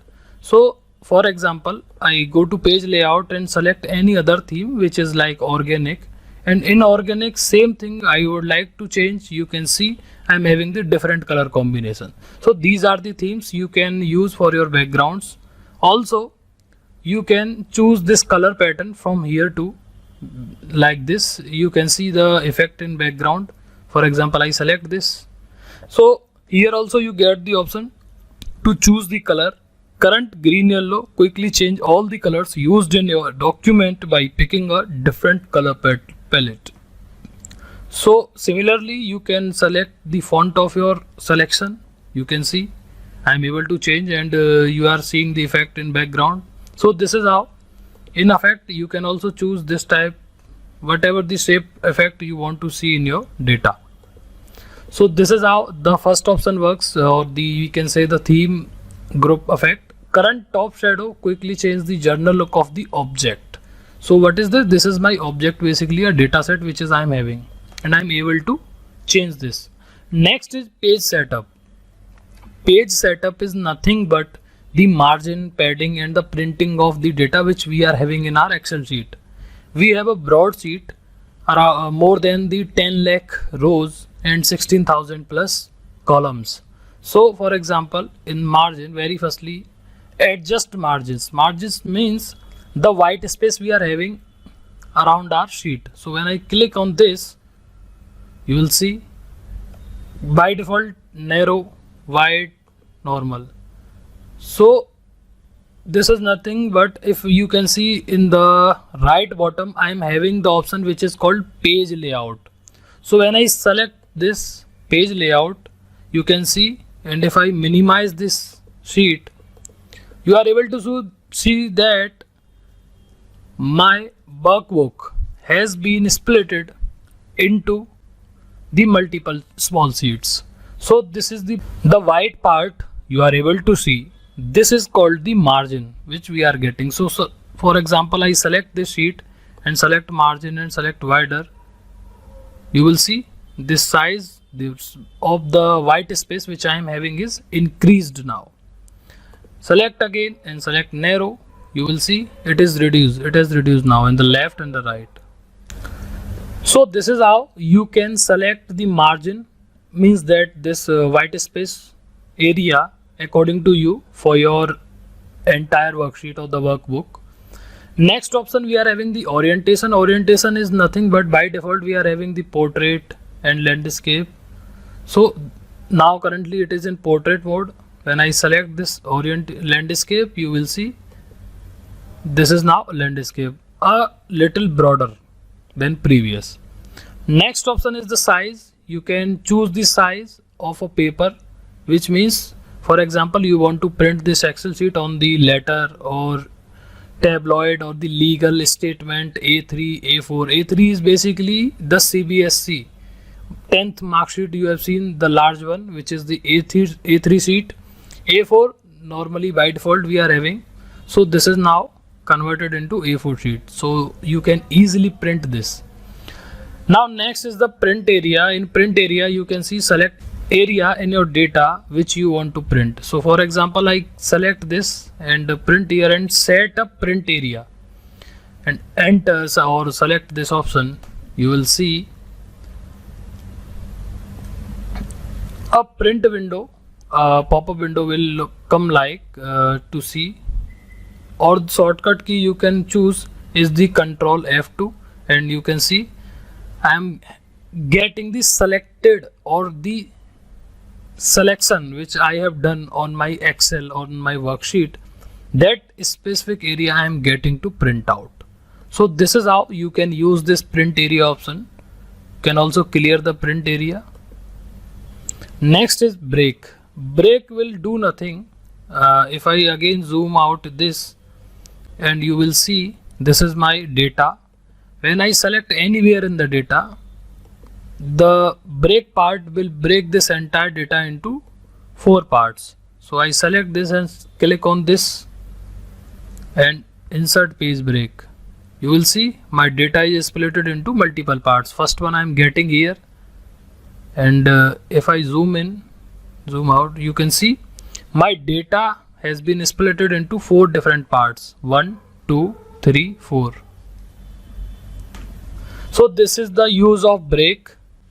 Next we are having the background. Background is nothing but you want to select or you want to choose any background for your sheet. You can directly click here and choose any background, and this will work you will get the option from a file, which means you want to select the background for your local computer, desktop, whatever you are having, or you want to search the image online, or you have saved that on OneDrive or whatever platform you want. So for example, I want to search here and computer, for example. I search the image for computer. It is loading. So I select this image and click insert. You will see it is loading now. So in background I am having this image which I have selected. So this is how you can choose the background for your Excel sheet also. Next option is the print tiles. You can print tiles. You will see, select any value here in this rows to appear at the top. I select this and OK. Print tiles basically helps us to put the header on all the printing pages. For example, you have large data that will not come on a single page when you will go to print that. So in that case, the header should come on the multiple page or the more than one page you are having. So to enable that feature, we use this print tiles. Next is scale to fit. You can see by default it is my width of this worksheet is the 100%. Now you can select this in this way. For example, what I want is, I want my width as a 101, height should be 1. In one sheet I want the print, and scale to fit can help us to print the large data on a single sheet. So this is the way you can utilize this width, height and scale feature. Next we are having the grid lines. Grid lines, the view is automatically selected. You can see the grid lines we are getting. If I deselect this, you can see I have no grid line in the background now. Again I select this. These are the grid lines I am having, and if you tick on this print or select this print will enable these grid lines to be readable and printable. So now if I press Ctrl and F2, you will see I am also getting the grid lines while I am printing my data. Similarly for headings, in the heading, if you want to show like A, B, C, D, and for the rows 1, 2, 3, 4, 5, so I am able to view. If I deselect this, and you can see I don't have any headline now, and if I select again, I am able to see the headlines. Next is, if you want to print these headlines into data, you can also select print here and press Ctrl and F2. You will see I am getting the grid lines while I am printing my data, which is A1, 1, 2, 3, 4 and ABCD like this. So this is how a grid line and the sheet option group can help you in printing in such a way. Next I am having in the last group, which is the arrange. Arrange complete this part in the insert tab because it is related to this insert tab. And now it is the time to understand the insert tab, which is the last tab which we are going to cover in this module, which is the Excel basic and the intermediate part. This is the last tab we are going to cover. Very firstly, the first group I am having is the tables. We will see this very last because it is related to the summary and the data understanding. We will understand this very well. This is the most important part of the course after the formula. Next is the illustrations, which means how you can utilize the different shapes, icons, online pictures into your data or in your Excel sheets. Next is the add-ins. Add-ins means what are the extra functionalities you can utilize to attract and get your data in the different way or to decorate your data very well. Next we are having the data visualization, which is related to the data charts, which we will cover the every chart like bar chart, pie chart, line chart. We will be covering that part in this chart. We will make the attractive graphs and the reports which explain the data by visualization. 3D map we will cover spark lines, what are the line, column, win, loss, slicers, what are the slicer, the filters inside the charts, link, text, equation, symbols. So these all are the groups which we are going to cover one by one and in very depth. After this completion, we will be able to say, or we can say the able to work on the Excel intermediate level. The very first group, illustrations, which we are going to see. In this insert tab, firstly I am having this picture option. In picture, you can directly click on this and select any picture from your system and insert into your Excel background. You can see I select this and insert the image you are having in your system. You can easily add. Similarly, if I select this online picture, you can find and insert a picture from online variety of online sources. So I select this. It is loading me some of the images, as we have seen previously also, that how we can add images from internet. So suppose I am having this car or whatever image I want to, you can easily search here and select and insert. You will see now it is showing. Just simply click on this bottom tag, delete it. Now this is how I am able to insert the image, any image inside my background of the Excel. Next we are having in the shape. In shape you can see insert ready-made shapes such as circle, square, arrows. So I select this. I am having these many shapes which are already there. So suppose I select any image, we select this shape and select this.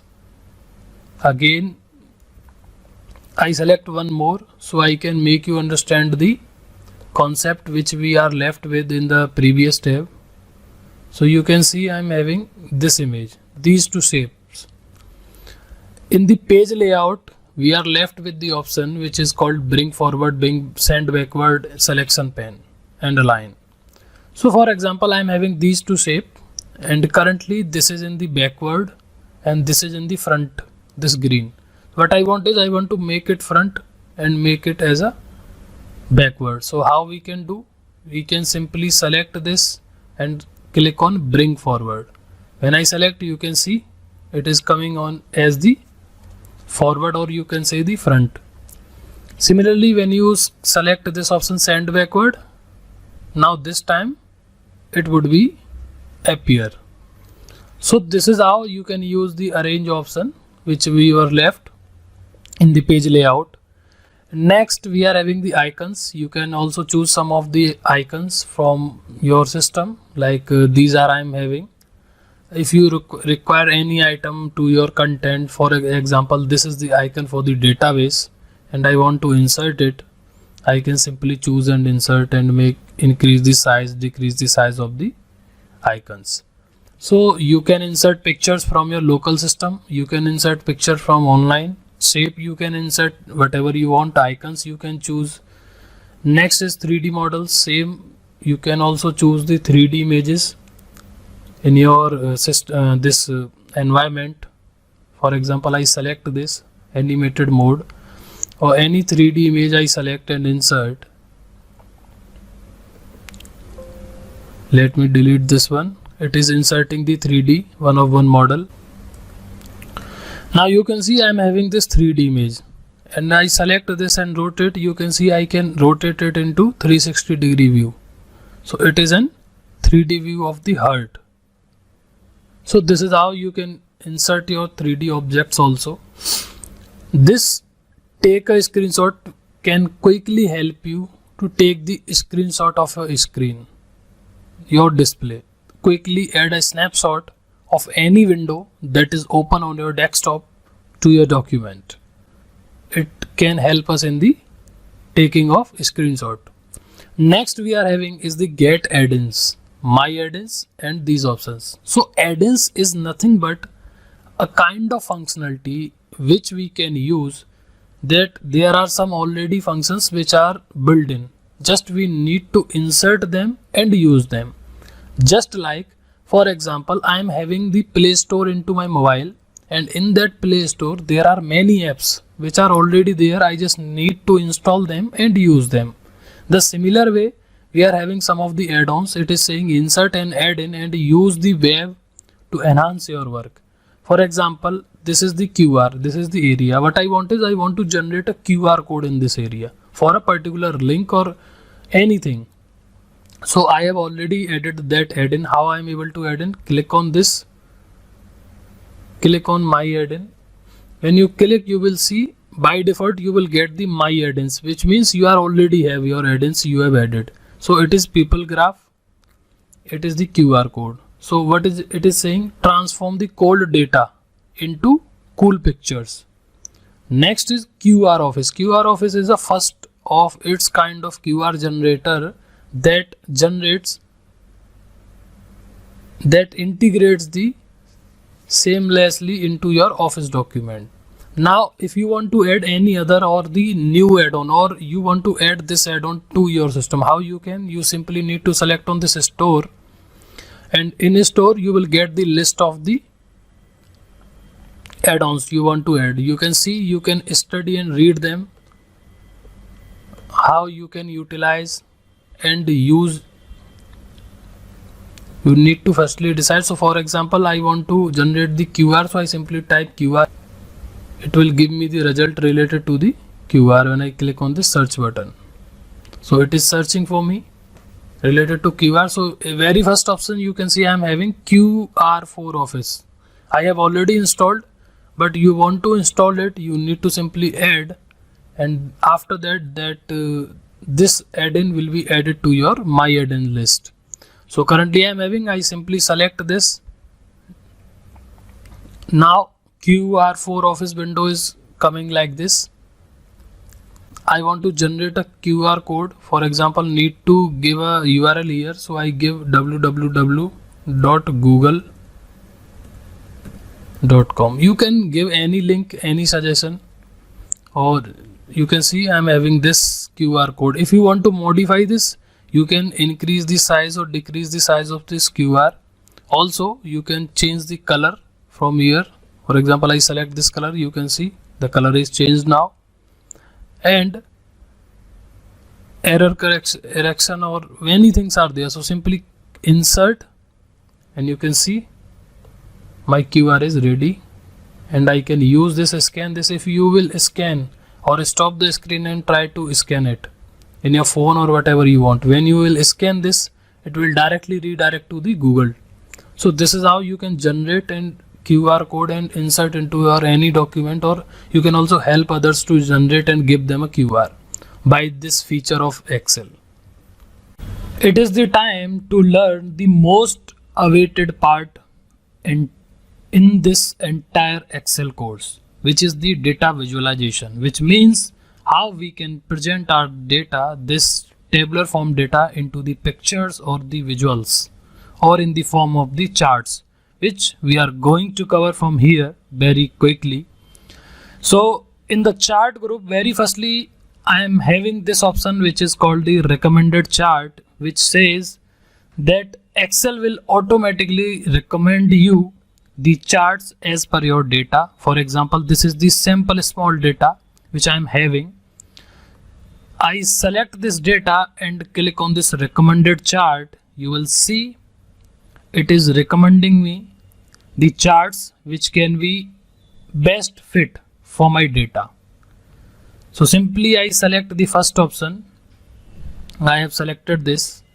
Now you are getting these chart styles options, by which you can select any style which you want. You can see these are the designs or the available styles you can use for your charts.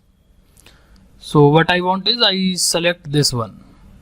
Now this is my chart or the data visual which I am having for my students, which chart is showing the marks for the maths, physics, chemistry and English.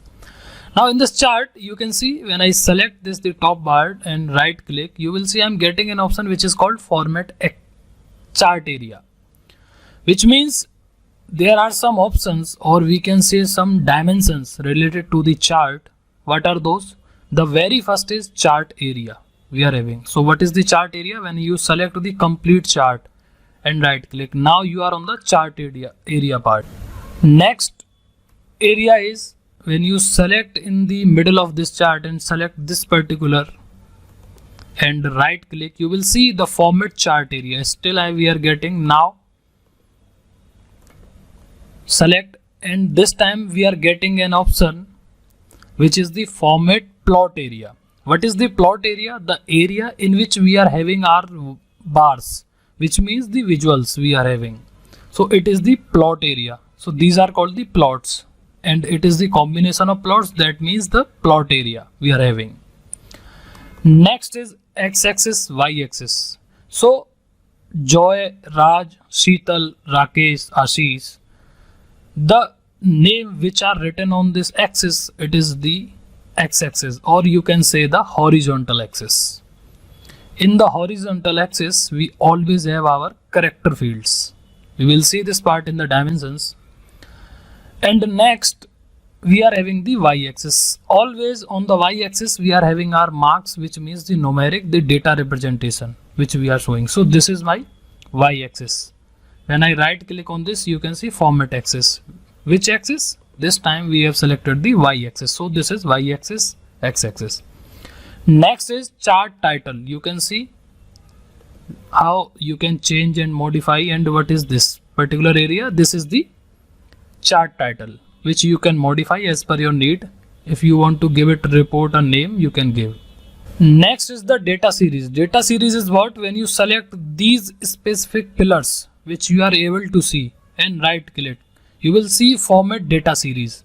So these are, or this specific pillar is the data series, which means the data is presented in the form of these towers, we can say. And last we are having the data labels. Data labels is nothing but the value we are getting above these data series. So these are the data labels. Now suppose I change this to title as a student marks report, we can say. Simple, just I am taking an example how we can change and modify. What I do, I simply take a copy of or select this data again,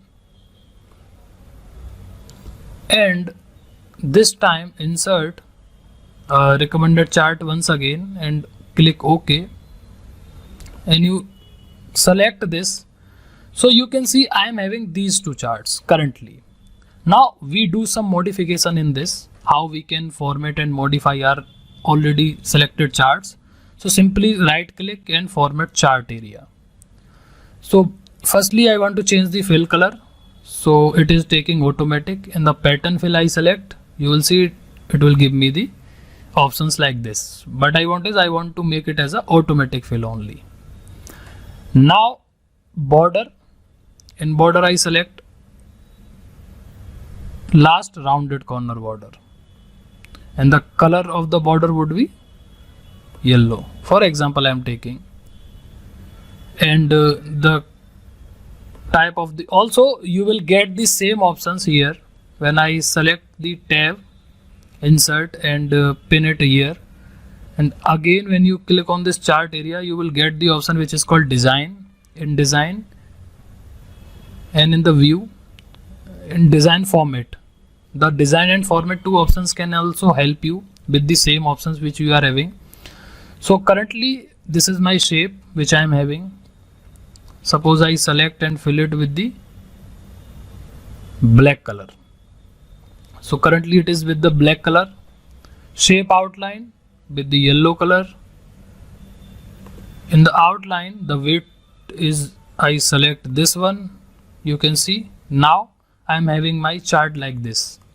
Again I select this and simply press the delete button on your keyboard, and you will delete it, able to delete it. When I drag it little broad, so here you can see the difference. Also you can also select these lines which you are getting in middle of these.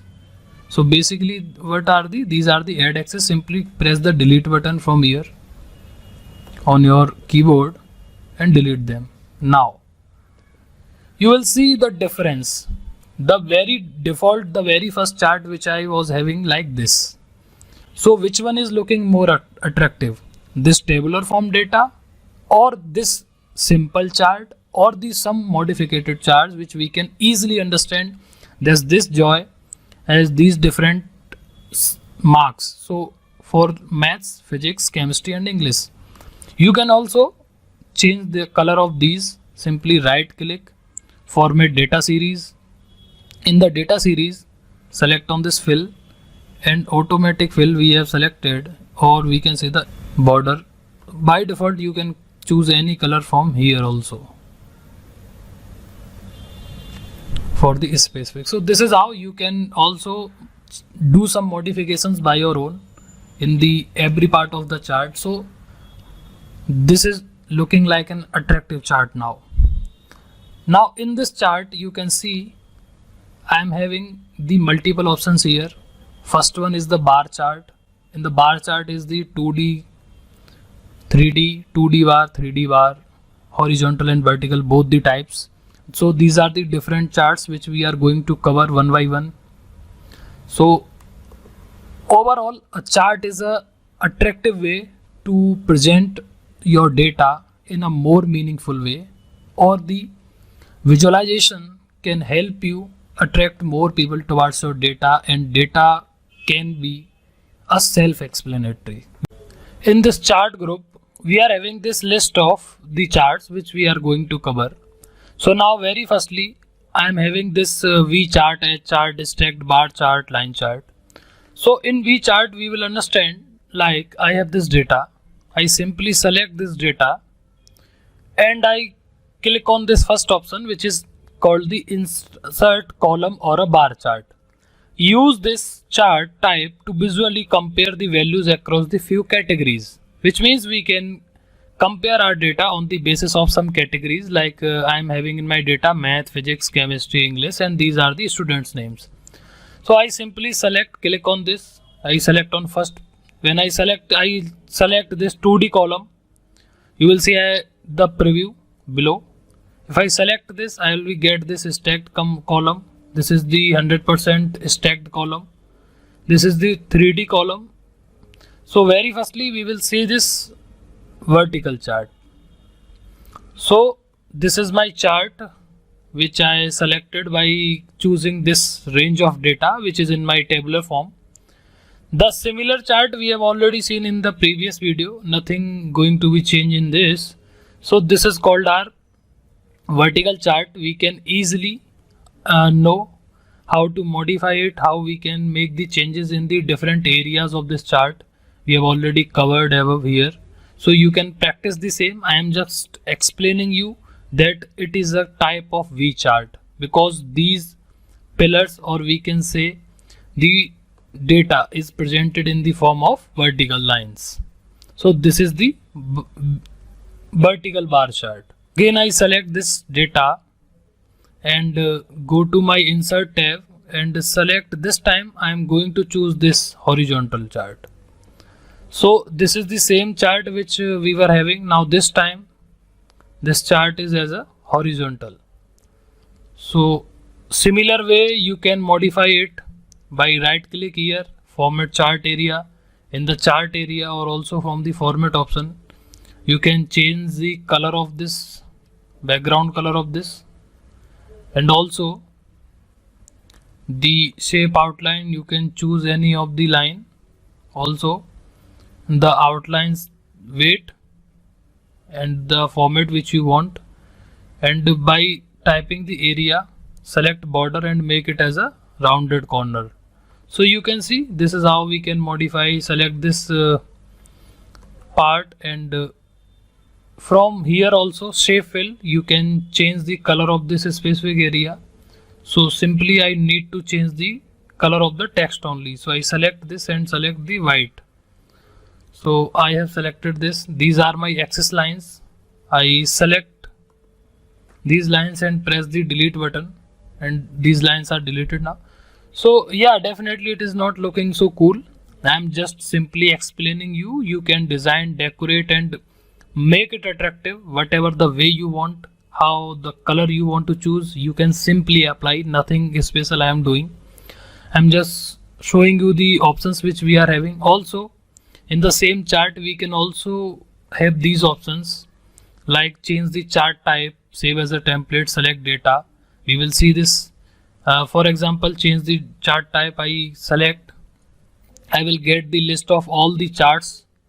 You can see in the, for example, I want to make it as a pie chart. I select and it would be like this, the pie chart. If I select line chart, it would be like this. This is the line chart.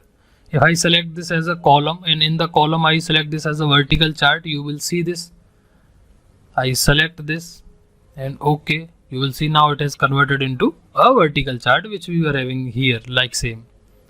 So simply you can also select the chart type and the designs from here also. So this is how this chart area and the chart part works on some specific data, how you can visualize your data. I am just simply explaining you the concepts about the charts here. We will definitely see these attractive charts, amazing dashboards when we will be dealing with the projects. So you just need to understand how I am doing and I am making the changes in the specific areas. So again I select and for example format data cells and select here fill. In the fill I select the color and I select like yellow color, or you can see the red color. You can see now it has selected as a red.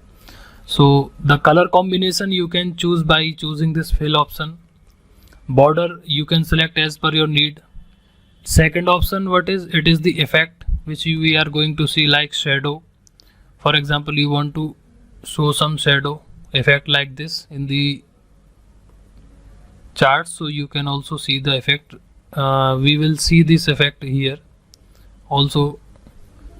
The same thing you can apply. This is the series option. In the series you can get the primary axis, secondary axis. So I select this as primary and secondary, and you can series overlap can manage from here. If I select this in the area, so this is how we can utilize these many options. So I selected this and you can see how it is impacting. Now we are getting the space between all the subjects. If I reduce this size, the gap will be reduced. Also this gap, the series overlap, is the gap between the subjects of a specific student. But now what I want is, I want some gap between the student's name also, means that these four as a group. So simply if I increase this, you will see I am getting the gap between the students now, and if I reduce this, it will be merged. So better way is have some gap between these, so we can easily identify the students and their marks with their subjects. So this is how this vertical bar chart and horizontal bar chart works. Next, in the bar chart category, we are having the stacked. Stacked means the data is overlapped in a single tower, or we can say the single data series. For example, I select this data and into my insert tab I select this, and you can see I'm getting an option which is called the bar graph, or you can say the stacked column. So you can see, use this chart type to compare the parts of a whole. Show how parts of a whole change over time. Means that, for example, I select this stacked bar chart, and in this chart what I am seeing, you can see I am getting the products which are in my this series, like Apple, HP, Toshiba, Lenovo, Acer, and I am getting the different sales in the different countries, like India, what is the sale number, in Dubai what is the sale number, and the USA what is the sale number. Also you can select this and right click and click on add data labels. When you click, you will see we are getting the numbers on the labels also, but it is not looking so attractive because numbers are not looking so effective. So what we can do is, simply we will decorate this data first. Okay, so now suppose I just want to take out the percentages. For example, in India, the total percentage is 100, and out of 100%, what is the percentage of Apple? What is the percentage of HP? What is the percentage of Toshiba? How we can get? I simply select these headers and copy here again, and in this here. So how we can get? Simply get the total of this each category.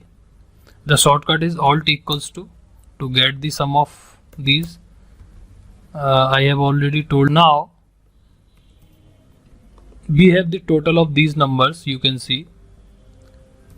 Now I am going to get the percentages of equals to this should be divided by the total of this and enter. You will see I am getting the percentages for India. Why I am not getting? I need to fix. So now I need to fix this B74, which is the total, and also this column B. So while fixing this, you will see I am getting the percentages. Obviously currently I am getting these values in the point. So when you drag this way, and also we can get the same. I copy this formula and paste it here. What I need to do, simply I need to provide the column C this time, and also in the bottom column C, and hit enter. You will get the values for Dubai, and same we can apply for the USA also. And for USA we need to apply here as a D, because we are having our values in the column D, and enter, select. So select all the values together, and we need to format them as a percentage value. So you can see we are getting the percentage. If you get the total of these, you will get the 100%. Like I copy this and paste, you will get the total percentage as the 100%. That means we are having our data correct. Now I will make the stacked chart or the compared chart, which I have here. I'll delete this, select this, press Ctrl and select this range. So I have selected this products, and now I have selected all three countries, but this time I am selecting them as a percentage value. So I insert and select on this stacked bar chart. You will see I am getting all the values as a percentage, and now for HP, Apple, Toshiba, I am getting the different values. So now select the chart title, like we can make it as a sales report.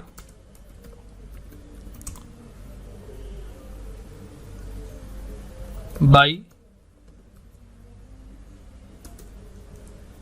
country, or we can say the countries. So this time you can see I have selected my data, and in this now I select the data labels. Select the data labels, select the data labels. No, we are not going to select the data, we are going to select the data labels, and here also. And you can now see the difference. We can get the Apple sales. For example, I hover here, you can see in India it is the 5% point Apple, HP is 4%, Toshiba is 10%, Lenovo is 13%, Acer is 21%, and so on. Similarly, you can find the sales report for HP, Toshiba, for USA, for Dubai in a different way. And now we can decorate this chart as per our need. For example, I fill the background color as my favorite, black.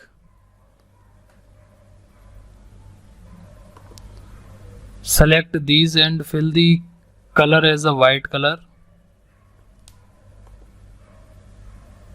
Not this, we need to select the text color. So simply select and choose the white color here. And also you can select the chart area, and in the chart area you can format chart area also, and select the text as a white. Also we can change the color for this Dubai. So I fill this with the not yellow but definitely with this color. So now we can get the values as a difference. So this is how you can decorate it as per your need.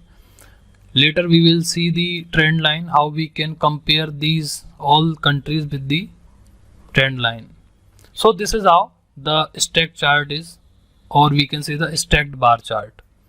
Now next chart I am having is a line chart. You can see I am having a data which is saying I am the product, which are these products, and in every month, for example Jan 2019, Feb 19, March 19 till December 19, I am having these numbers. You can say the product performance or the sales number or the whatever the number you want to choose them.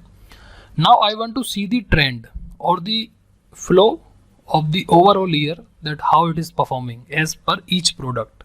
So I simply insert here. In this case we are going to insert the line chart, where I can find this is the line chart.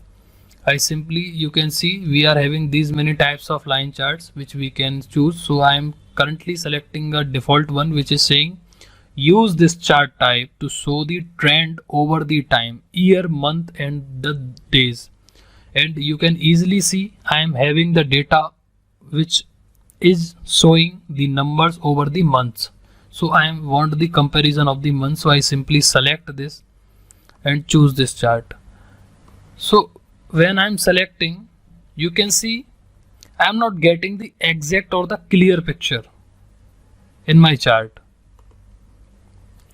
So because I am unable to think, or we can say to present a clarity about which one is doing best or which one is performing well, the product, or which month is going or growing and in what month we are going down. So it is not clear to me. I am not unable to get a decision or to find a good decision to finalize it. So how we can get the clear picture about this data? So again, this time what we will do, we will simply select this chart.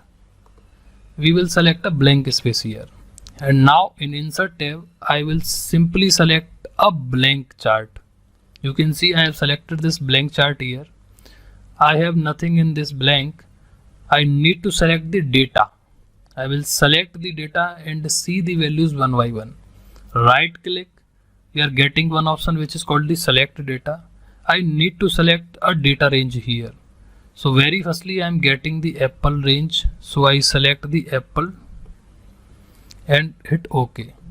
You will see when I have selected Apple, let me just make it broader. So now easily I can understand that how Apple is performing in each month. Also I simply select and delete these. I am getting the months count like 1, 2, 3, 4, 5. You can also edit them. Again, you need to select data. In the select data you need to edit, and in the access level range what you want these numbers and OK.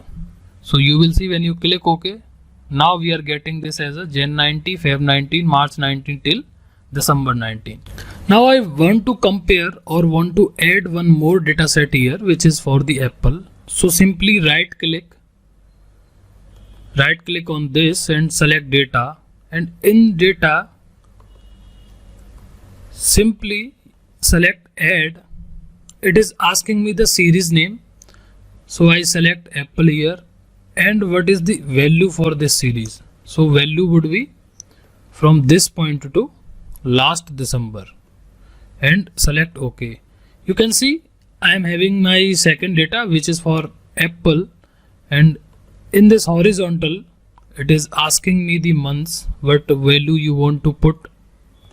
So I select this again and click OK. So now you will see I am having my months on the bottom, or you can say the horizontal line, and my data this I select. This is for Apple, and then I select this, and this is for HP. You can see this is for HP and this is for Apple. But now one more thing, you can see I am missing my legend here. What is the legend? The value which we can see that dark green line is representing what and this line is representing what. So how we can add them quickly? You need to simply click on this design option, and you in the design you can see very first option we are getting is the add chart elements. When I select this, you will get the different options you can add. For example, axis, you can select primary horizontal and primary vertical. So you can see by default we are getting primary vertical, and in this we are getting primary as a horizontal. Axis titles, you can select like primary horizontal only, the vertical only. Axis title you can provide also. In the chart title, you can get the chart title above the chart. Also the data labels, you can simply select like this way. You can get the values in the right, left, above, below. So suppose I select the data table with the legends key like this, no legend like this, so error. So this is the many options you can practice and use them as per your need. I need to select the legends only, so I simply select quick layout. In the quick layout I'll select this third option. There are many options available, I select this only. So when I select this, you will see I'm getting now the legends which is HP and Apple. That light green showing me the HP and the dark green is showing me the Apple.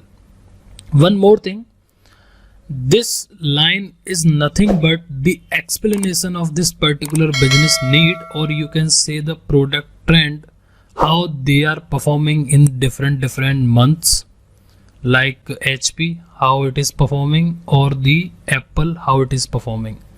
Now by seeing this, still I am not getting a clear trend. I am able to get the data in a specific manner as compared to this. If you compare these two, then 100% or very surely I am getting the more clarity in this chart. In this chart I am getting the more clarity as compared to this one. But still I want more clarity. So what we can do, we can select any. For example, I select the Apple first and right click. I want to add the trend line, which means I can identify how trend is going for Apple in an entire year 2019. So you can see I am getting a dotted line which is called the trend line for that business. So I select this as a linear, and you can give it a name, automatic custom name you want to give, you can. Forward, backward, you can also fill it or design it. I select the color as a dark green for this. Brown arrow would be like this. Similar way you can choose many options, whatever you want, or also from the design or the format you can select the shape outline. In shape outline you can select the shape of this like this, and also this way. So this is how a trend line can help you to find the trend. So you can easily see that my line is starting from here for Apple and it is going down line. That means as compared to January, in the month of December, the sales for this Apple product are decreased. Now we will see for this HP, again select and select the trend line, and I select the trend line this and hit OK. You will see now we can easily compare both the products, that by the end of December or in the month of December you can see HP is more down than Apple. So these are just journal number which I have taken as sample or the example case study by me to make you understand that how line chart can help you understand the trends and the flow of the business. So this is our simple line chart. You can design the same chart and the same format options. You can utilize the color combination as per your business need. Very quickly I will show you. I will make a complete a decorated one chart, and that one step will applicable to all the other charts. You can design them accordingly as per your need. Next is the combo chart. In the combo chart you can see I have some sample data First one is product, sales, discount and profit. I want to compare these product price, or you can say this sales amount with the discount and profit. I want to see the comparison or the changes. So I simply select this data and select a simple bar chart. Select here, and in this just simply right click and change chart type. In the chart type, you will see in the bottom I am getting an option which is combo. So I simply select this, and now in this we can easily make a chart as a combo chart. So what I want is, I want my sales to be there as a pillars, and I want the comparison for the discount and the profit. So I'll keep them as my secondary axes. So this is my secondary axis, which is discount, and another is profit. So simply click on this drop down and choose this line, and as a line with markers, and OK. When you select, you will see I'm getting some lines. The first one is the sales, which is obviously these pillars, or you can say the data series as per the language of charts. Next, I'm getting an horizontal axis, the legend axis we can say, which is discount, and the last one is the profit. So this is how you can make and design the combo chart. The combo chart can help you in better understanding between the multiple fields, like this way. You can design, decorate at as we have done this before in the remaining charts, like above, sales report by countries, or the H bar chart or the B bar chart. So this is the combo chart. To see the comparison, you can easily notice and analyze that how this line trend is going as per the sales for the different products. Next is the pie chart. In pie chart, I have product and sales only. I want to see them as in a circular pie format, you can see. So these are the sales for different products, and I can also, you can select the data series for them, also select the data labels. You will get the amounts. There are multiple options in the pie chart. To practice them, select the data again, go to insert and select this pie chart, and this time select the 3D pie chart. 3D pie is use this pie, show the proposition of whole. Use it when the number is equal to 100%. The chart contains only a few pie slices. Many slices make angles hard to estimate, which means this can easily help us in the estimating. So this is the pie chart. Also in the combo chart, you can see we cannot able to understand the comparison between the numbers. So what I can do, we can also get the discount percentage and profit percentage here. How we can get? Equals to discount divided by the sales number. You will get this percentage value.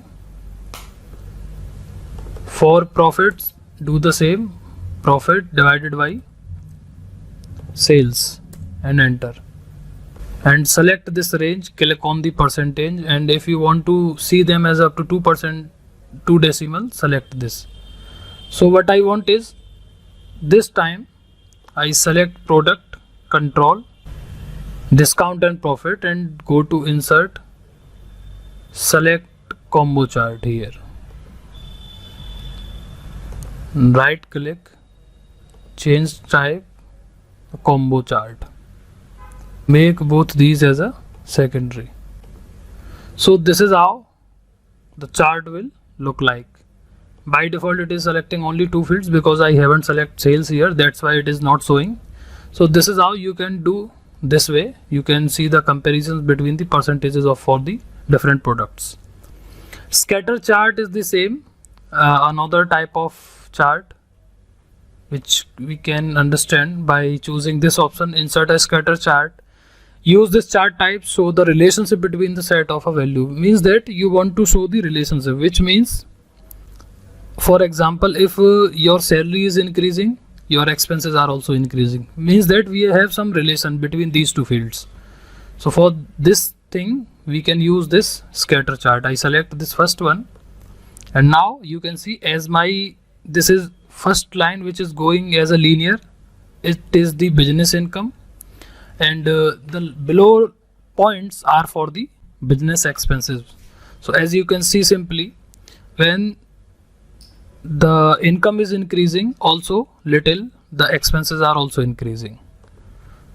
So a scatter chart can help us understand the relationship between the two fields, or we can say the dependencies between the data. We can find this. You can also select as a trend line or add a trend line. You will see this. Similarly, select here and right click and add line. Also select this which is called the marker. So now you can easily find the difference. As my income is increasing for business, also the expenses are also increasing as per the time. Next we are having the bubble chart. Bubble chart also helps us in understanding the data in the different chart type. Right, drop down and in the bottom you will find this bubble chart. Use this chart type. Compare at least the 3 sets of values or the pairs of data. Show the relationship between the set value, which means we are having more than 3 values or 3 fields, but currently in my data I am having only 2. So this type of chart can help us understanding the multiple categories relationship, or the how the multiple fields or the data fields are related to each other. We can get with the help of bubble charts. So these are all the chart types we have already seen. More in detail we will see while we will be dealing with the project, the major project for the dashboard using the pivot tables and all. So these are the mainly used charts in my Excel. I am having the same data, the product, sales, discount, profit, the discount percentage and the profit percentage, which we were having the same data as above. In this data I am going to explain you or show you the complete designed chart. I have taken this discount and profit percentage same as like discount percentage is nothing but, if you click here you will see the discount divided by the total sales. So I select starting 2 column, which is product and sales, press Ctrl, select discount and profit percentage column, go to insert and select a chart, any chart here like this. So you have already seen we have selected this chart before. Now in this chart you can see on the bottom I am having, or you can see the legend entry, sales, discount and profit in 3 different colors. But when you look into the data series or these bars, I am not getting the values for discount and profit because these values are in percentage and very less. So as you know, we cannot compare the numbers with the percentages. So what is the solution for this? Solution for this is I simply select this chart area, right click, change chart type, and I'll make it as a combo chart. I'll keep the discount and the profit on my secondary axis as the percentage change. So you can see now I'm able to see the change or the sales, discount, profit as the same chart we were having above here. So this is the comparison between the numbers and the percentages, and now you can easily see the percentages which I am getting. Now let's decorate and design this chart in some modification. Select this plot area, increase the size little bit, select these lines and press delete. Right click on data series, format data series. You can select the gap, so I have selected this way. Also we can fill the color. So I'm going to fill the color from here, format, shape, color, and I'm going to give them as a white color. Now after that, you can also right click and select the data labels so that we can get these values as the upper part this way. Next, I want to modify or edit these trend lines, or we can say the data series. So simply format data series, and in this select and select marker. So no fill, or we can say the solid fill. Go to marker option. I select the built-in markers, which are like, I select this one and increase the size by this way, 12. Similarly for this, you can select the title from here, whatever the title you want to give. So this is how you can decorate, design and see the change as per your numbers in your chart. And you can decorate this chart as per your need. So this is my profit. On the above you can see this is my profit point and this is my discount point. Next in the series, I am having the speedometer or the dynamic charts. Before that, in the insert tab, I am having the spark lines, filters, links, and these options we will be seeing in the pivot tables when we will be dealing with pivots. So these are related, slicer and timeline, with the pivot tables. Next is speedometer and the dynamic chart. What is that? For example, I am having a product which is a data science course. I am targeting 10,000 students to be enrolled. Now this is my achieved, just an example number or the random number I have taken out of this. And next one is the percentage of achievement, what percentage I get. So simply this number divided by the target value. Next is my pointer and blank. We will see this, what is that. Now I have decided a criteria that if 0 to 35%, then it is a low performance. Next 35 to 35 means that 36 to 70%, it is an average performance, or greater than 70, or you can say from 71 to 100%, and it is a high performance. So I have selected this, and combinedly it is coming as a 100%. You can see in the bottom as sum. Now in this I have taken this blank, which is 50%, that is extra part. Now the same, I have selected a pointer here, which is 3%, a value I have taken as a pointer, and a blank value. Blank value is nothing but combinedly, if I combine all the 4 values, it is coming as a 150%. So now what would be the percentage of blank part? 150 minus pointer plus percentage of achievement. Now what is this pointer? This pointer is nothing but, you can see I am having a chart or a graph here. This black part, this black line is indicating as a pointer. So this is 3% is nothing but the width of this pointer. And the blank area or the blank I have selected here is nothing but this blank part, which it is having no color. So what is that speedometer, or you can say the achievement performance? Simply, for example, out of 10,000, I got the enrollment around 8,200. You can see I got the 82%, and now also I can see the change here in speedometer. So it is nothing but a kind of achievement performance speedometer. You can see, for example, I select here only 800. Now in 800 you can see it is an 8% achievement. It should be come under the low performance. So now it is my low performance. How I am able to get? The red area part is my low performance, yellow is average, and green is the high performance. So let's design this from scratch once again. So how? Simply select these 4 and go to this pie chart, and in this pie chart select the donut chart. Select donut chart and remove these. Now click on this area and right click. Firstly, before right click, select format, and in the outline select no outline. We don't want any gap between these. Now next right click, format data series. In data series, very firstly make it as a 70% so that we can see them as a broader.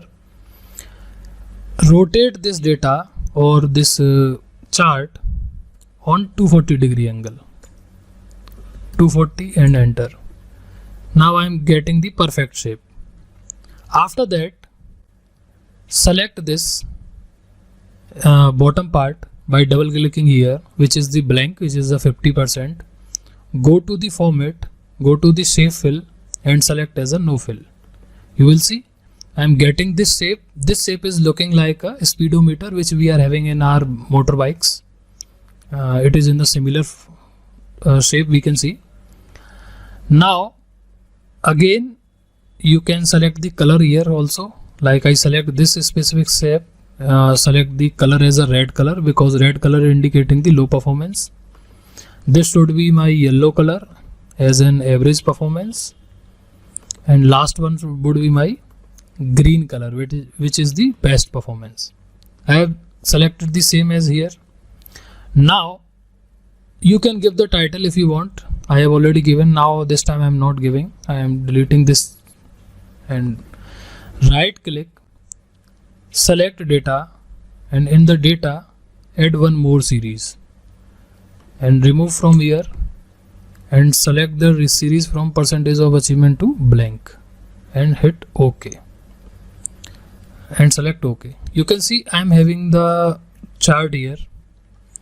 So select this, right click, format data series. Now this time we need to select the outer part, the outer graph, and rotate it to 240. It is already set. Now after selecting, go to design or the insert tab and select and make it as a pie chart. I have selected this as a pie chart, and simply in the pie chart select this large area, go to the format and select the shape fill as a no fill. This is now selected. Again this time select this specific area, go to shape fill and no fill. So you can see now I am getting my arrow as a speedometer. Also you can reduce the width if you want, or simply select this and give it a color as a black, white, whatever color you want to give, you can. So now if I do any changes here, like I make it as a 8000 now, you can see it is changing. It is also changing now 80%. Also go to insert and in the insert select shape, which is the rounded, so that we can get the number here. You can fill the color like this way and press function plus F2 if you are using your laptop, or if you are using your desktop or simply keyboard, just press F2. After pressing F2 you will be redirected to this formula bar. In this formula bar I need to select this value, which is the percentage of achievement, and hit enter. And you can see now currently I am not getting because I need to select the text color as a white, make it in a center little bit and make it bold. Increase the size by 12 or 14 as per your need. So I select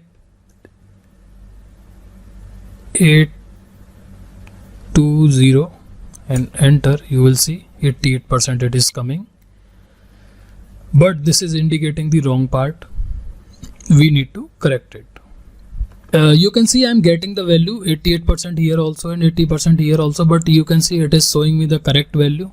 As if I am getting or I have achieved the 88%, then it should be high performance, which is correct in this chart, but I am not getting this in here. Why so?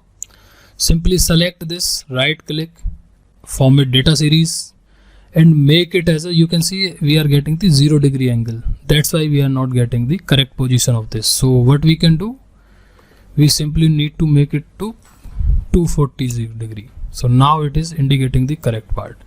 So now if you make any changes here, like 82 I am making, both the charts are showing the same value. Now color combination or the chart you can choose as per your need. Simply go to format background and choose the background color from here also as well. So like this way you can select. Suppose I make it here as a 8, 88, or any value you want to choose between this 99695, whatever you want, 67. So both are the charts showing the same value. So this is how we can make a speedometer as per our performance to check or the achievement records. This is just a fun with Excel, or you can say the practice for the data or the speedometer, the charts, how we can use them. Next one we are having is a dynamic chart. So simply select any blank cell. For example, I select this, go to your insert tab, and in the insert tab select a donut chart. It is a blank donut chart, and in this you can see I have no data. So very firstly, right click, select data, and click here add. We are not giving any series name, but in the series value I am going to add, or you can say I will break this entire part or this value into 20 different parts. So like I am having currently 1, so select 20 times 1, like this way. So after completing the 20, simply check, yes, I am having my 1, 2, 3, 4, and this way and so on up to 20. So just select this part and delete, so that we can make it a large also this way. Now select this, right click, format data series, increase the little bit size of the increase the size of this specific donut chart. Now in the format, go to the shape fill and give it a gray color. So now this is the way I am having my chart. It is a blank donut chart selected with random data, or the partitions 20 we can say. Now in between this, right click and select data. This time I am going to add data. Series name is blank and the series value is these two, the percentage of achievement and the not achievement. So click OK.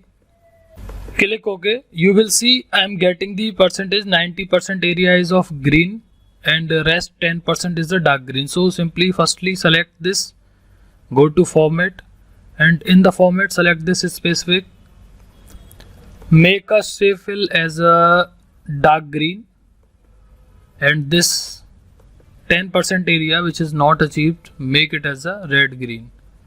Or definitely we are not going to give any color to this. So select the outer chart completely, the outer area, and right click, go to the change series chart type and go to the combo. We are already by default in the combo chart, and simply select and make it as a secondary axis. When you will click, you will see I am not getting those 20 partitions which I have selected, and click OK. Now clearly you can get, this is the 90% which is the percentage of achievement, this is the 10% which is the rest of the part. Now I select this, go to my format, and in save fill I will select no fill.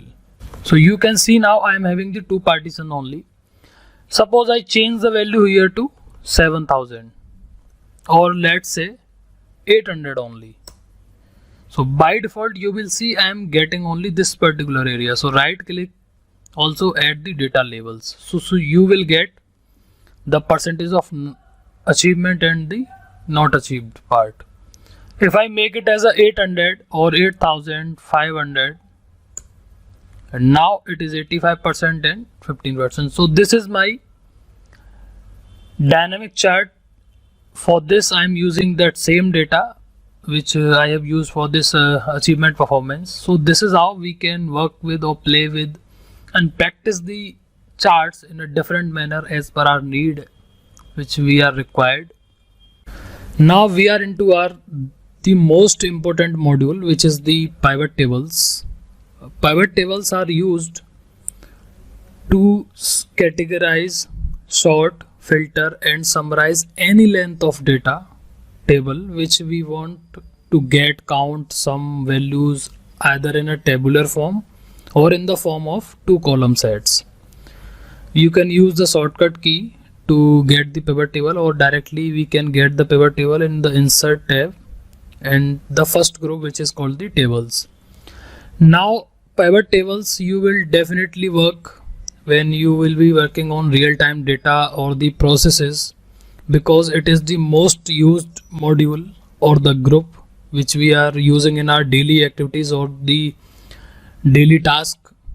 It helps us in summarizing the data and we get some output, a tabular form, or you can say the final exact data we get by using this pivot table. So these are the topics we are going to cover in this: the basic pivot intro, what is the pivot table, how we can use them, what are the basic theory about the pivot.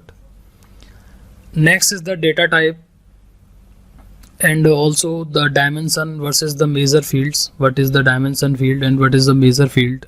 After that, how we can insert a pivot table, row, column, number, what are all these. Then the measure field aggregations, like I want to get the min, max, sum, count, how we can implement all these measure functions or the implementation in the pivot table. What are the pivot slicer, or you can say the filters, how we can connect the multiple pivot tables or the data together with the help of slicer connection. Classic pivot tables, get pivot data, and the combo works. And after completing these basic 3 steps, we will understand the dimensional field options like formatting and group and ungroup, expand, collapse. Measure fields like format cell versus number format, and summarizing value by count, sum, average, min, max. Show the value as the option like percentage of grand total, percentage of column total, percentage of row total. So this is how we are going to cover up this complete pivot part. So in the very next, I am having my data on which we will apply the pivot tables and understand the summary, how it can help us in summarizing this data. So very firstly, understand this data. This is the data about a sales. This is the sales data in which I am having some few of my employees. I have taken this data for this better understanding as an example. So these are the employees, these are the employee names, and we are having the multiple products which are sold in the different years like 18, 19, 20, 22, 21, whatever the year we have given. Also the zone, north, south, west, east, the number of sales, or you can say the sales count or quantity, and this is the amount against these quantities.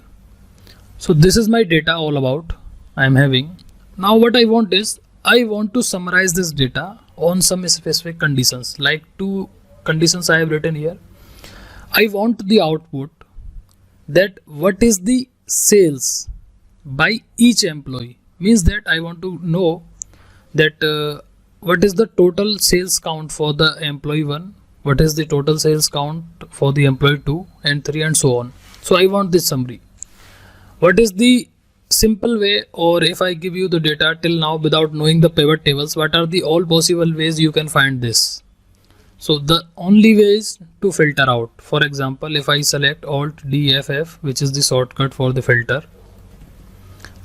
Now in this, for example, I want to know the details or the sales count or the amount total for the employee 1. So I select employee 1 from this data or the drop down. So these are my employee 1. This is the different products for employee 1, and this is the different years zone. So employee 1 has done, if I drag and get the sum here, it is coming as a 1670. So total sales the employee 1 has completed is the 1670. The total amount he has completed is 292975. If I want to know about the employee 2, again I need to select employee 2 from here and then implement the same. Do you think this is the way to get the summary, or in the daily life or the daily working with the Excel, the company is using this approach, or other people are using this? No. Simply we can get this summary or these two situations which I am having. First one is what is the sales by each employee, just within seconds. How? Click anywhere in the data, within data, and go to insert tab, select pivot tables, very first option. When you click here, you will get this pop-up window which is a create pivot tables. So by default it has already selected the complete table range up to what row we are having our data.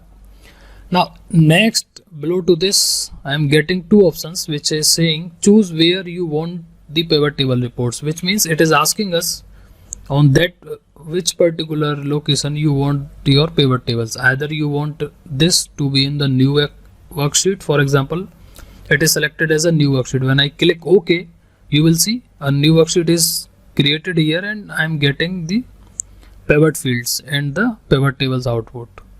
So this is the first option, but I don't want that. I delete this sheet and I again go to my pivot and select this and go to insert, select pivot tables, and now I am having the space in my same sheet, so I simply select the existing worksheet and select this column and hit OK. So now you will see I have my pivot tables here. Now we don't need to see here because this every data part I am getting here. So first understand the pivot table fields. What are the fields? So these are the list of the fields which are we are having. First one is the filter. Filter means we want any field to put them in a filter, like I want to see the zone wise, so I want to put the zone in the filter so that I can filter out the south, north, west, east easily.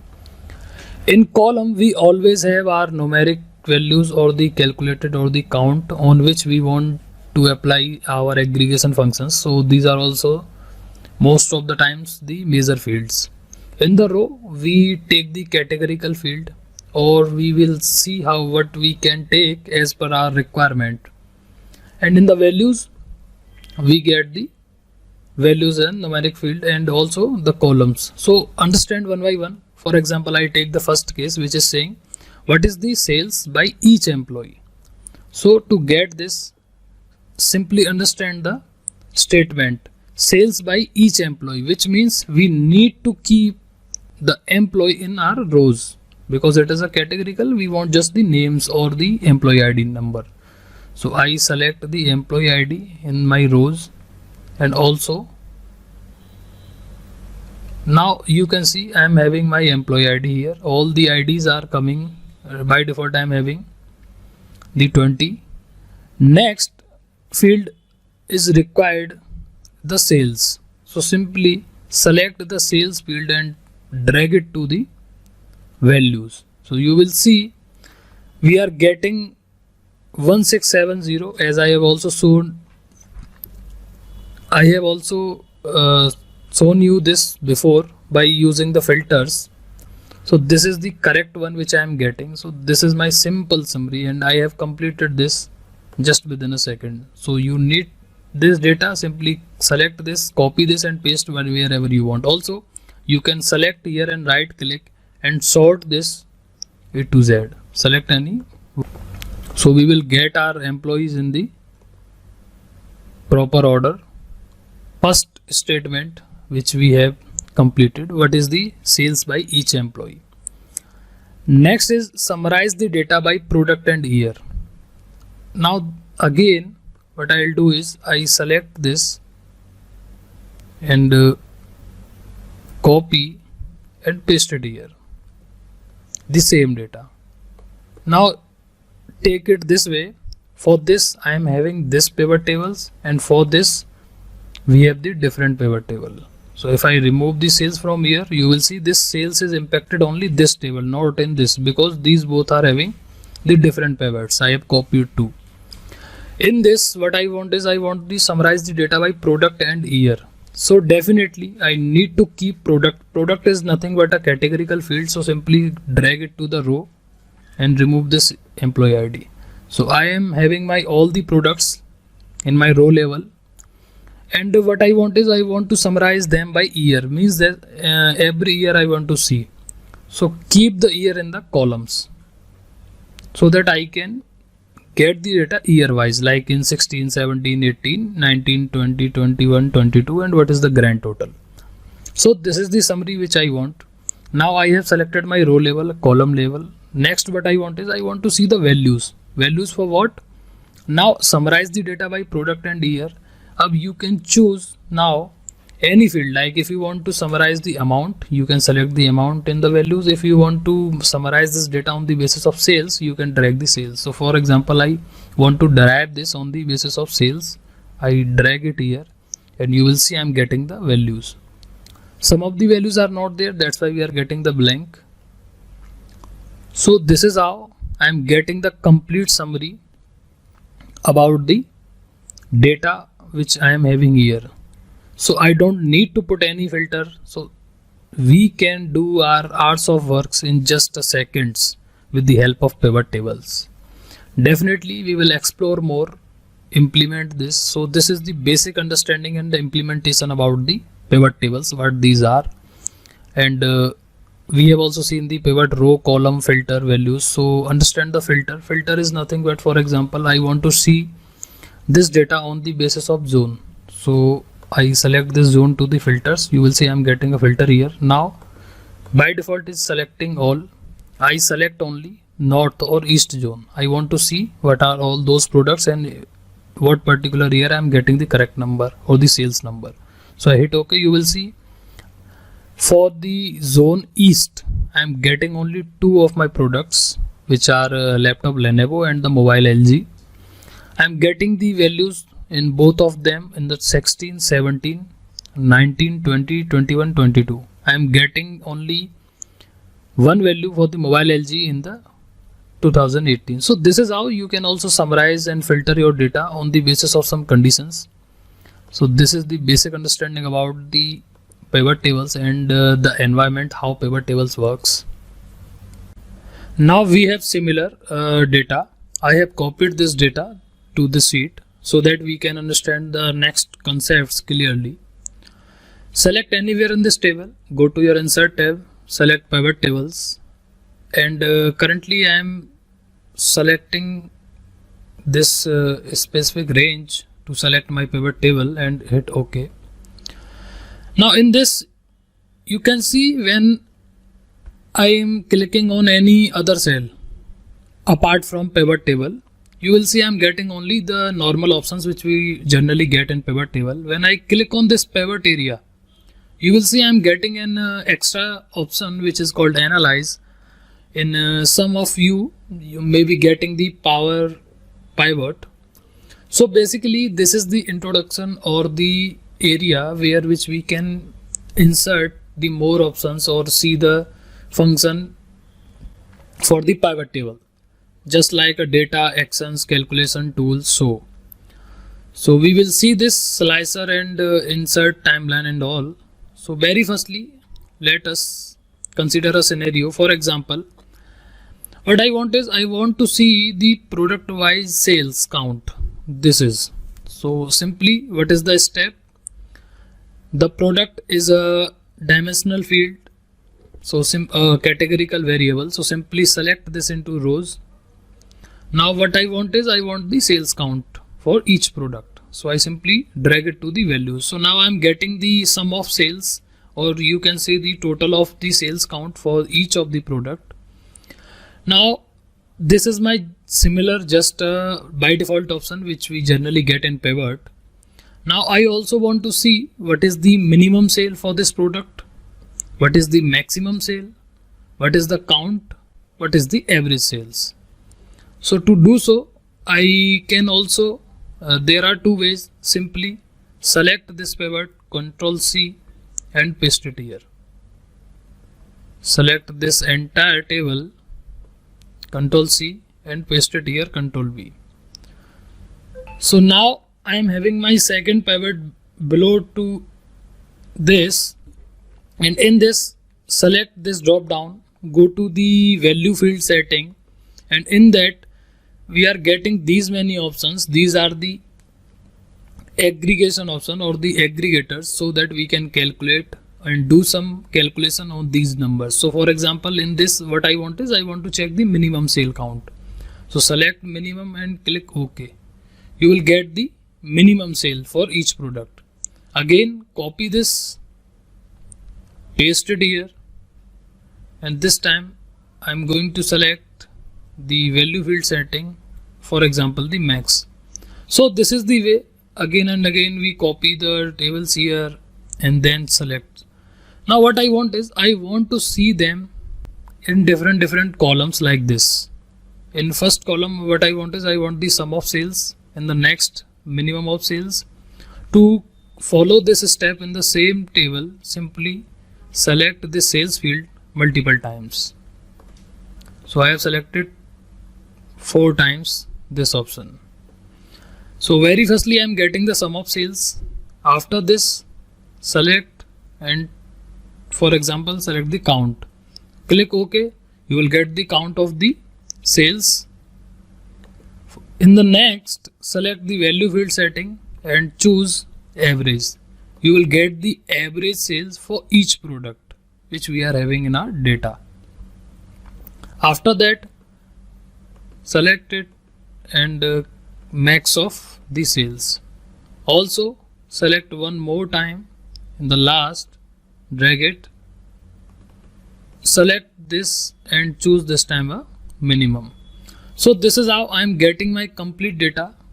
In that I can easily see for each of the product what is my sum of the sales, which means the total sales, the count of sales, average price or the number or the count for the sale, maximum sale, minimum sale for each of the products. So this is how we can utilize these options. These are nothing but the aggregations. So these are the aggregations functions and also known as the measure fields. So these are the measures and the categorical part or the categorical fields which we are having, like product, employee name, employee ID. These fields are the dimensional fields, which means the categorical, also the year and the zone. The number on which we can do any calculation, we can perform any task. So this is the numeric field. So these are the measure fields, which means we can measure the parts. Now next option is what I want is I want to see the sales year wise, product wise sales. So how we can achieve this, we will see. Suppose I select this, simply select the last one and delete it. I don't need it. Now in this what I want is I want to see the year wise, product wise, what is the sales. So in this is the beauty of pivot table, or also this is known as the classical view, in which we can select the more than one categorical field in the rows. So like firstly remove all this. What I want is I want to see the year wise sales. So very firstly I want the year, which is here. Next what I want is I want the product, which is here, and I want the sales number and put the sales in the values. So you can see I am getting 2016 first, then all the products and whatever the total count of 2016 sales, and also the individual sales count for the each of the product for this particular year. Similarly for 17, similarly for 18, and so on. So this is how you can summarize your data on the basis of multiple subcategories also. Now this view of pivot is known as the classical view. In this, simply select and right click. You will see you are getting an option which is called the subtotal year, the count. You can remove it if you want. So I simply deselect it. I am not getting any count here now. So if you want to keep it, you can keep. So this is also, you can right click, go to the pivot table options, select OK, and in the display select the option which is called the classic pivot table layout. Enables the dragging of the fields through the grid, and click OK. You will see now I am getting my data in a tabular form, which means I am clearly see this is my year field which I am getting. These are my products for each year, and this is my count the total value which I want. So I simply remove the subtotal from here so that it would look like a complete table. So this is how this pattern, like year, product, total, so this is known as the classical view of pivot tables which we have in our list. So next is the get value. For example, I have this data in my pivot table. What I want is, I am saying to you that please give me the data or the average sales count for the mobile or Apple. For example, what I want is, I want the sale value, or you can say the average of sales. So simply select this text from here and paste it here. So what I want is, I want the average sales for which product? For, let's say, mobile Apple. So what is the value? Simply right click equals to and select any value and enter. You can see I asked to get the value of the average sales for the product Apple. Now in this table or in this data, you can see the Apple average sales value is 328.9, but I am not getting, I am getting 2743 here. So how we can get the value from a table? Just simply using the formula which is called the get pivot data. If you don't want to remember, or select equals to here and click on any value. So when you will select pivot tables and click anywhere in the pivot, you will see I am getting this formula by default. So this is how you can get this value. Now understand this, how we can get the average sales for the product which is the mobile Apple. Simply you can see when I am clicking here, I am getting the formula bar which is product and mobile. Product is my mobile Oppo and sum of sales. So very firstly, I don't want sum of sales. What I want is remove it. I want the average sales. For product is nothing but my this value, mobile Apple, and enter. Also you need to select the range from here, from this to this, or in a simple way, remove all, click equals to, and for example 328, it is the value, and hit enter. You can directly fetch the value by using the get pivot data. So this is the use of get pivot data to fetch the value from the pivot tables. So we have already seen in this part like how we can get the sum of sales, count of sales, min, max. What is the classical view of pivot table? How we can also get in a proper classical view just by simply right clicking and choose the pivot options. Also the get pivot formula which can help us in fetching the values from pivot tables. Now let's understand, as we have already seen the filter part. For example, if I want to see the zone in this data, not in this table, but definitely I select this part and choose the year here in filter, you can see. Now for example, I want to see the data or the values for the year which is the 2016. One way is I simply select the filter as year and in the drop down select any year which I want. Now we will do this by using the slicer here. Select in pivot table, go to the analysis and insert slicer. Now in the slicer you will see I am getting all the column names which I am having in my data. So what I want is, I want the slicer for year. Select year and click OK. You will see I am getting the list of the years which I am having in my data.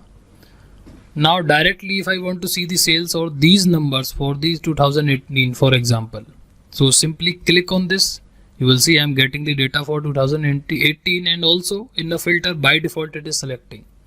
If I select 19, it is selecting 19 and I'm getting the values for 2019. Similarly for 21, similarly for 17, or you can simply select one, control 18, 19, you can also select the multiple items, and here you can see I'm getting the values as a multiple item. So this is how my slicer is, and the use of slicer we can filter out the data with the help of this. We have already seen the functionality, the different part of the slicers. Now I have the same data in my different sheet, and in this you can see I am having all my options, the complete source data which we were having in the recent two, like in pivot 1, pivot 2. So basically we are going to cover some advanced part about the pivot tables here. So select anywhere on the data, go to insert and insert a pivot table into this worksheet which we are currently having in front of us. So select this and click OK. Now I am getting my pivot tables. So before move into the pivot, we need to understand the dimension versus the measure. Means that what are all the dimensional fields and the measure fields which we are having in our data. You can see I am having these 4 columns which are employee ID, employee name, product, year and the zone. So these all are the dimensional fields. These are in the categorical. So select all these like this way, Control C, copy, right click here, paste spatial as the values and transpose. So you will see I am getting all my fields. So these are the fields which are dimensional in my data, and the rest two which are the sales and the amount. These two fields are my measure fields, which means I can do the calculation or the aggregate function application on these two fields. Now we will understand. For example, I click here on pivot table and select the product wise the amount. What I want is I want the total amount or the sum of amount for each of the product. So when I'm clicking on this product means this is my dimensional field. When I right click on this, you will see I'm getting some list of options like copy, format cell, refresh, sort, filter, subtotal. Similarly, when I select any measure field and right click, you will see I'm getting the another different fields options for the measure field. So we will see what all these are, how we can utilize and use them one by one. So very firstly I am having the options for my dimensional field. So in dimensional, when I select and right click, you will see first option I am having is a copy, which is the similar function which we do like Control C, simply copy or paste. This is just a simple copy.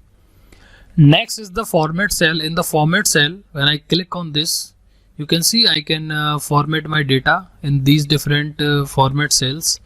This option we already know from starting, like if I select fill here or the font, and if I select this option strike through, which means it will create a cross line between the text.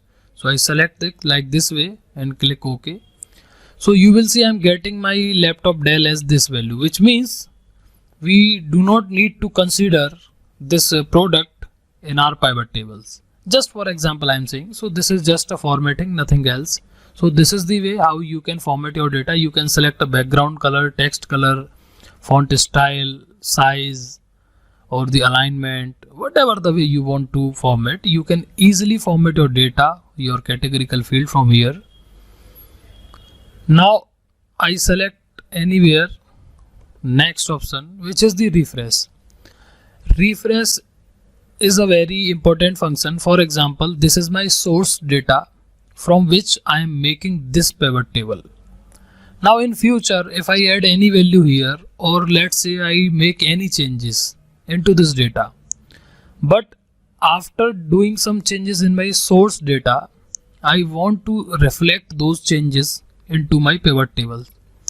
To do so, I need to right click and refresh it. Also, you can get the same option, select here, go to the analyze, and you will see I am also getting the refresh here. So always remember that whatever the changes you have done in your source data after making the pivot table, to get that reflected in your pivot, you need to refresh your data from here, or simply by selecting any field and right click. And right click and press refresh. So this is the way you can get your data refreshed. Next is sort. Sort we already know, A to Z, Z to 8. For example, if I select A to Z, so it will sort the data. By default it is already sort. So you can sort your data on the basis of alphabetically A to Z and Z to A, and you can select also the more sort options. When I click on this, you can select ascending to descending. Similarly, the next option is the filter. You can filter out the data. For example, if I select filter and keep only selected item. For example, by default my product laptop HP is selected. When I right click and filter and select this option which is saying the keep only selected items, so click on this, you will see I am getting only laptop HP product details, the sum of amount, which means I have filtered this data on selection. So clear selection here again, and filter. Now hide the selected item. You can also similarly for keep, similarly for hide. If you will select this, the selected item would be hidden. So again right click and select all and click OK. Now after filtering, or you can say next is my subtotal, which we have already seen. That for example, if I also have my year wise product amount, so this is the get, I'm getting the subtotal for each year. Like 2016 I'm getting 920517. Suppose I want to hide or remove this subtotal, so simply select anywhere in this data and right click and remove subtotal here. So you will see I'm not getting any total value here. So this is how you can use this feature, which is the removing subtotal. And when I right click, next option is the expand and collapse. So what is that? Again, if I want to see the zone wise product sales or the product amount, so you can see I'm getting an button here which is the minus. When I click on this, it is collapsing the data. And if I am again clicking on this, it is expanding the data. Also you can do the same by right click and expand. You can see now this is the way to expand your data and collapse your data. So 4 options we are getting: expand, collapse, expand entire field, expand the collapse entire field. So when I click on this, you will see my entire field is collapsed. So this is the use of collapse and expand. After this, the option we are getting is a group or ungroup. So what is that? For example, if I remove zone from here, you can see I'm getting the list of my products, and I want to select these top 3 and want to put them in a group, which is, or you can say that in category A, the remaining in category B. So how we can do that? Right click, group data. You can see I'm getting my group 1 and select rest of the part. Right click and again group. So you will see I am getting the group 2, group 1. If you want to modify this, simply click on this, select, you can make it as a category 1, and below you can make it as a category 2. So this is how we can group and ungroup our data. So to ungroup, simply click on ungroup. So now I am getting my original values. So this is the use of copy, format cell, refresh, sort, filter, expand, collapse, group, ungroup, move. If you want to move this particular item, for example, I want to move this LG product on the top. So select this and move LG to beginning, up, down, and you can select. So if I select this on beginning, you can see I'm getting my mobile LG and this value on the top of this table. So you can move your data on or the specific cell by selecting here any value. If you select this laptop Lenovo and right click, if you remove the product, you can see the entire product column or the dimension column is removed from the rows by default. So I again select this. So this is how we can remove our dimensional field from the pivot table. In a field setting, click on this. Generally we are getting the layout print automatic, so it is not mostly used, but we can get the options for the dimensional field. Next I am having is the pivot table options, which we have already seen, but this time again I click on this. So in this you can select the display mode, totals, filters, printing, data, all text, whatever you want you can use, but mostly I used personally for this purpose only, to make it as a classic pivot tables this way. So this is now the classical view of the pivot tables. So these are all the, if you want to hide this, for example, whenever I am selecting this pivot area, you can see I am also getting these field options or this specific part. If what I want is I want to hide this, so right click and hide the field list.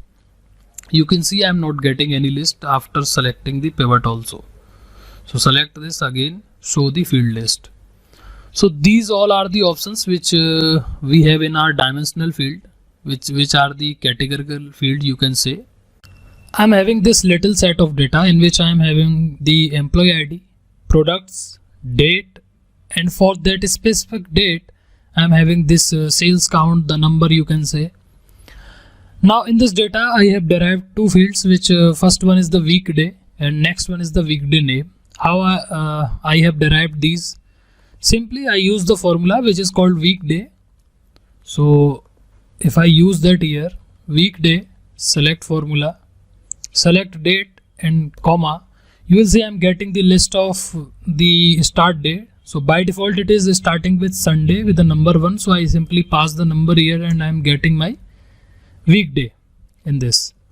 Now to get a weekday name, I am using here these same values, but to get these weekday name, I am getting a custom formatting. So simply select, or you can say select this cell, press Ctrl 1, and in this go to the custom formatting and pass here DD 4 times D, which means the month name, weekday name you will get. So click OK, and I am not getting any value because I don't have any week here.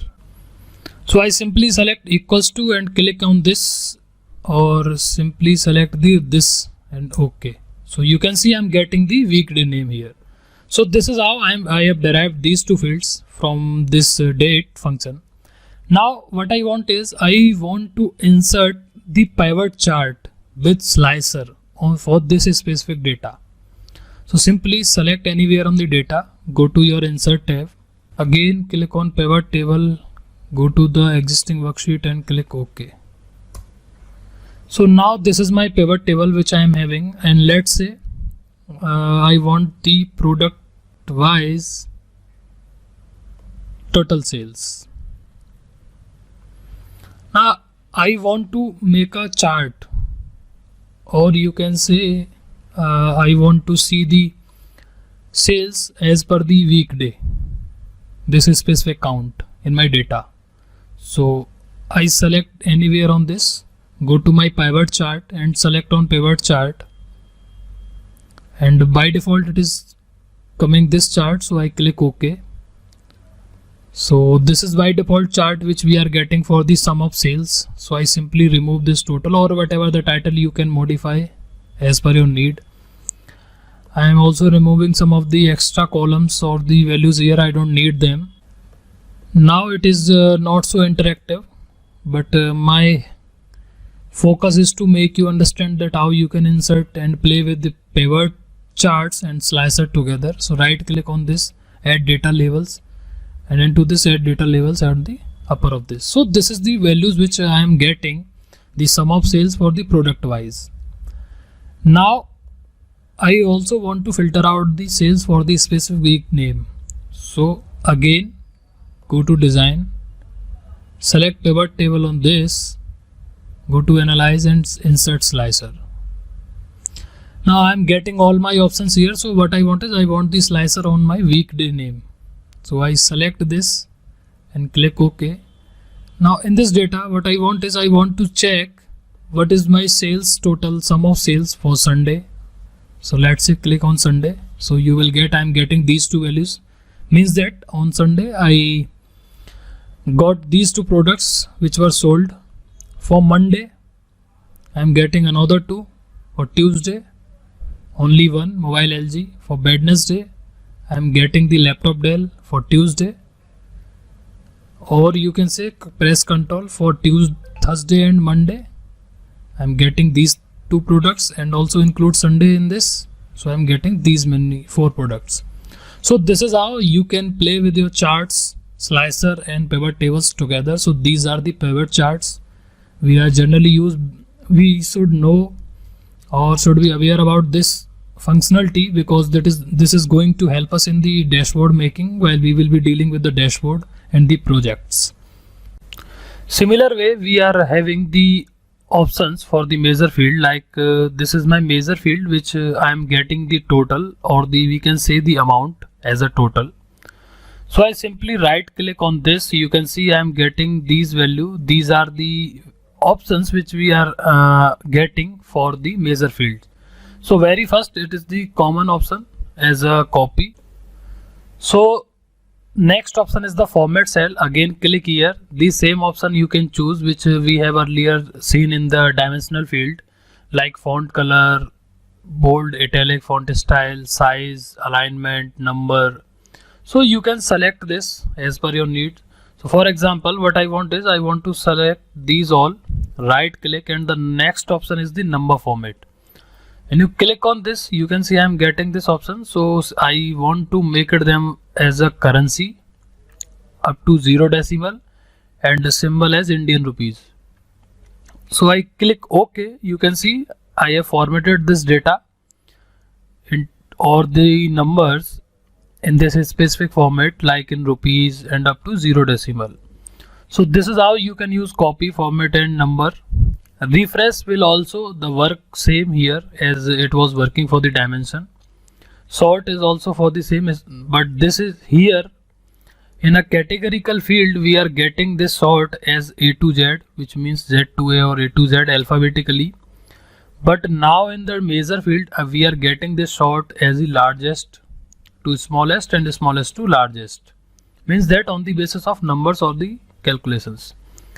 If you select this remove some amount, it will remove this option from the values. I click here, you will see I'm not getting any value because it has removed this values or the amount from these values. So again I drag here, I'm getting the values again, but my format is not there because it is removed. So again right click, number format, make it as a currency up to 0 decimal in Indian rupees. Also you can select dollar or whatever you want. For example, this time I select dollar and click OK. So I am getting my sales in dollar format. Next option is the summarize value. We have already seen how we can get these values. Also you can select here the value field setting, the same options which we are getting here, the value field setting, or you can directly get these summarize value by sum, count, average, min, max. We have already seen product and the more options. Next is the show values as. So this is the important. For example, I select the zone here also. Now I am getting my zone wise product sales. Also I am getting the subtotal for each zone. For example, this is my east zone. I am getting the east total. This is my north zone. I am getting the total of north zone total, and the south and west, and in the last I am getting the grand total. So now when I right click on this, you can see show values as. We are getting many options, like I want to see the values as the percent total of grand total. Means that what percentage of the grand total is this sale. which means out of this, what is the percentage of this mobile LG in the east zone from the grand total, simply. So how we can get? Right click, show values as the percentage of grand total. When I click this, you will see grand total I am getting 100%. Out of this 100%, the 9.77% sales for the mobile LG I am getting in the east zone. So this is how we can use this option, which is the percentage of grand total. Similarly, percentage of column total. Column total means the same, because we are having our amount in this column. So this is now on the basis of entire column. So in this also we will get the same value. Why so? Because in the end we are having the grand total in this column. After that, we are having show values as the row total. Suppose if I have the multiple values here, let's say the sales, sum of sales also here. Now this time if I select this and also as the row total, so you can see we are getting only single values in the rows. So it will always show you the values as the 100% if this row is not dependent on any other numeric field. So this is where you can summarize your data. You can show the values as the percentage of, you can select this, and you can also select the specific field. For example, you want to see the base field, you want to see the product amount on the basis of mobile LG, or for example I want to see on the basis of laptop Dell. I want to compare that in the south zone. Why we are getting NA here? Because we don't have any comparison between these two products in this zone. But now in the south zone we are having the comparison between these three. You can see if I compare the south zone with these three products, laptop Dell total sum amount is the 100%, but about the laptop HP it is doing great, it is 200.65%, and where about the mobile Samsung it is lesser than the 100%, which is 98.88. So this is how you can get these different options as per your need. Also you can get the parent row total, column total. Parent means if you have a child category, like in this data we are having our parent, because this is my east, this is my north, south. So we are getting these values on the basis of these parents. Like if I select this, by combining these two it is completing the 100%. That means this is the total. So out of, and completely it is playing a role as a parent. So this east parent has these two childs, which is the mobile LG and the laptop Lenovo. In the mobile LG sales is around 56.04% and the laptop Lenovo, which is the 43.96. So this is on the basis of the parent row or the parent. Similarly for all these which we are having, like this south has the three childs. So this percentage is divided into 3. When you complete or sum these three values, you will get the values as the 100%. So this is the percentage of the parent row total. Similarly, you can get the values for the parent total column. Why we are not getting? Because we don't have any other value in a parent column total. You can also similarly get the difference total. Also you can get the rank. For example, rank smallest to largest by product. When you click OK, you can see in the each zone you will get the rank. In this, mobile LG has the rank 2, Lenovo has rank 1, laptop Mac has a rank 2 here, mobile 2 here. So this is the way you to get the rank. Also you can get, or if I select the more option, these are the options we can try and implement for us. Also you can select the more options from here and click OK. So these all are the numeric, or we can say the major field options which we have seen. Also when you click on the show details, it will show you the details about the complete set, which means it will copy the entire set of data which you have applied the filters in the pivot and paste it in a different new sheet to give you the details about these products. So I'm going to delete it. Just show option. So value field setting, same option, count, sum, average, min, max product you can get. Also, if I remove this and again select the amount, you can see I'm getting. Now this time what I want is I want to remove the subtotal zone. So I'm completely getting the simple data, which is the east, north, south, west. And you right click here, you get the pivot options. The same option we are getting, display, printing, data. So this is the way to implement or practice or apply all these options, which are the options for the measure field, to complete your data.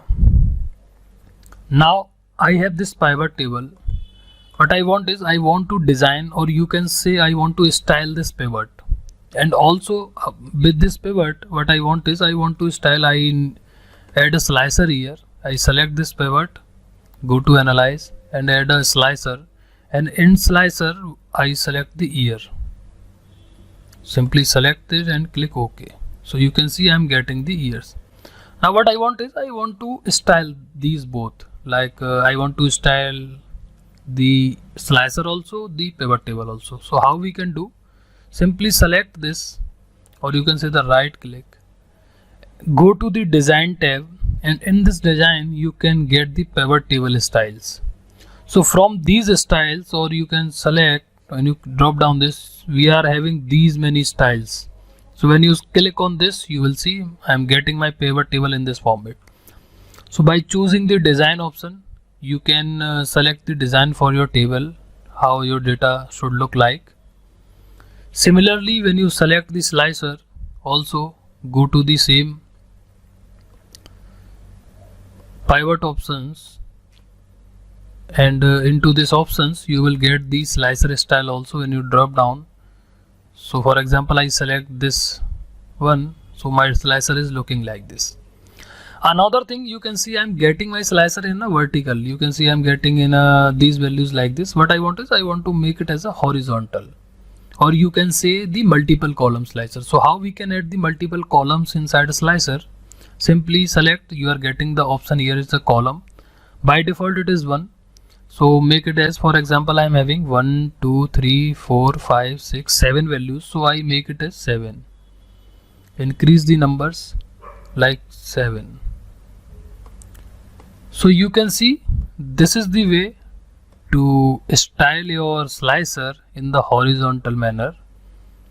Wherever you need to add this in a horizontal, so this is the way. For example, I want to see the data or the sales of amount, the zone wise, product wise, the total sum for the 2016. Select 16 here. You will get the data for 16. For 18, you will get the data for 18. Similarly 20, 21. So this is how you can utilize style your pivot table as well as the slicer. So overall, till now we have completed the Excel basic and intermediate, and practice them. We have already seen what is the importance of pivots, charts, what are the conditions where we need to apply all these. We have also taken some of the live examples, case studies like small data sets. Now after completion of this, we are moving into the advanced part of the Excel. But before starting the macro, till now we are covering all our parts manually, which means we are doing all these tasks or whatever the calculation I am doing is on the basis of the manual effort. You can see I am giving too much time. Now it is the time to utilize some of the Excel tricks, also the VBA, which is the automation in the Excel, how we can automate our work. So one by one we will see this part in advance, and we start with the fun with Excel, in which I will show you the 30+ short tricks, how you can utilize them in your daily work for the Excel. Till now we have learned a lot. It is time to learn and enjoy some amazing tricks in MS Excel. Like very firstly I have some employees data, a basic data set which I have given. Now in this I am having two main columns. First one is the joining date, and next one is the retirement. What I want is, my requirements are like this. I need to find out the working months, the days and the years for each of these employees with these dates. So how we can find these in the months, days and years? Simply like this way. This is just an example. The first line I have taken. For example, this is an employee who has joined in at this date, like 12/01/1990, and retirement at 15/08/2007. I need to calculate the months, the working months of this date, days and the years. So how we can find it, we will see. So very firstly, just start with your formula, which we have already know, dated if, like this. Select this. Simply after writing, select the first date, comma, second date, then in between inverted commas give your format. Like in this column I want to calculate the month, so I will pass M, close it and pass the end and inverted comma white space again. And why I am giving, I have completed my formula till now, but I also want to this month's text also. So simply after end, pass end once again and this, and make it fix by pressing the F4. So select this and fix it and enter. So you will see I am getting my months. Similarly, you can get days as well. Copy and paste here. So it is, we need to change some values here, like we need to select A here and B here, and in this we need to pass the D, and this time what I want is, I want my days, so simply pass D and enter. So here are my days. Drag in, again copy this formula and paste here, same.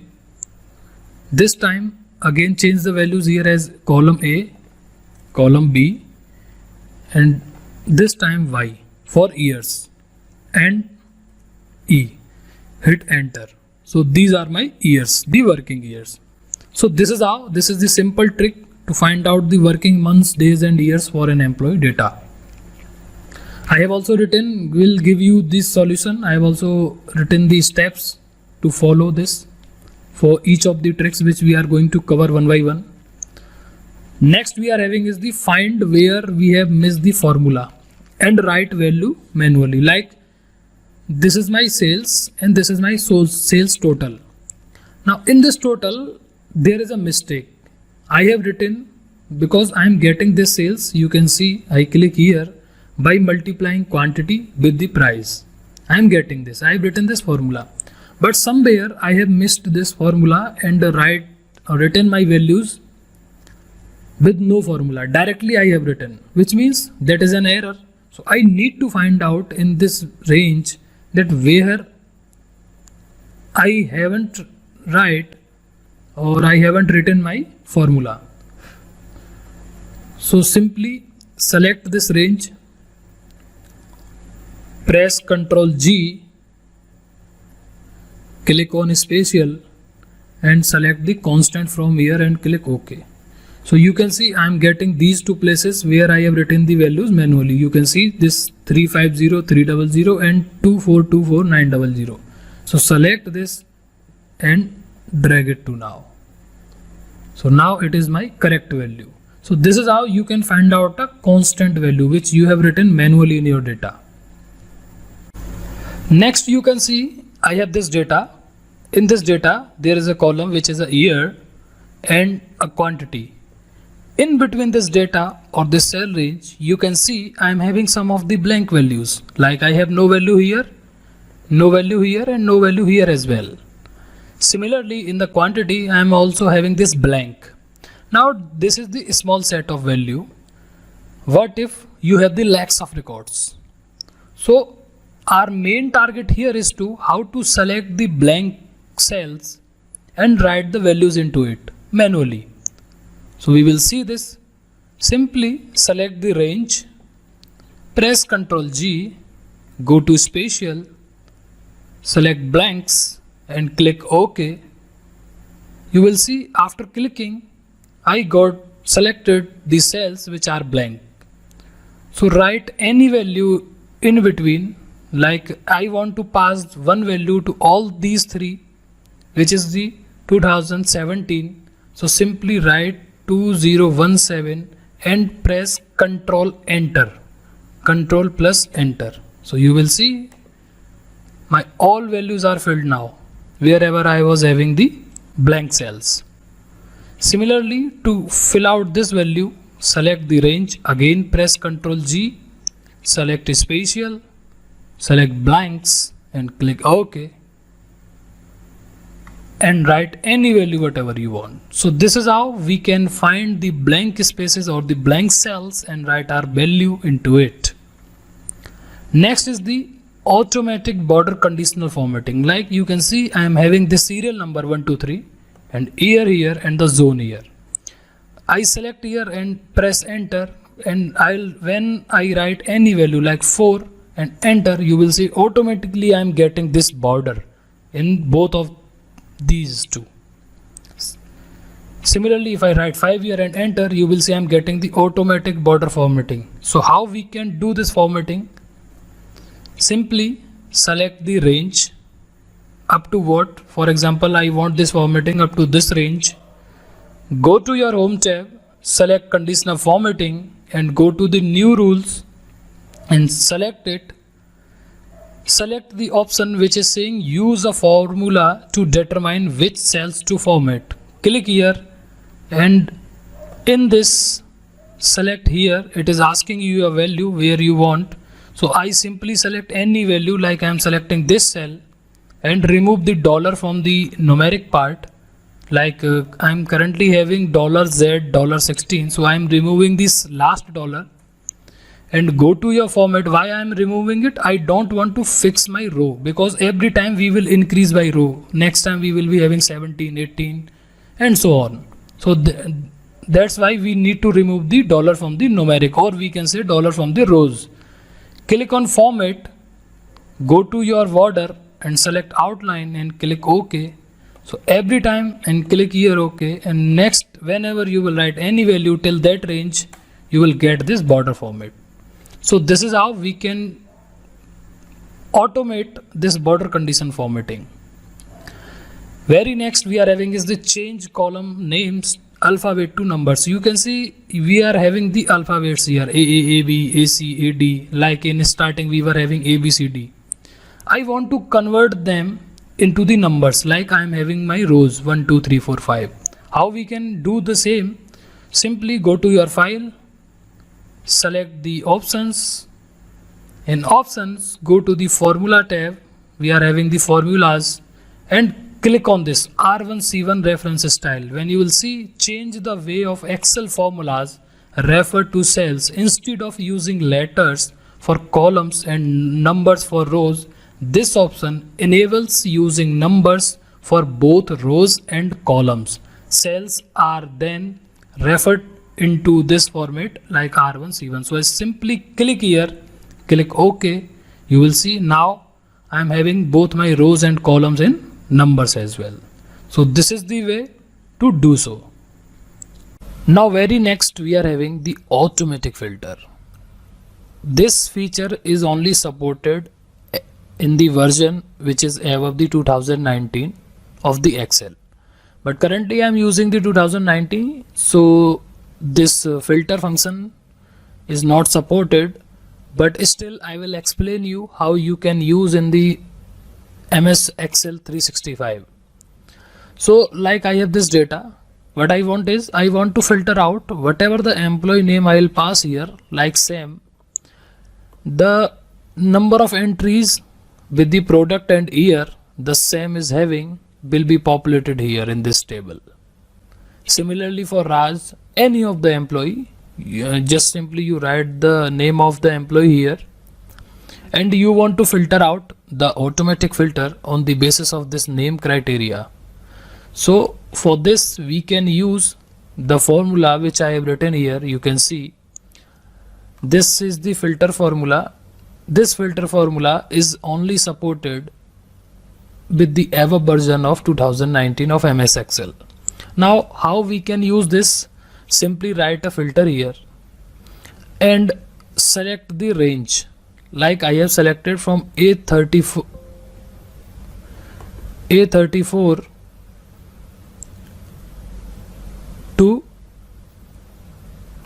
this range. So you can see now I have selected the first range as A34 to C53. What is the C53? This one, my entire range.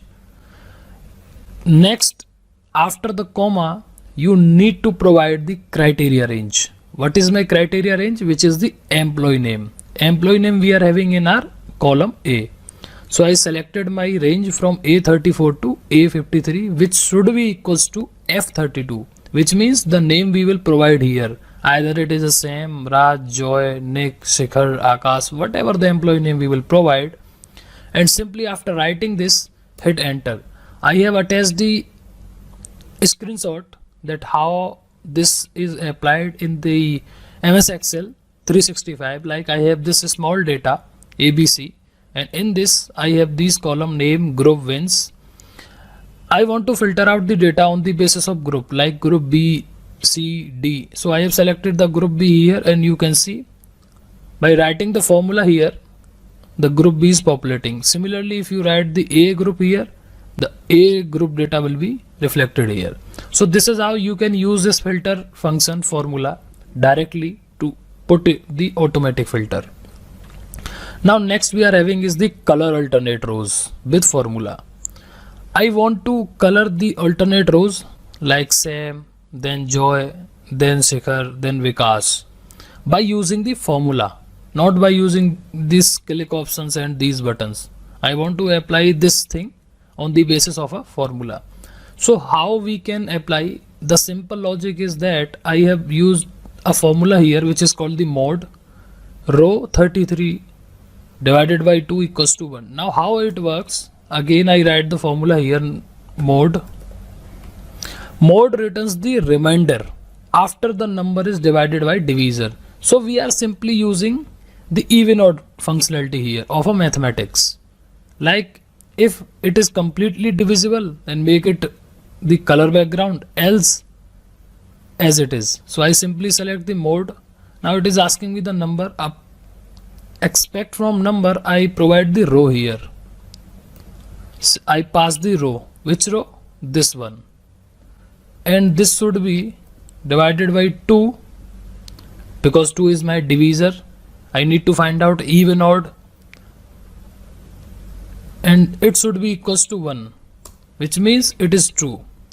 Now if I drag this formula to complete data like this way,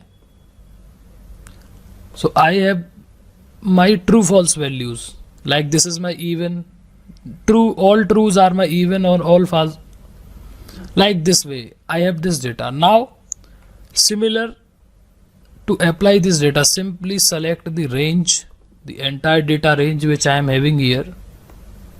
This way I have selected this entire range. Go to your home, go to the conditional formatting, go to new rule, and in this new rule select a use a formula to determine which cell to format. Click on this and just simply paste your formula here and give a format by selecting the format button here. Click OK. What I want is, I want to give the font style as a bold and the border, the fill is like a yellow color to the alternate rows, and click OK. And click OK. You will see after clicking,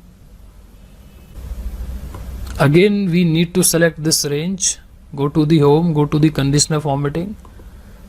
Our new rule should be applied on this. We need to use the equals to here to apply the formula. Simply I am currently selecting the color and click OK. So now you can see I have given the alternate color to these alternate rows. So this is how I have also written the solution for this, how you can follow the same to do so. Next we are having how to populate one data into different sheets. Like you can see we are having this pivot tables. We have already seen these pivot tables and exercises we have done for us on the basis of some criteria. You can see I have week name like Friday, Saturday, Sunday. What I want is, or the product like laptop HP, mobile Oppo. I want the data in the different sheets, like for the Friday I want the data in Friday sheet, like Saturday, Sunday. This is the way. So this is our main agenda or the target to complete. So how we can do, we will see. Like I have written the solution. You can see, select the data and insert a pivot table. So we have already our pivot here. This is my data and we are already having our pivot in this. Here it is, this pivot. Now to complete this, the value or column which you want in the different sheet, which means the column, like we want the week column in the different sheet, put that into the filter of pivot. So simply, like I have my week day name, so I am dragging it to the filters. So now I am having my data like this format. Weekday names are coming in filters. Next, go to the analyze or pivot analyze, whatever the options you are getting as per your version of Excel. So I simply click on this, select analyze and go to the options you are getting. Click on this drop down. You will see show the report filter pages and click OK. The moment you will click, you will get the option which is the weekday name. The same I have put this in the filters and click OK. Just after clicking OK, you will see I am getting my all the tabs: Sunday, Monday, Tuesday, Thursday. All the tabs which I were having in my data. You can see Friday, Saturday, Sunday, Monday, Tuesday. So Sunday, Monday, Tuesday, we can separate our sheet with the help of this pivot. So this is the another amazing and magic trick to populate one data into different sheets. Next is our consolidated function. You can see I have these two sheets, sheet 6, sheet 7. I have written the value here, like in the sheet 7 I am having the number 70 and in sheet 6 I am having number 20. What I want is, I want to add these two numbers like 20 and 70 in this sheet here. So basically the main purpose or the motto to use the consolidated function is to apply the aggregate functions among the sheets. Like you have your numeric data in more than one sheet and you want to apply like sum, average, min, max on that specific data from the different sheets. As the name suggests, it is the consolidated, which means from all we are getting the values as output at one place. So simply select the range where you want your output, go to your consolidate and you can see summarize the data from separate ranges, consolidating the result in a single output range. Click on the first time you will get this blank value like this. It is asking me the reference. So give you the reference of the first number. I select this and click add. I have selected my first criteria, or you can say the first range or reference. Go to your sheet 7, select this range. This is my second and click add. I have added these two. Now whatever the function you want to apply on these two, go to this drop down, sum, count, average, min, max, product, count numbers, standard deviation, variance, many functions you are getting. Whatever your need you apply. So currently I am selecting the sum. Click OK. After clicking you will see I am getting the output as a 90. So 20 plus 70, which is coming as a 90. So this is how you can utilize and use this consolidate function. Next we are having if the number is interview the interviewer asked or given you this set of data, and he or she is saying that apply this condition. What condition? If these marks, the number we are getting, the student and the subject marks, if these marks are less than 30, then make the marks as a red, else green. But the condition is we need to apply this thing, or you can say this scenario on this data without using the conditional formatting. How you can do? So to do so, select your data, or you can say this data range, press Ctrl 1, so you will get this populated window. In this, go to custom, and in the custom remove this journal, and we will write our own format. What is that? Simply start with the square bracket first, write red here. I have also given you this formula here as well. You can directly copy, or you can just write it from here to see the change, and close the bracket, square bracket. Again start bracket and give the first condition. What is that? The number, if the marks are less than 30, then make it red. So close the bracket and semicolon. So I have my first condition here. Now next we need to give the else condition. What is that? Start bracket, give green. Now for green we are having the number should be greater than equals to 30. So start square bracket, greater than sign, and write 30 and close your bracket and simply click OK.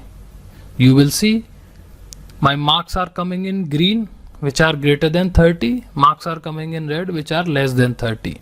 So this is how you can apply the conditional formatting without using the conditional formatting tab, without using this tab, directly using the formula. I have given the some set of data, like you can see in the column. I have the months like Jan, Feb, March, then total of this quarter, and April, May, June, then total of this quarter, and June, July, and so on. So these are my 4 quarters which I am having. This is my data, and which is having the service charges items. What I want is I want to calculate the subtotals, or you can say the quarter total here in these blank cells just in one go. I don't want to calculate these total by applying the sum formula manually to each of these blank, or by pressing the Alt equals to shortcut key. So for example, if I have my lakhs of rows and in between I need to find out the subtotals for these specific rows, how we can find that in one go? Select this numeric range and press Ctrl G, and in this click on spatial and select the blanks and click OK. After selecting, you will see my blank space has been selected. It is not reflecting because of the background color, but it is already selected now. Simply press Alt equals to once. So after pressing Alt equals to, you will see I'm getting my totals, or you can say the subtotals for each of the quarter just in one go. So this is the best trick you can use for your large data in which you want to calculate your total, or you can calculate the subtotal as well. How to separate the date and time? I have given a column in my data set. In that, the combination is like that. In starting, I am having my date, and next I am having my time. What I want is, in this column I want to separate the date from this, and in this I want to separate the time from this. So we know a very well function, a very known function, which is the int, which means I simply write here equals to int, rounds a number down to the nearest integer. Select this, pass this column here, or you can say this specific cell which is having the date and the time, and enter. So now I am getting my date, drag it to last. To find out time, simply click equals to this time and date minus date. I am removing the date from this time and date, so remaining part would be my time. Click enter. So you can see now I am getting my time here as well. So this is the trick, you can separate your date and time in the different columns. You can also utilize the shortcut key to get the current date, or you can see the today's date and current time. By pressing the Ctrl plus semicolon, you will get the date, current date. By pressing Ctrl Shift and semicolon, you will get your current time of your PC or system, whatever you are using. Next we are having is the how to format the data just in a second. So always use, this is the sample data I am using, but I will suggest always try now these shortcut keys which we have already covered. I have also shared you some of the resources, so you can practice and learn those. Like I am using, simply press Alt H BA, you will get the all borders together. Now select the header in one go, press Ctrl B. My content is bold. If you want to make it in a center, press Alt. After pressing Alt, you will see you are getting all the values like right, left. Similarly, select this. So this is how we can use these commands or these shortcut keys to format our data in a faster way. Next is how to do the data entry on a fast way. Like I have my ID, I want to write the IDs here 1 2 3 4 5 and my names here, products here and sales, just in simply clicking. So to do so, go to your ID blank column and write a 1 here, and after writing 1 you need to press a shortcut key which is Alt plus EISA. So after pressing this shortcut key, you will get this series pop-up window in which I want my series numbers in the column format. So by default it is row selected. I need to select it as a column. I selected it. Now I want the column from 1 to, let's say, 5, the serial number or the ID which I want. So click OK. The moment you will click OK, you will get the numbers. So you can enter your serial numbers or the IDs or whatever you want to make it just in one go. You don't need to drag and write again and again. Similarly, you can see I am having my products here, mouse. When I will drag this to last, I am getting these all my products just in one go. I don't need to write these again and again. I am writing only one element and rest of the elements are fetching automatically from the Excel. How we can see? So to do so, I have also shared you the steps. You can follow the same. I am going to tell you how you can do this process. Select any blank cell and go to your file. Go to the options. In options, a pop-up window will come like this. You need to go to this advanced part, and in this advanced, go to the bottom, and in the bottom you are getting an option which is saying the create a list for use in sorts and fill the sequences. Edit custom list means that here you can make your own list. That list can be used multiple times in the entire workbook. How many times you want, you can use it. Just you need to write this list once here. So I select this. You can see I am already having the lots of list here.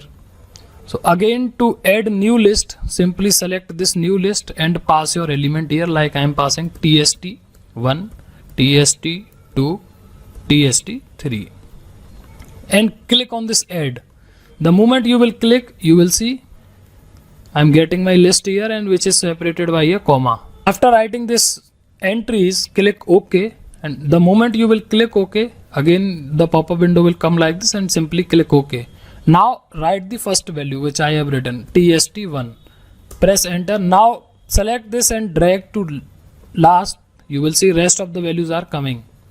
So this is the fast way to enter your data in Excel and make a Excel sheet. I have also shared the screenshot and the steps, the solution for this. You can practice. If you are struggling to do so, you can again watch this video and also let me know through your comments that how you are enjoying this Excel course and the things which we are discussing, or any suggestion.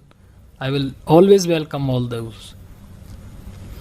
So next we are having the three ways to add the strings together. Like you can see, I'm having my first name here and the last name here and the full name I want to derive from these two.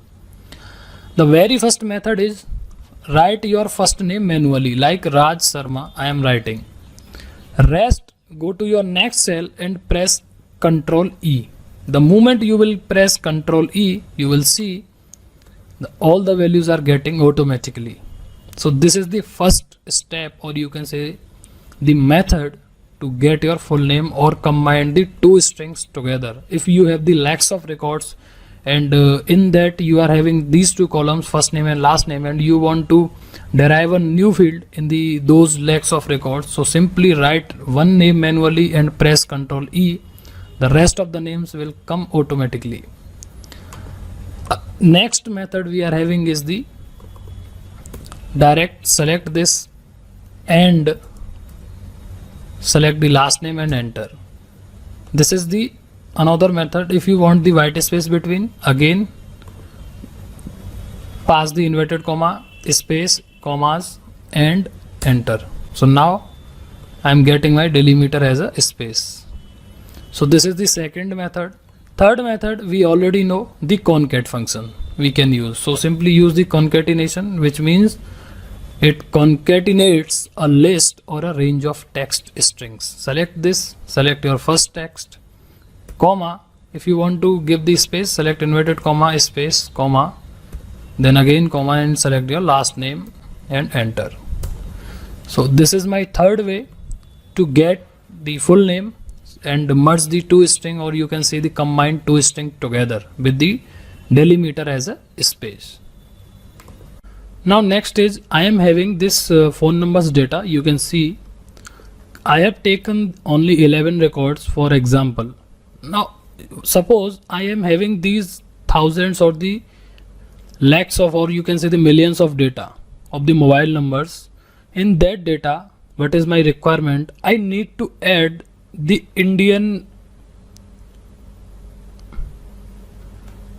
I need to add the plus 91, which is the code for India, in ahead of all these numbers. Like for example, plus 91 and then space this number. So how we can add this, we will see. Simply select the entire data range or the column you are having mobile numbers in that. Press Ctrl 1. The moment you will press Ctrl 1, you will get a pop-up window like this, which is for the format cell. You can also get this window by formatting cell, selecting the numbers and go from journal as well. We have already seen this. Go to custom, and in custom remove this journal, and we need to provide a custom format, our own defined format, which is plus 91 white space 10 times 0. Why 10 times? Because we are having our phone number of the 10 digits, 6, 8, 10. You can also check the sample preview, how it will look like after implementing this formatting. So when I press OK, you can see now my plus 91 has been added ahead of these numbers. So this is the best way to add plus 91 or any number in front ahead of your any numeric value or any value. You need to just give the format correctly. Next we are having how to insert a date for upcoming years. For example, my boss or any requirement in my organization or my work or wherever, the requirement is like this. Currently I am having this date, which is 12/05/2017. Now I want to insert the all dates till 1st January 2025 in this column one by one. So if I use this method like dragging and increasing the date, it would be time taking for me. So how we can get this date up to till 1st January of 2025? Just by using the shortcut key or the step. So simply click on this date, which currently I am selecting. You press the shortcut key, or if you don't want to press the shortcut key, which I have already shared you this, go to your home, fill, you will get an option which is the series. Click on this series, you will get the same window. In this, what I want is series in. I want all my values in the column, this column. So select the columns here. What I want is I want my date. So select the date here. You can also select the date unit, like you want day, week, day, month, year. So by default it is day. I am selecting day. Start value would be my 1 and the stop value would be till my 1st of Jan 2025.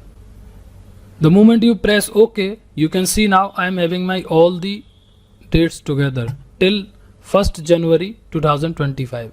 So this is the best way to write your date just in one go. Next, my problem statement is I am having the city and product and sales data. I want to insert a blank row at the end of the city, each city, like city 1, city 2 and city 3, and in that blank row I want to get the total, or you can say the subtotal of cities. So this is, for example, I'm having this data for 4 cities. In future maybe it is for the 30 or the 1000 cities. So to do this process manually would be difficult for me. So what are the short tricks we can use to complete this step, we will see. So simply select the city column range, like I am having selecting this. I have selected all the cities column together, this values, this specific column. Press Ctrl G. In that select spatial and select constants and press OK. The moment you will press OK, you can see now my constant have been selected apart from the blank values. Now after selecting this, we need to add the rows, a blank row above the city 2. So to add that, I need to press the shortcut key, which is Ctrl Shift plus plus, and select this option which is saying the entire row. Select this and press OK. The moment you will press, you can see now I am having my blank cells here for the each city. Now again, what we can do, we need to select this data. In that, again press Ctrl G, spatial. This time we need to find the blanks. I have selected the blanks. Press OK and press the Ctrl and enter. After pressing Alt equals to, firstly, so after pressing Alt equals to, you can see now I am having my total for each city, like this is the 178 for the total of these 3. Similarly, the total for these 3 is 203. So this is the way to find out your subtotal in between data by inserting a blank row if you don't have or you forgot to insert a row for the subtotal of these cities. So this is the way. You can also refer the same steps here as I have given the solution. How to write up plurals? Like plurals means currently I am having my item 1, item 2, item 3, 4, 5 and so on. What I want is when I will write item here, or let's say 1 here, it is saying 1 item. The moment I write 2 here, it is saying items. It is inserting or making it plural by adding the S in the end. So how we can do that? To do so, you need to simply select a blank cell, press Ctrl 1. The moment you will press the Ctrl 1, you can see the formatting I have given in this, the formula, which is I have also shared you with this in the sheet, which is saying start square bracket equals to 1 hash items.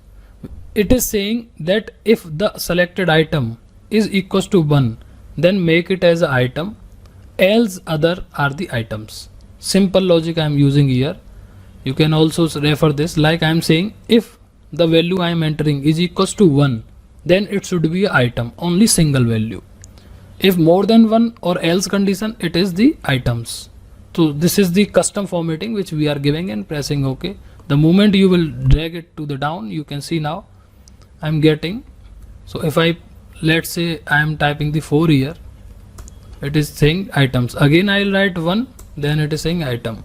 So this is how you can format or plural your data by using the custom formatting. Now next, the amazing tool which we are having or we were left with is our quick analysis tool. How we can find it? Simply select this The moment you will select, you can see now I'm having this little icon, quick analysis. Use the quick analysis tool to quickly and easily analyze your data with some of Excel's most useful tools such as charts, color coding and formulas. The moment you will click on this tool, you will get a window like this. If you want to insert a chart on this specific data, you can select the charts from here as well. Like the moment I'm hovering it, you can see now that it is reflecting in my data. Color coding you can use, icon set you can use. So I am selecting for icon nets. Like next time what I want is I want the total. To get the total, you need to select the totals. In this we are also getting many options like sum, average, count, if, total, percentage. So the moment you will hover in the last column or the last blank cell, you will get the total of these all values, the average, the count, percentage of total, the running. Or you want the total in the new column which is parallel to this column. So to do so, simply you need to select this option and click OK. The moment you will click OK, you can see now the same values I am getting. For the blanks I am getting the zeros. Again select this tool. This is the most amazing, is the fastest way to apply some of our operations. Spark lines you can also select this way. Tables you can make, pivot tables and all. So this is the short trick or the short key. Most amazing tool you can to do your work fast. Quick analysis tool. Next we are having how to hide your data without using hide or changing color. For example, I have written some data here. I want to hide this data without just writing, without just click or right click and make it to hide data or whatever it is. So to do so, we need to do, for example, I want to hide this solution. Press Ctrl 1, go to custom. In this custom we need to give a formatting which is the 3 times semicolon. The moment you will press the 3 times semicolons, you can see now in sample it is also showing the data. Like I am getting the solution. The moment I'll press 3rd semicolon, it is hidden now, and press OK. Now you can see either you delete or whatever you want to do this, you change the color of this. Until you remove this formatting, you will not be able to unhide this data. So this is the best way. Without changing any color, any background color or making it hidden, you can hide your data by providing this custom formatting. So these are the amazing tricks which we have covered till now. From now here we will be moving into our VBA, the advanced Excel part. If you like this video and the video content, please do subscribe to our YouTube channel so that you can get all the updates, all the future videos and the courses available on this channel. Thank you.